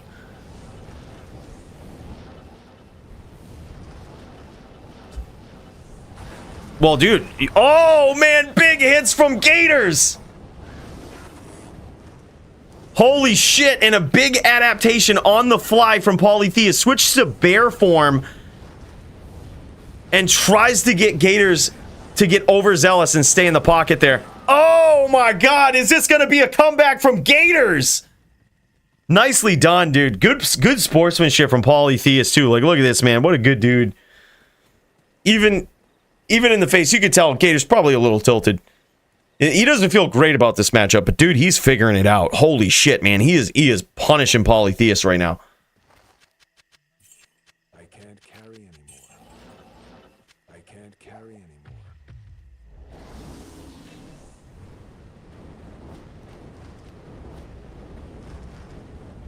No shit. He does lean into those more now, Betty. No shit. Yeah, I mean, I wouldn't be surprised. This guy's always tinkering with stuff. I mean, we've seen this dude bust out a poison bow for distance characters to increase his range so that he doesn't necessarily have to aggress a sin. Like, you know, very, very smart. Like, he's always playing with different things on this build for different reasons, different matchups. Dude, he's always tinkering with this stuff, man, which is the craziest thing about it, because he's always figuring out different things, like new ways to do to push this build to its limits. Looks like I think Gators might have got cracked by that boulder right there. Let's check it out. I think he got cracked, dude. He did, but it didn't do too much. Only 1k. Like, even getting cracked on a boulder takes 1k. It takes a lot to whittle down the health. Especially with that Cyclone armor, man. Now, granted, it doesn't block everything. Well, it won't absorb the physical, but... Man, it does take off a chunk of that fire damage.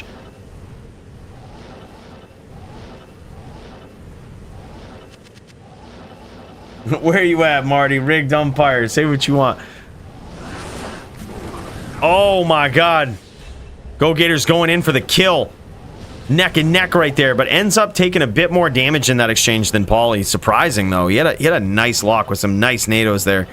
He's waiting for the opportunity where Paulie is not in one of these molten boulders to stomp him.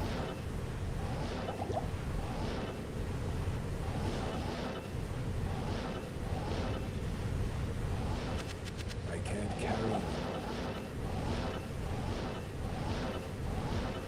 I can't carry. Let's go, Paulie the Fire Comer. Right now, it's 3-2 in favor of Paulie Theist.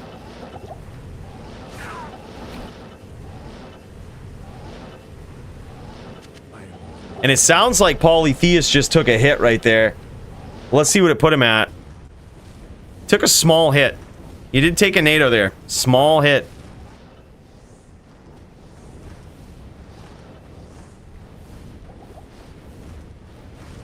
Yeah, 3-2 Paulie.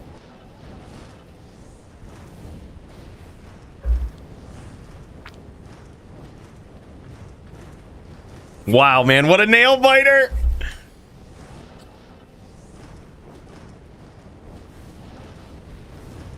When you see Paulie TPing all over the place, you know he's panicking. No shit. All right. All right.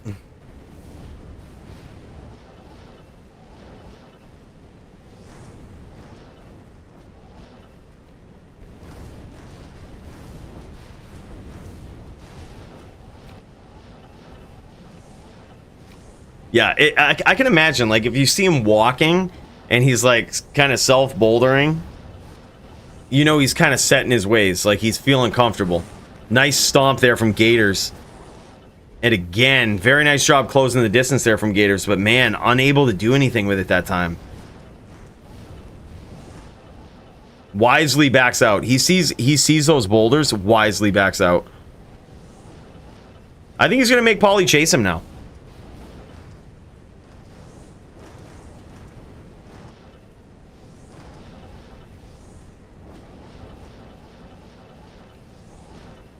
Yeah, he's going to make Paulie chase him. He's low. He's just like, look, bro, you can finish with that volcano. He's going to lull him to sleep with this. He's going to lull him to sleep. He's going to make him chase him. Mark my words, dude. He's going to make him chase him, and then he's going to turn the corner on him. He's just going to be like, all right, yep. And then when Paulie least expects it, boom. Just like that, baby. Just like that. I told you. Look, I might not be the best dueler out there. But, bro, I'm getting to the point where I can predict some people. Bro, he's low. Like, he's low. And, you know, technically, Paulie has range on him. Like, he's low, and technically, Paulie has range. Like, he's just going to be patient.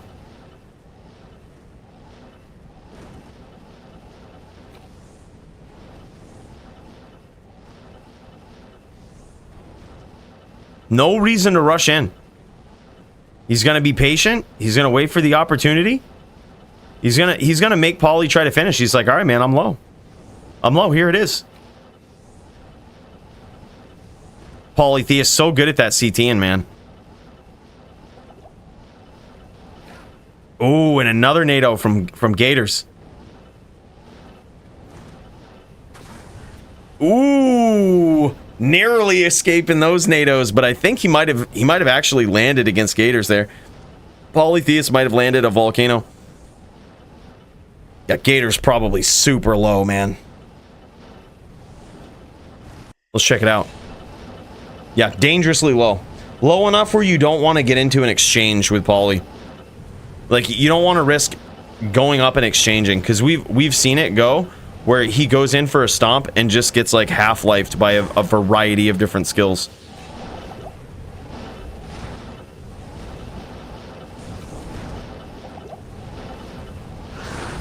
Nice lock from Gators there, but he ends up paying for it again. Let's see what Paulie's at. He didn't take much damage from that, but he is getting whittled down.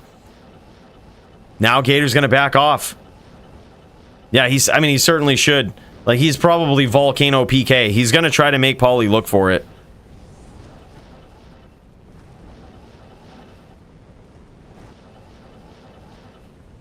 I mean, bro, he has to. Like, just because, like, if people assume that because people back off and play defensively that they're in some way like a lesser dueler. Sometimes that's the option that you have. You know what I mean? That's the only option that you have, is to back off and play defensively. Like, that's it, in my opinion, that's the sign of a good dueler, of someone who cares about their performance and is playing to win. Like, sometimes the only option you have is to back off.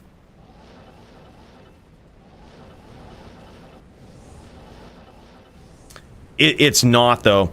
Like, if you're saying that, though, you don't understand Polytheist. It's not easy to stomp Polytheist.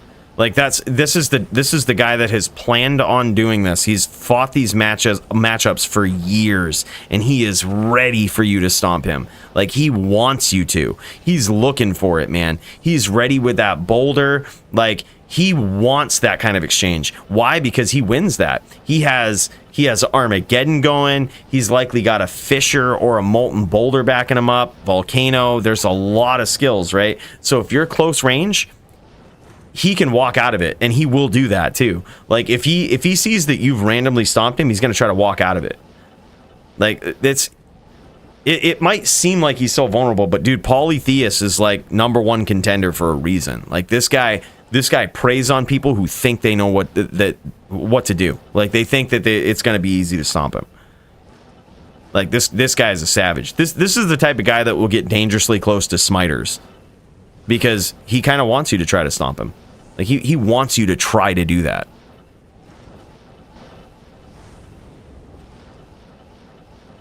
GG Odin, I appreciate you, man. Epic tools for sure. Thanks for staying up so late with us, brother. I always appreciate you, man. Big cheers, brother. Get some rest. Holy shit, 5 a.m. in Norway. Committed to the cause.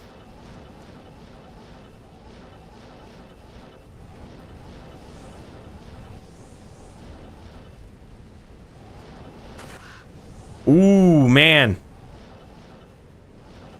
Polytheist again, narrowly dodging a NATO there. But Go Gators is scoring some damage here. Like, his strategy of backing off and making Poly finish is working. Like, oh my god, and another one. Nice NATO there from Go Gators. It can be discouraging, man. That might be his only out. His only out right now is to back off, try to rep a little bit of life, try to get back in the game, and hopefully make Paulie chase him. That's all he can do. He can't engage in an exchange right now. If he tallies in, it's so random with that Armageddon, he could get clocked, dude. Like, one Armageddon hit, it could be over. That Armageddon, boom, takes out the oak, then deals damage to you. That's it. Nice NATO there again. Backed off right at the right time.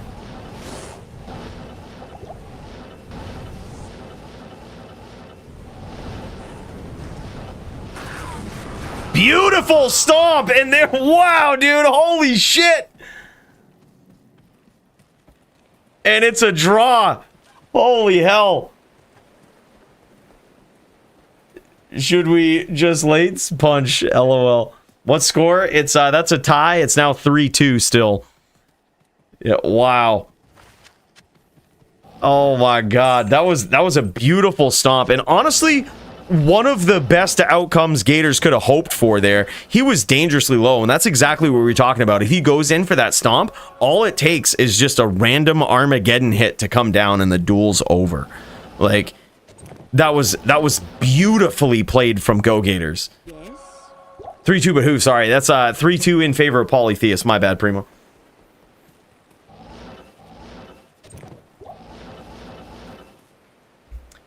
Yep. My god, dude. Polytheist up 3-2. Holy.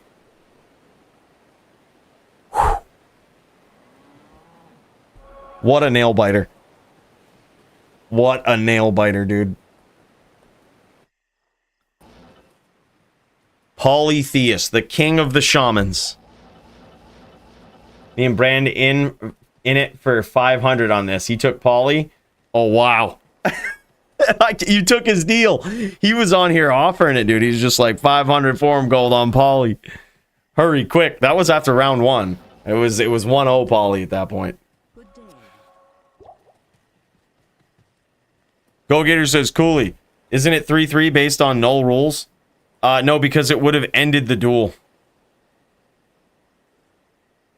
So it's 3-2 because it would have ended the duel. Like, so it's according to DFC rules, and I'll show you. Like, he's asking about what the score is, which is a good question because we run this a little differently than like most places, right? Like, all right, so a draw counts as a win for both players. Wait, that's melee. Hold on. I can't carry anymore. If both players die in the course of a duel, and I'm looking at this, if both players die in the course of a duel, both players get a win for the round, unless that win would end the match. In that case, it's a draw or null duel. So that's what happened there. A win for both players would have ended the duel. So therefore, it's a draw. So it's like 3-2-1.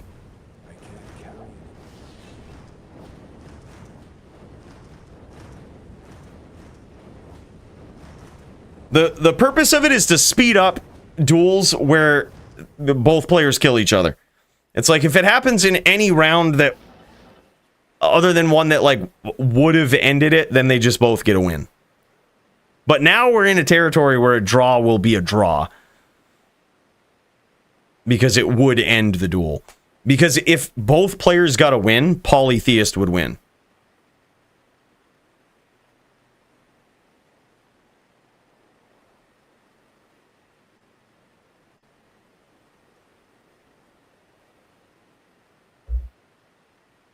Primo says, but no problem. I stand by the bet. Yeah, see, Brand just swindling you, bro. He's trying to swindle you. It's death math. Yeah, still 3-2.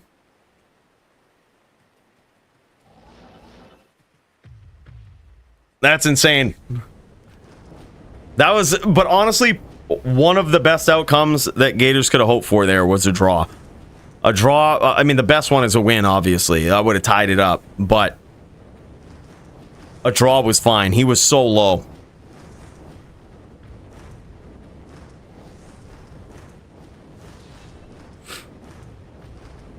Bro, I knew this would be a tough match for both players here. I knew this would be an epic one. Sweaty Betty coming into pool? What a hell of a guy. Is that what's going on? Big cheers if so, man. That's awesome.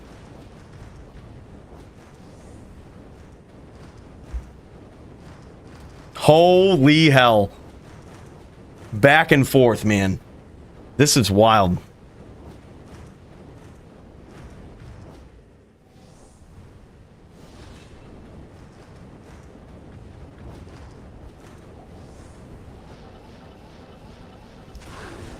Just checking my messages from Montriana.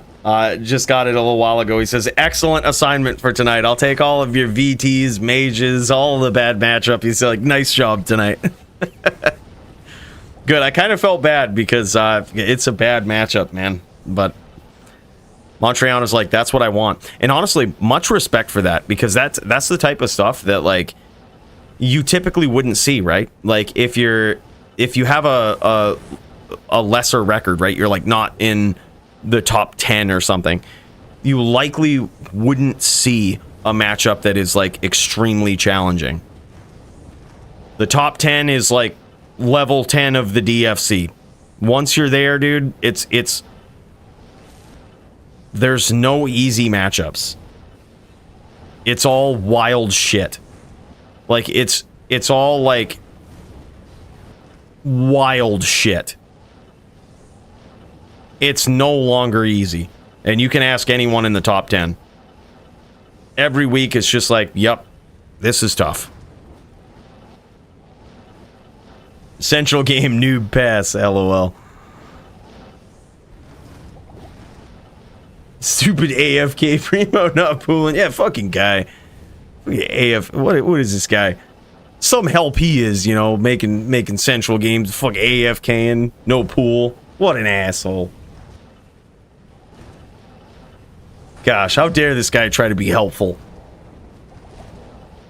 Polytheist going into bear form there, a little bit to protect himself, expecting the stomp there from Go Gators. But Go Gators, again, wisely backs off. He's figuring this out.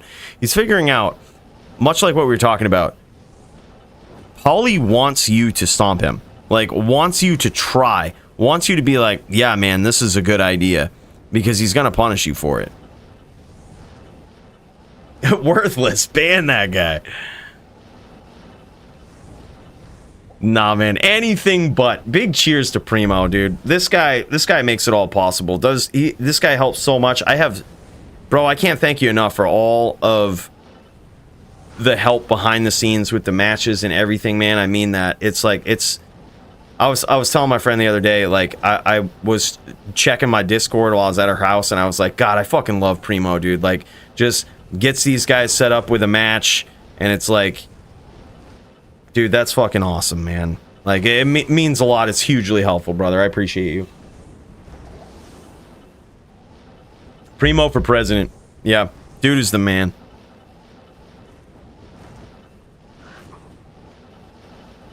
We're making people happy, man. It's tough. It's tough.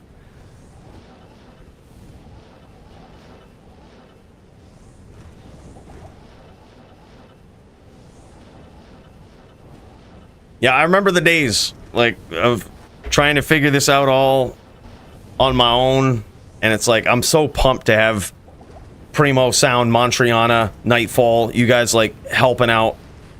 It goes so far, man. Like, saves, like, together, we all make it a smooth event every week, and it's so good, man. It feels awesome. It's such a cool thing to watch. Like, this brought to you by the team right here. Who else wants to see the Necro struggle in Tristy? Look, it won't happen again, Wookie. That was a fluke. It was a fluke. Me versus Tristram after this. I'll fucking easy it, bro. Oh my god, and there it is! Now it's 3-3, baby! How you feeling about that bet, Brand? How you feeling about that bet? Oh! Holy shit, Gators is patient, man. A patient dueler. Declone about to pop? Alright, I'll make sure I'm in the game. Thanks, brother. Appreciate the heads up. I'm gonna make sure I'm in the game. Leroy Sunset with the good info right there. Terror approaches Sanctuary. I see it. Wow, man. It's now 3-3. Nail-biter matchup between these two. Go Gators figuring it out, man. I'm telling you.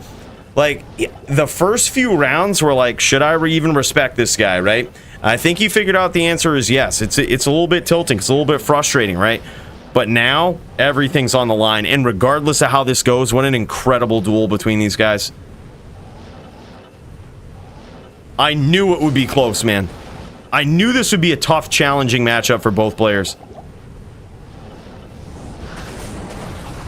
Beautiful stomp from Go Gators right out the gate, man. That probably hurt Pauly right there. It was hard to tell. I didn't quite get a life check on the end of it. Probably about he's like about 60% now. 80% maybe. Beautiful stomp right out the gate. Good way to start it. And now Gators is still going to be patient. The way that Gators is looking at this is he's not getting overzealous that he scored the early damage. He's saying this is going to be a duel of attrition. Like, and I got a good hit early on. That's fine. Like, I'm not going to get overzealous. This is tough. It's a tough, long, grindy matchup. I'm going to still be patient. Smart strategy.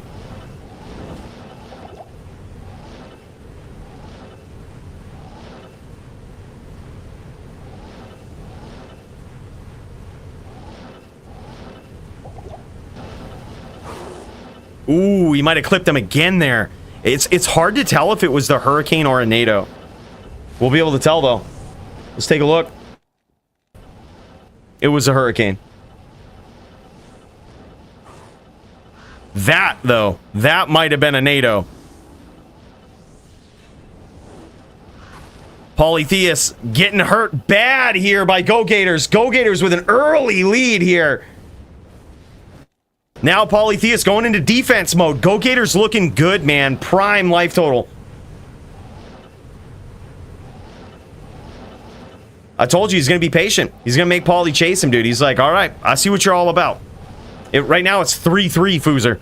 It's 3-3, everything on the line. Final round between these guys. Yep. Oh my gosh, dude. It's a good one. Holy shit. Yeah. This is huge. Wisely gets out of there. Beautiful stomp. Beautiful pattern from Go Gators. Sneaky stomp and doesn't choose to push it too hard.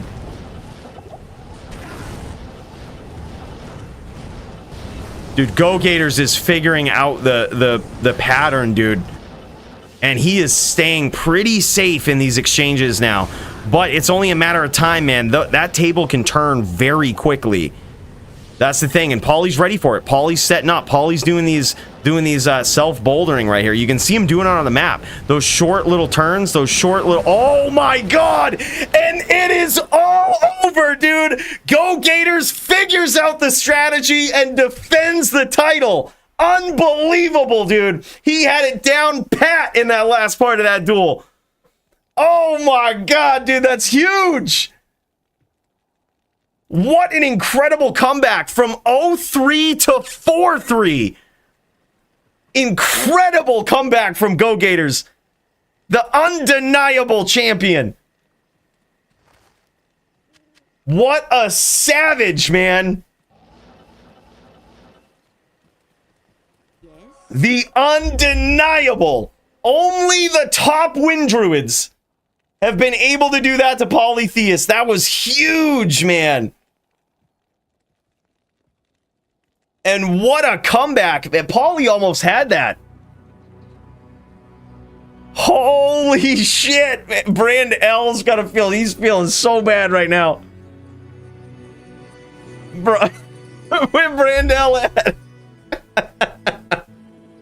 Yo, Brand, yo, so about that bet, bro. I'll take you up on that. Yeah, man, it's like I said, I'll take you up on that. Holy shit. Pauly, bro, holy shit, man.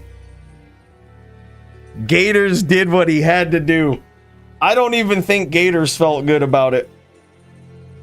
I don't even think Gators felt good about it. He was like, all right, man, I gotta do some defense and some up NATO in here. I don't think he felt great about it. But bro, holy shit. Well played. Dude, I knew it was gonna be tight, man. I knew it was gonna be close. I thought Pauly had it for sure. Bro, I think that's the strategic shit talking. Like, I think it's the strategic shit talking because Gators is good, right? Like, Gators is one of those good players. And fucking, he just does this strategic shit talking. It's just like Vamp the Champ, dude. You just can't let it get to you. It didn't look like you did. You were like still up bouldering or like doing the self boulder, and I was like, good. Like that's like he's got essentially Go Gators has got to come in, right? And it's just like you got to do it. Fuck it. I think it's the strategic shit talking. All right, we are tuning in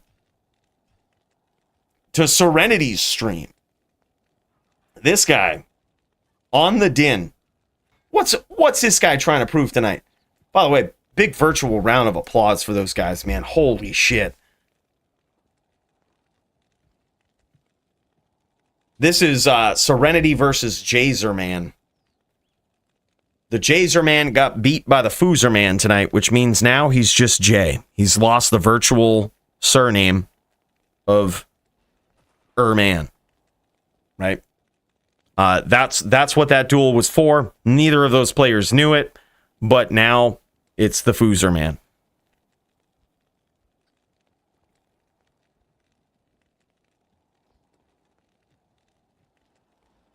Yeah. Yeah, essentially, when it comes down to it, to break it down, this is how it is, right? The NATO Druid, unless they have some way to address from the outside, has to come in, right? So Polytheus doing his self boulder is a perfect strategy. It's almost like a fire sorcerer's self meteoring, right? Same strategy against a druid. You self meteor and you try to time it as to when they're going to stomp you, and you hope you're ready, right? So at that point, it's kind of on the NATO Druid to be like, all right, how do I beat this? Like, how do I figure this out? You did it perfectly, Go Gators. Your strategy is you have to change Polytheus' mind as to how to duel you, right? Like, I'm gonna stay on the outside. I'm gonna kind of lull you to sleep with my approach. Like, I'm gonna be patient. You don't know if I'm gonna stomp or not. I'm going to show you so many non-stomps that you're going to think that I'm not going to stomp you, and then I'm going to. Like, it's a boxing match, man. It's a virtual boxing match is what it is. And eventually, if you do it enough and you stay on the outside, they're never ready for you to stomp. It was such beautiful play, man. From both players.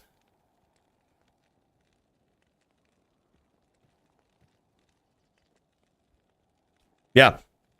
Boys, from both of you, I think it was well played.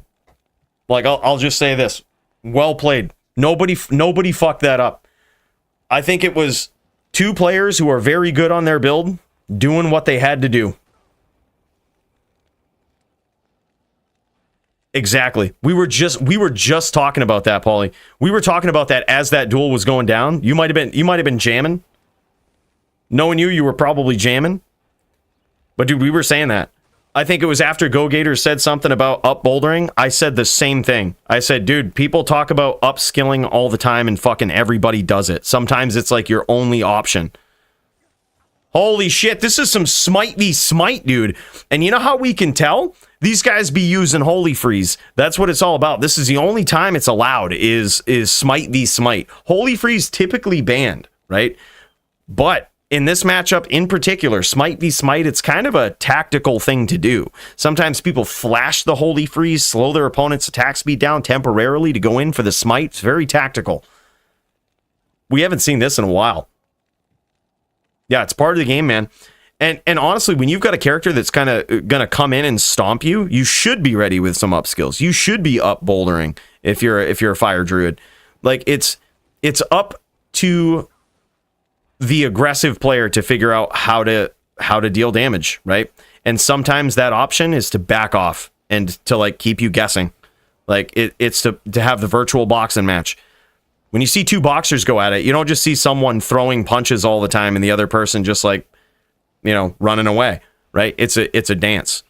And that's always what it is. It's a big mind game. It's like we say all the time about dueling a barb. It's a mind game. Nice charges there from the Jazer man. Holy shit, dude. The Jazer man getting in with some charges. What is this guy all about? Feels good supporting this. I know I'm not alone in saying I look forward to this every week. Thanks for hosting. Botosaurus, thank you so much, man. 2024 yet again. Look, and we didn't even have to DQ Dingus. Look, I was prepared, and it's not because of donations like that, Botosaurus. We were prepared to DQ Dingus. It was just because, I mean, anybody who knows just knows he's just always lates and, you know, stays on the outside. He's a Necro player, you know, fucking, you know, we were ready. We were ready. Oh, Dingus is still here.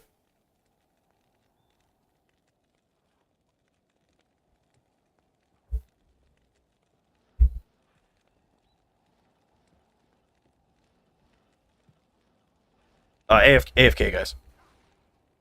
I'll be down here.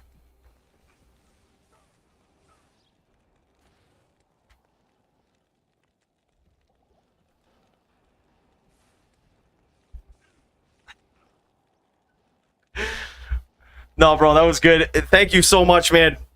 Thank you so much for the dono, Botosaurus. Appreciate you, man.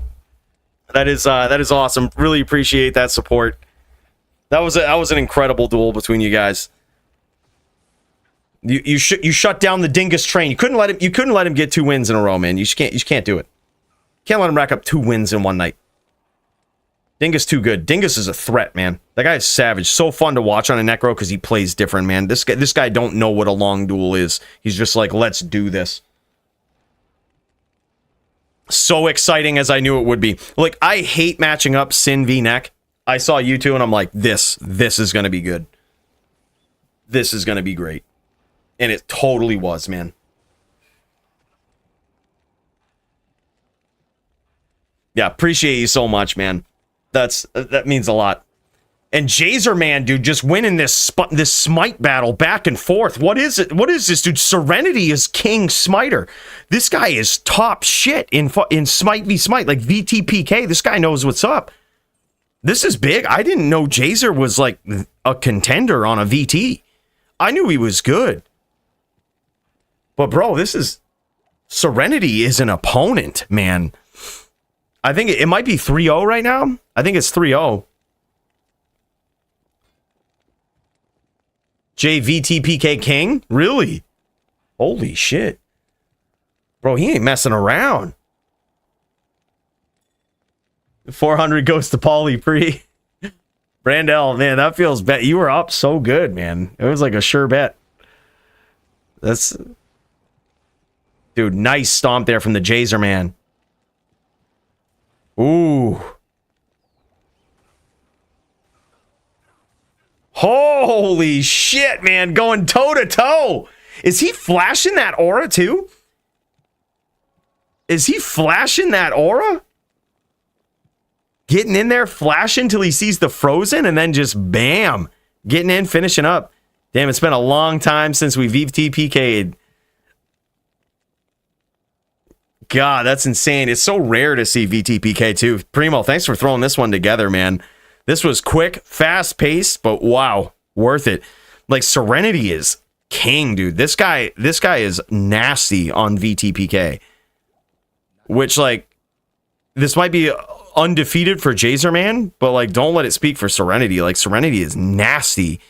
I'm just more impressed by, like, how did we not know Jazer Man was this good on VTPK? Like, this is nuts. What an incredible matchup. We also got Taz here. Sorry, we've been ignoring Taz here. He's been waiting patiently for the title match to be over with. Just waiting so patiently. He's also running it at 1 frame per minute. So, you know, don't worry about that. No need to adjust your televisions. Taz running at 1 frame. It's his opponent. Is this his opponent? Faded.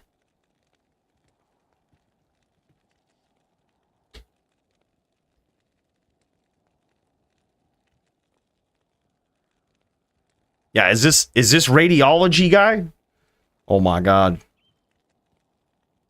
Bro, so I'm not gonna lie. When I saw somebody with the name Radiology guy, I thought NYC Maxim was smurfing it, dude. So I hope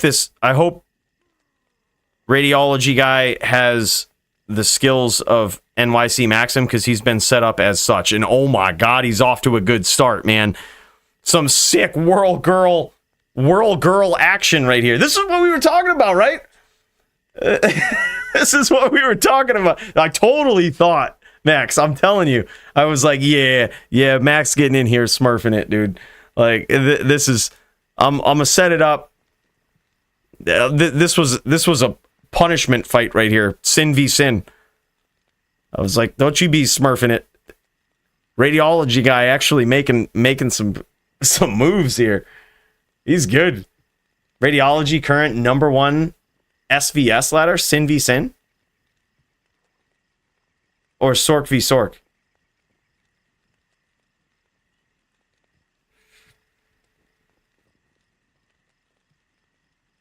Sork. Really? And he's on the Sin. He chooses to bring... He's #1 Sork chooses to bring the Sin to DFC. Well, holy shit. Bro, we need to get ladders like that going on. Like, Sork v Sork, Sin v Sin. No, we don't need Sin v Sin. Fuck Sins. Holy shit, dude. Undefeated versus Trapper, and he's Whirl Girl. This is impressive. I'm actually impressed with Radiology guy.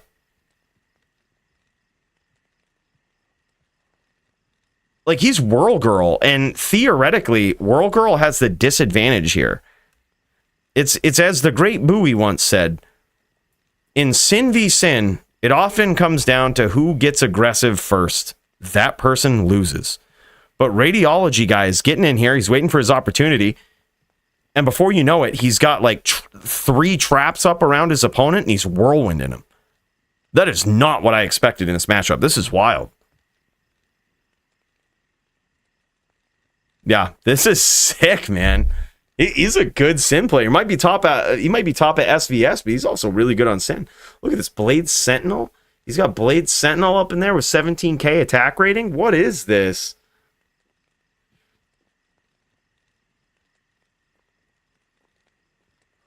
Incredible Sin play, man.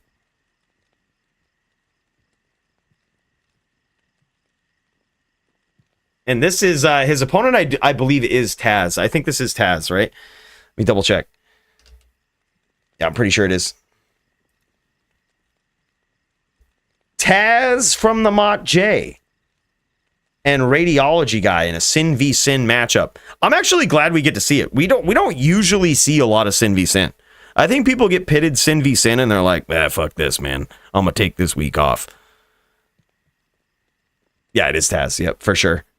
And Taz ain't no chump, dude. This guy knows what's up. Holy shit. 3-0 in favor of Radiology guy.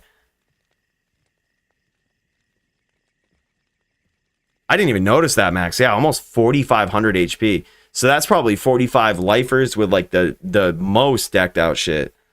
God, that's insane. He's got some nice buff claws there too. Magics with 2 open socket. He's buffing with something good.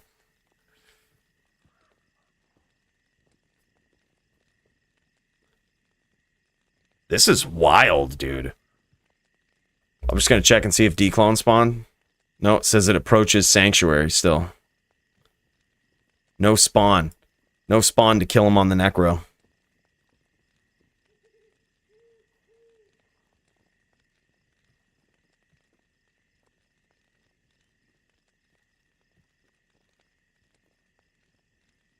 Nice down whirlwind there, anticipating the stomp.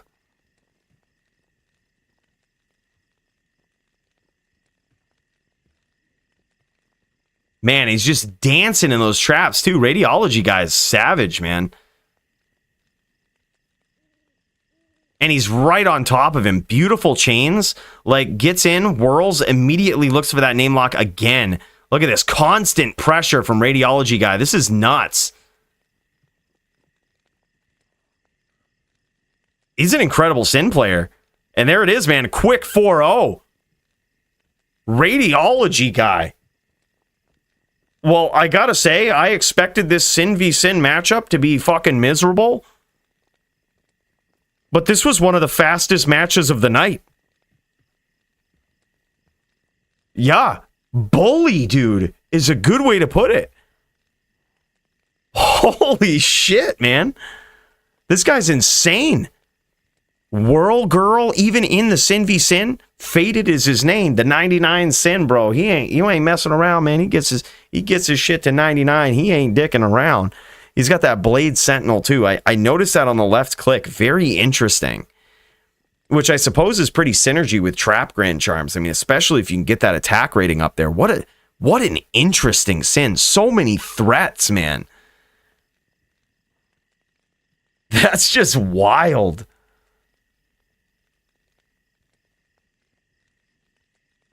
Wow. Insane.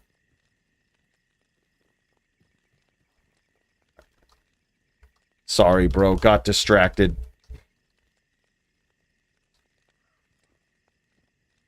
You ready?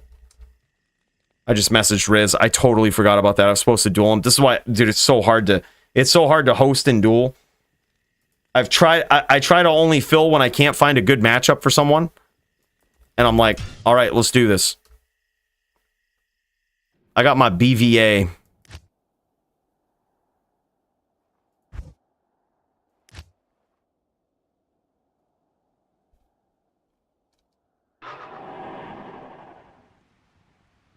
All right. I've got my BVA. I took out all my full rejuves. We looking okay. We got the cube bow. We've got our actual bow. Yeah, we looking all right. But I haven't really prepared for a Sin. I should probably do that. I haven't thought about this matchup at all. Look, I'm a little unprepared for this, guys. Okay, I'm just gonna go 20 Sorb. Cannot be frozen. Don't worry about his whirlwind. 60 cast? That doesn't seem right. Good enough, I guess. Let's jam it.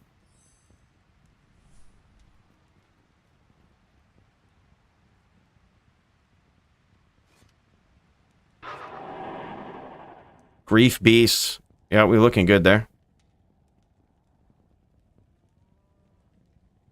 It's gonna be on me to get there, I think. It's gonna be on me to put on the barb skills, man. I got my little poison set up. Triangles with the 451 and the bow. I mean, cheesy. But it's a nice little backup strat, man. I'm just gonna go with the 20 Sword, man. No 80-20, no nothing. We might have to clear the more a bit.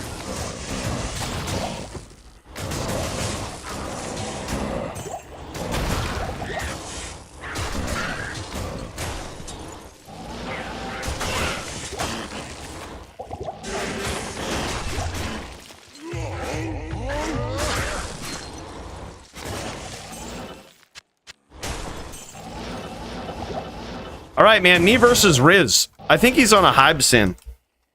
Hybe Sin, right? Yeah, all right. So he's got some traps, which will probably be what he tries to do against me. He will probably have no respect for my barb skills, as he shouldn't. And the traps will probably be the death of me. I need mana. But if we can get in, if we can discourage him from the outside with a little bit of our bow juck fuckery, we could get there. It's not unwinnable. It's not unwinnable for me. I can theoretically do it. The order welcomes you. This is the first DFC match I've had in a few weeks now. FHR on COA is also nice. Oh shit. Okay, yep.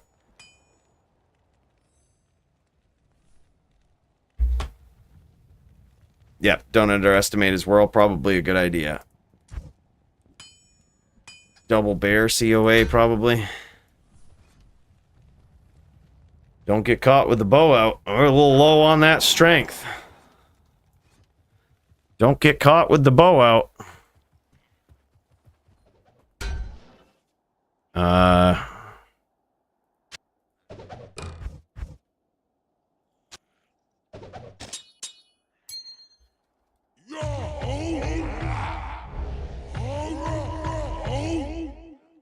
All right.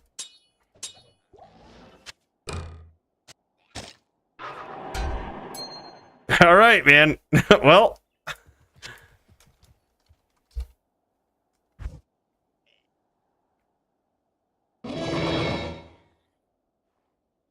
go, bro. All right, let's see. Let's see what we've got. We've got a little bit of DR. I usually just go with the don't get hit strategy, Max. I might have to switch back to that. I'm going to miss my IAS here, I think. And plus, if we get hit on both sides, we are total boned.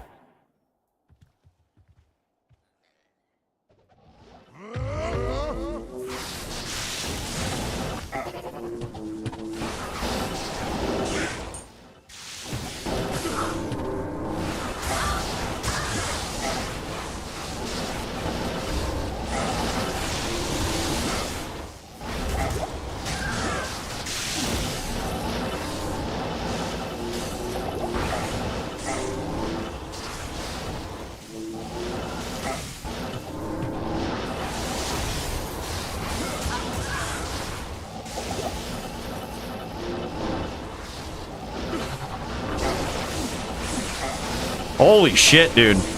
Okay.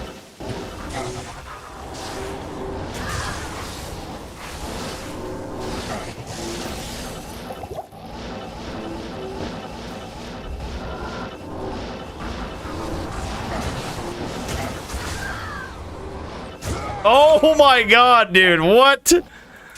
All right, GG. Okay. Okay.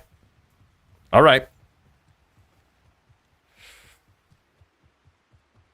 1K against Cooley? You think Cooley's gonna lose? All right, I just want to make Brandel lose and more forum gold tonight. So now I'm going on fucking Barb God mode. He always bets after round 1. We gotta let him know that's too early. All right, we're going a little too hard here. I think we need to just plan on not getting hit. Just don't get hit.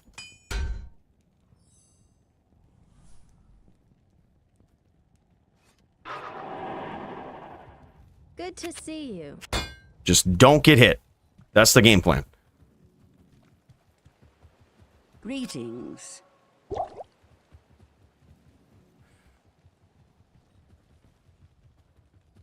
Nah, bro. Just if you don't get hit, your poison res doesn't matter.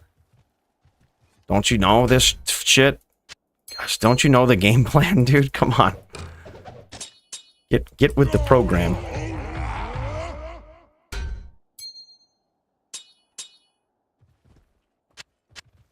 Right, so we've got this. Game plan is this. Do this. All right, go, bro. All right, 1-0 in favor of Riz.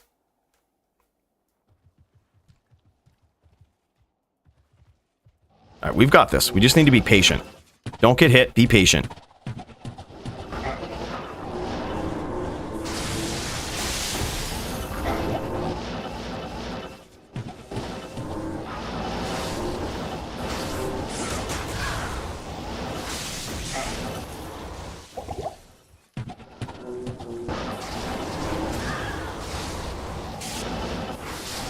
Dude, we don't even hurt him with our whirlwind.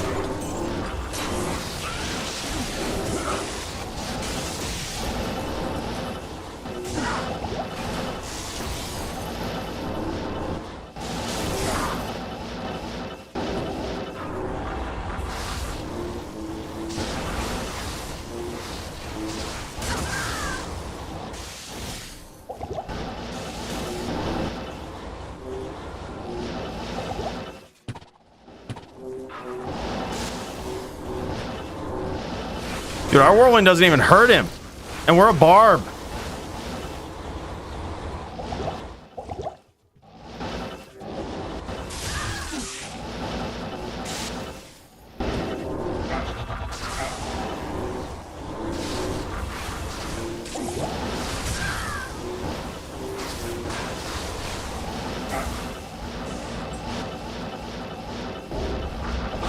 Oh my god. All right. Well, we got hit, but we tried not to. Okay. He was like half. If we would have just played a little smarter, we would have had it.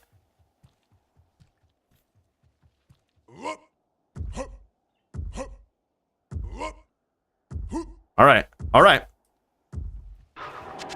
Okay. I can't carry anymore. I think I've got this.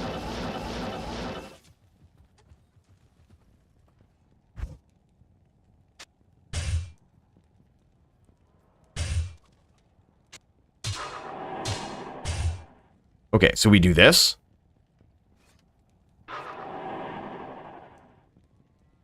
And we go, there's 60, that's probably too much. We do this.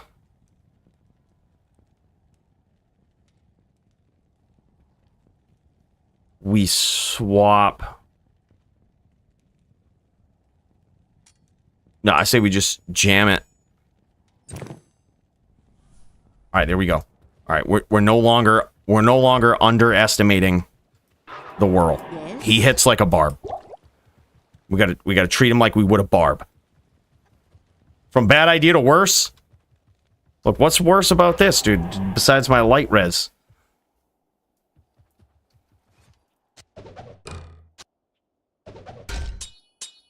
Bro, don't underestimate this bard, Max.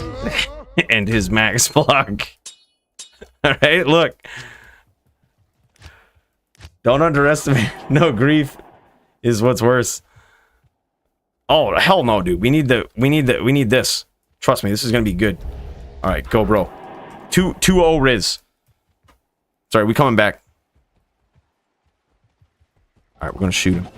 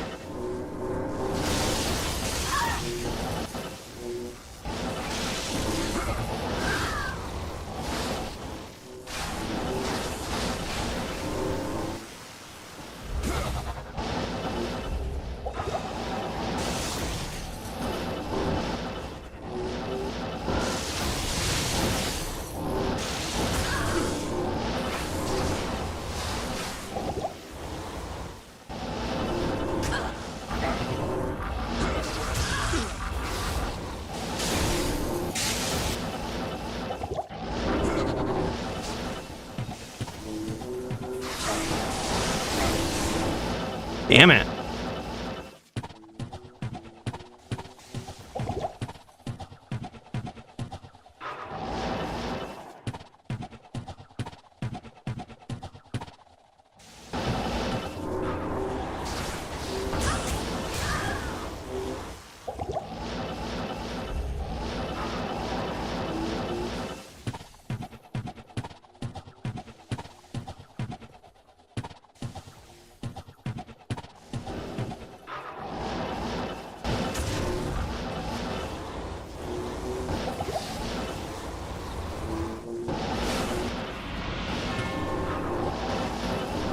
Make it 3-0. I win 1000 FG.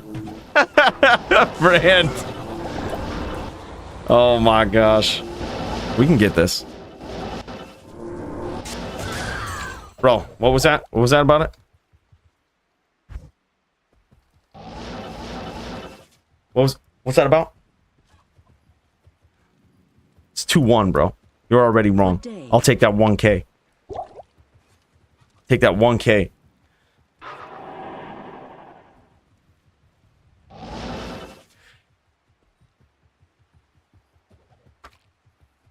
Man, all right, that's a little stressful. We have to treat him like a barb, dude. Because, let's be real, Riz is a whirlwind king on that Sind, right? Like, his whirlwind skills are probably better than his trap skills, is what I would guess. Right, that's my theory. So if I plan for his worst, if I plan for, like, the worst possible thing, and I just kind of forget about the traps, we should be good. Like, we should be semi-okay. Like, that's probably our best course of action.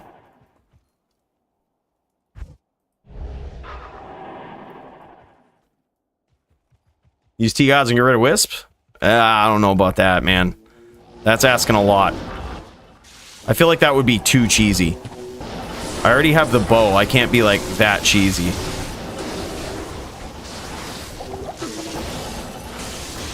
Riz is a good dude.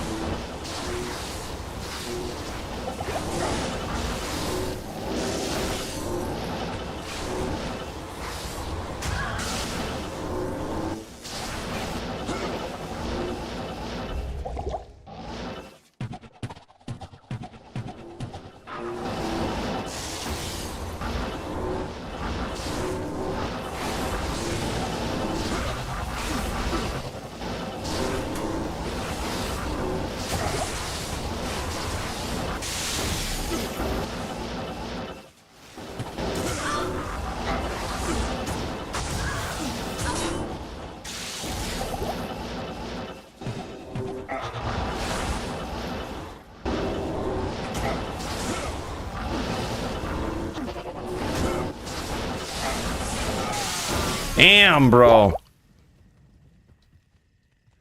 All right, 3-1. We didn't even hit him that time. All right, just don't get hit. We really have to commit to that game plan. We haven't been serious about it up until this point. But if we're not going to get hit, we don't need the shield.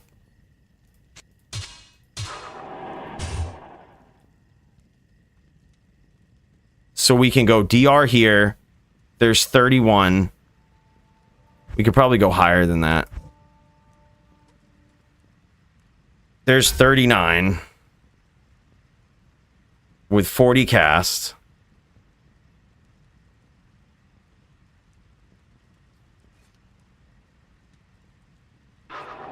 Damn, bro. We're so boned.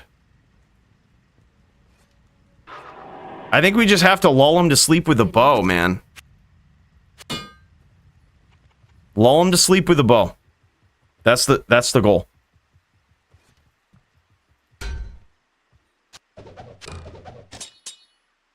I think that's what I'm gonna do. I can't.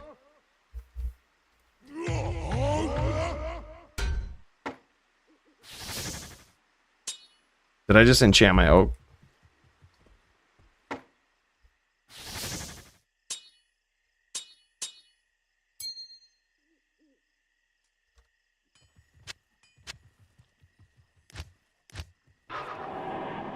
Go, bro. 3-1.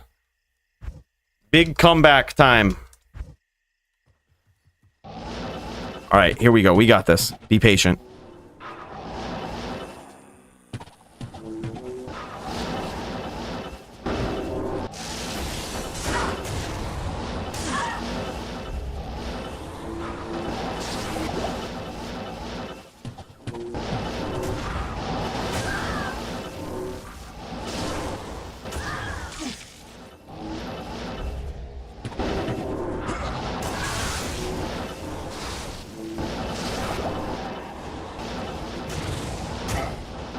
Bullshit.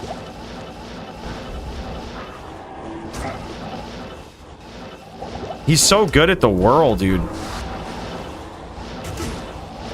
His timing is just flawless.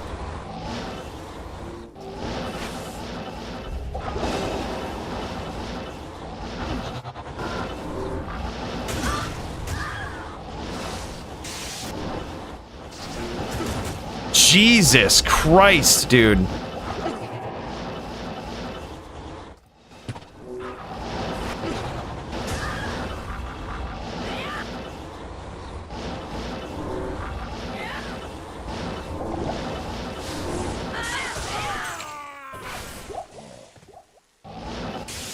GG's, man. What the fuck, bro? Alright, how do you beat that? Does a barb just lose to a sin?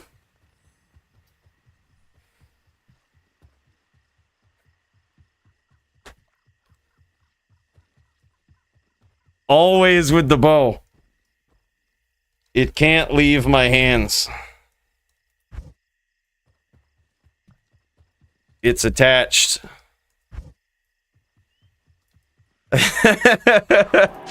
I should have gone more poison charm, shouldn't I? Go shield man, use spirit, get 40% block and get the 35% FCR. Fuck, bro, what do you do about that? I don't even, I thought I might be able to cheese a win with a shield, but I was like, quickly realized, like, you can't do that either. He's too good at the whirl. I guess, theoretically, the setup should have been this. No, you can't do, yeah. Well, no, I couldn't, because what's his trap damage? I don't think it's over the threshold, so I couldn't do that. I would have to go... Like, I would have had to have done this.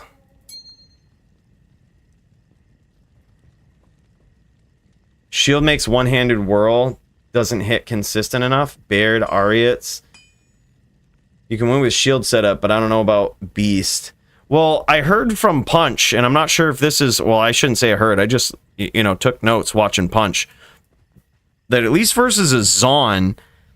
The Beast is better because you just hit the breakpoints and it's an AR boost. So it kind of makes sense that your hits are going to hurt anyway, and they did in that matchup. Like I won at one round when I had the shield. So it was like the AR wasn't bad. It was more like you're just worried about your attack frames at that point. So your 40 IAS plus the Fanat should still hit your 4-frame Whirlwind, which Grief alone won't, I don't believe. You want to bully them with more DPS when exchanging long whirls? Yeah, but even then, like, I'm exchanging whirls in traps, which is, like, tough. I think this was probably the setup. Hold up. Signature coolie move. One more. I want to test this setup.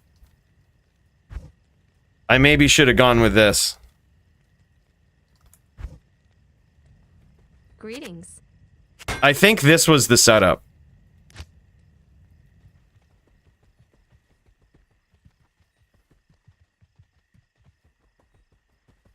Before I do my next matchup on DDL if punch is on. GG. All right, we get another bite at the apple here.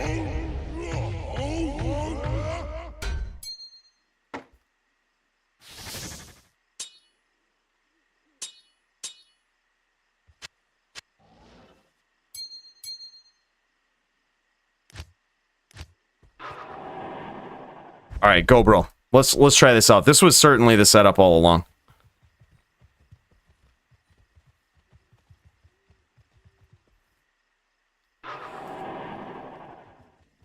Sent 500 form gold to Riz. Oh man. Oh man. All right, go.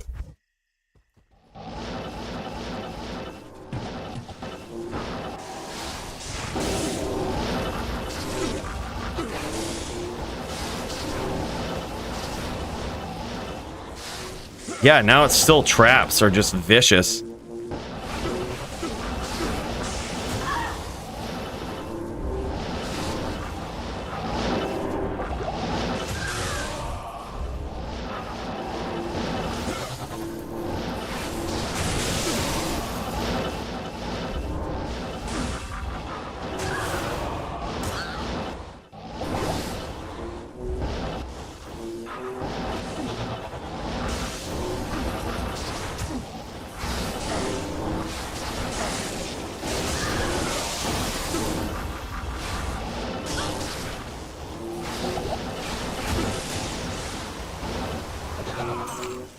There's no way.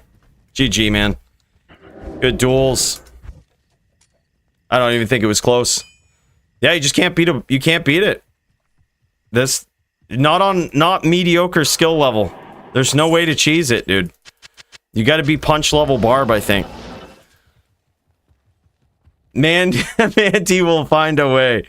Do it, Montriana.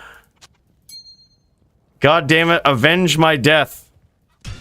Against a whirlwind sin. That's embarrassing, dude. Fucking A. I got shit canned.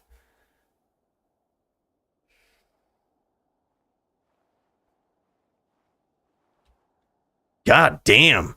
That's rough.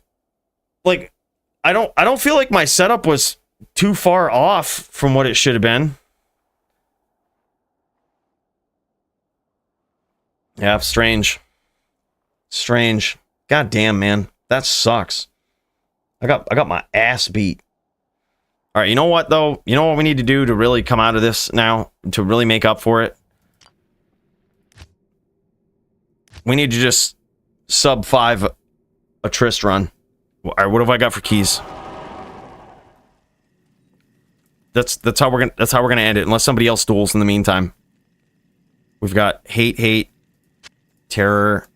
I need a 1 hate, 3 D keys. All right, let me fire this up. See what I got. Bro, we can't go out on a loss like that. We got to beat up on the prime evils. Fuck, go right back to PVM. Go back to PVM, and we're gonna sub 5 this right now. In all of my embarrassment, you watch. It's gonna be another post 10. It's gonna be a over 10-minute run again. We're gonna get ganked every step of the way. Oh, you got organs? All right, let's jam it, bro. We'll jam 1 Trist just to get warmed up.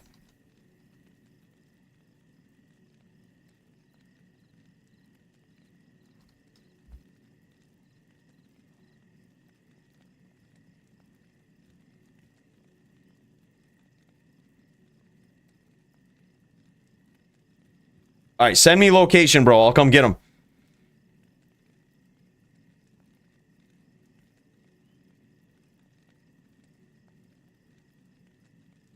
Grief is at least 2 times the damage of Beast, 15k versus 30k DPS without any added shit. Would not go the, you wouldn't go the Beast route? Fucking A. Even with the added frames?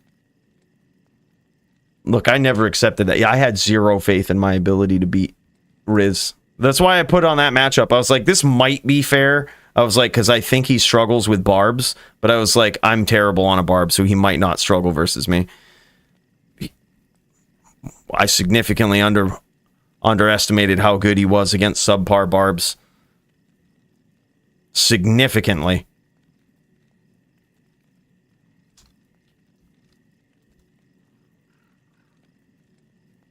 Four frames per attack versus 5 frames is 20% less, 20% damage loss versus your 50% loss off the top. LOL.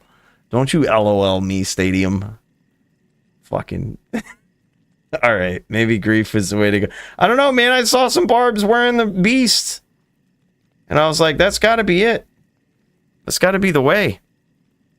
All right, I think I can do this. Hold on. All right, I'll be right there, brother.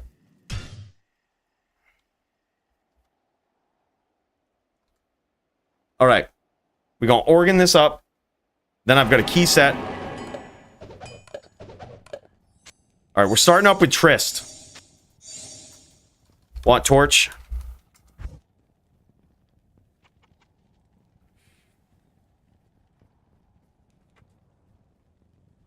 Thank you, brother. All right. Let's see this. Doesn't even want the torch. What a guy. Well, he knows it with me. It's gonna be a shitty torch. And we're doing this on a necro. Look, we're making up for it. Look, if I sub 2 minutes this Tristram, then Stadium PK is wrong, and that's the logic that we need to go with. That's clearly PVM makes right. Right? PVM makes right.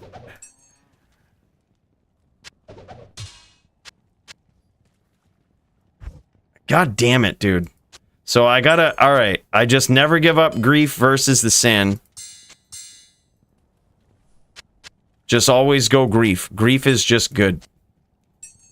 Grief is good item. Alright, that's good to know. I was unsure.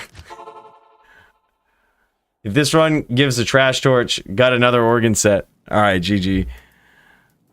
I might try to do the full run after this too. Alright, so whereas this is just a Tristram run, we're going in unbuffed, which theoretically is okay, but I at least want to get... There we go. Give me my chant. Give me my chant. I'll take care of the rest. Afternoon.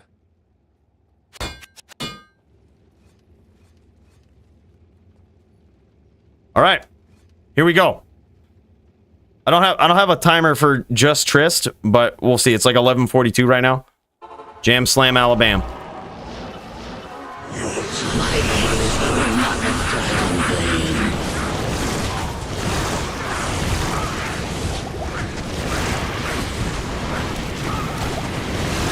Why aren't these minions casting fire on me? That's the difference on Battle.net. They just don't cast fire.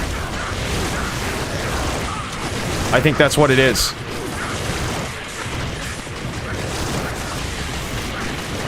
Alright, here we go. Big cheers to you, Wookie. I'm gonna try to do it while getting beat on. No! Damn it! I was gonna save myself. I was gonna try to save myself there. Alright, this is warm-up. This is warm-up. This is knowing that we can't fuck around. Apparently on Battle.net, you're not immortal. On single player, you are. On Battle.net, you are not. Doesn't work on Battle.net. Alright, it's good to know. It's good to know that this setup is different on single player. Chant me, dude.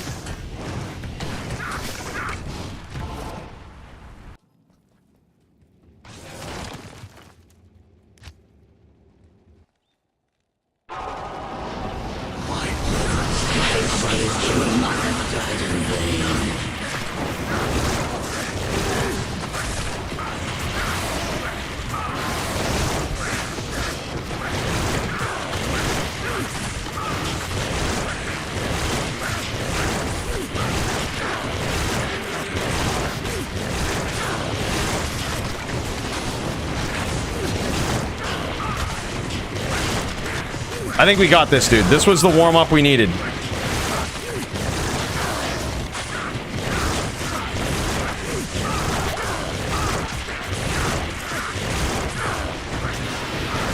Alright, down goes that guy.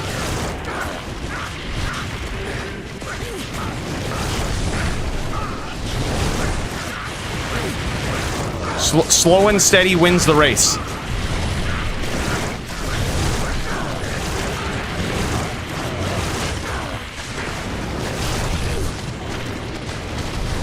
We'll hit him eventually, and when we do, the next one's gonna be easier. There we go.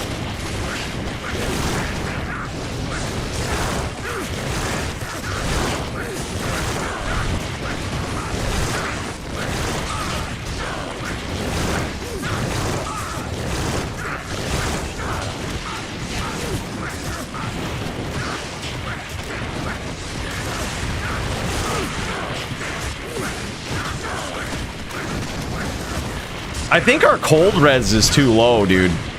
That's why we're getting ganked when Meph is around.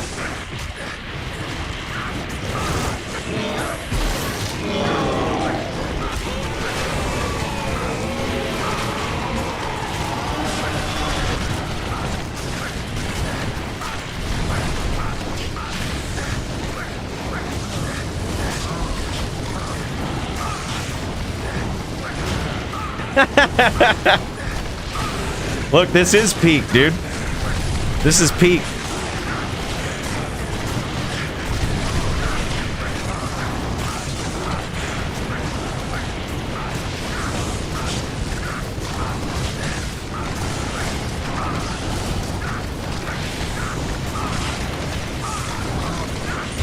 See, that's some pro necro shit. Give me these things back.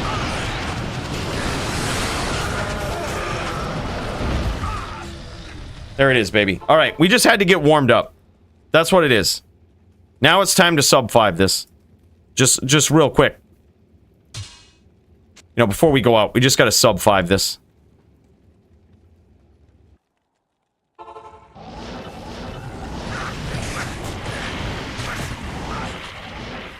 All right. The torch.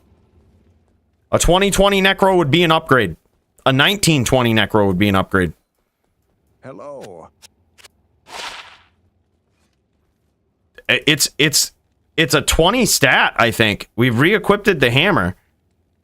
So I'm pretty sure it's a 20 stat. Oh my god, I'm getting excited now. I'm getting excited. What is it? No, it's 18. 18, 19 pally. That's not bad. I mean, it's not horrible. Apparently, I don't need 20 stats, though. Okay, that's good. Oh, it's 18. Okay, that's because my torch is 18. I get it now. It all makes sense. Subpar gear leads to subpar finds. All right. We're going to do this for real. I think I've got this. Now that we got warmed up, we figured it all out. While we take out Meph, we need to just pretend we're not immortal. I think that's what it comes down to. Like, the cold res is just too low. You can't run it that low. We're fucking shit up. We can't do that. All right. Here we go. We're just gonna jam it. We're gonna time it.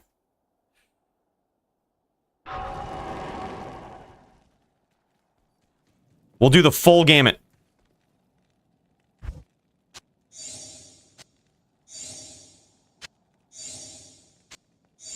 This is how we make up for the Riz duel. We do it at least less than 10-minute run. Yes, warrior. It's got to be less than 10. Let's not get our hopes up too high, okay? We've seen this Necro. We're just going for under 5 minutes. That's the goal. If we go under 5 minutes, then it was certainly a fluke. Riz should have lost. Everything is right again in the world.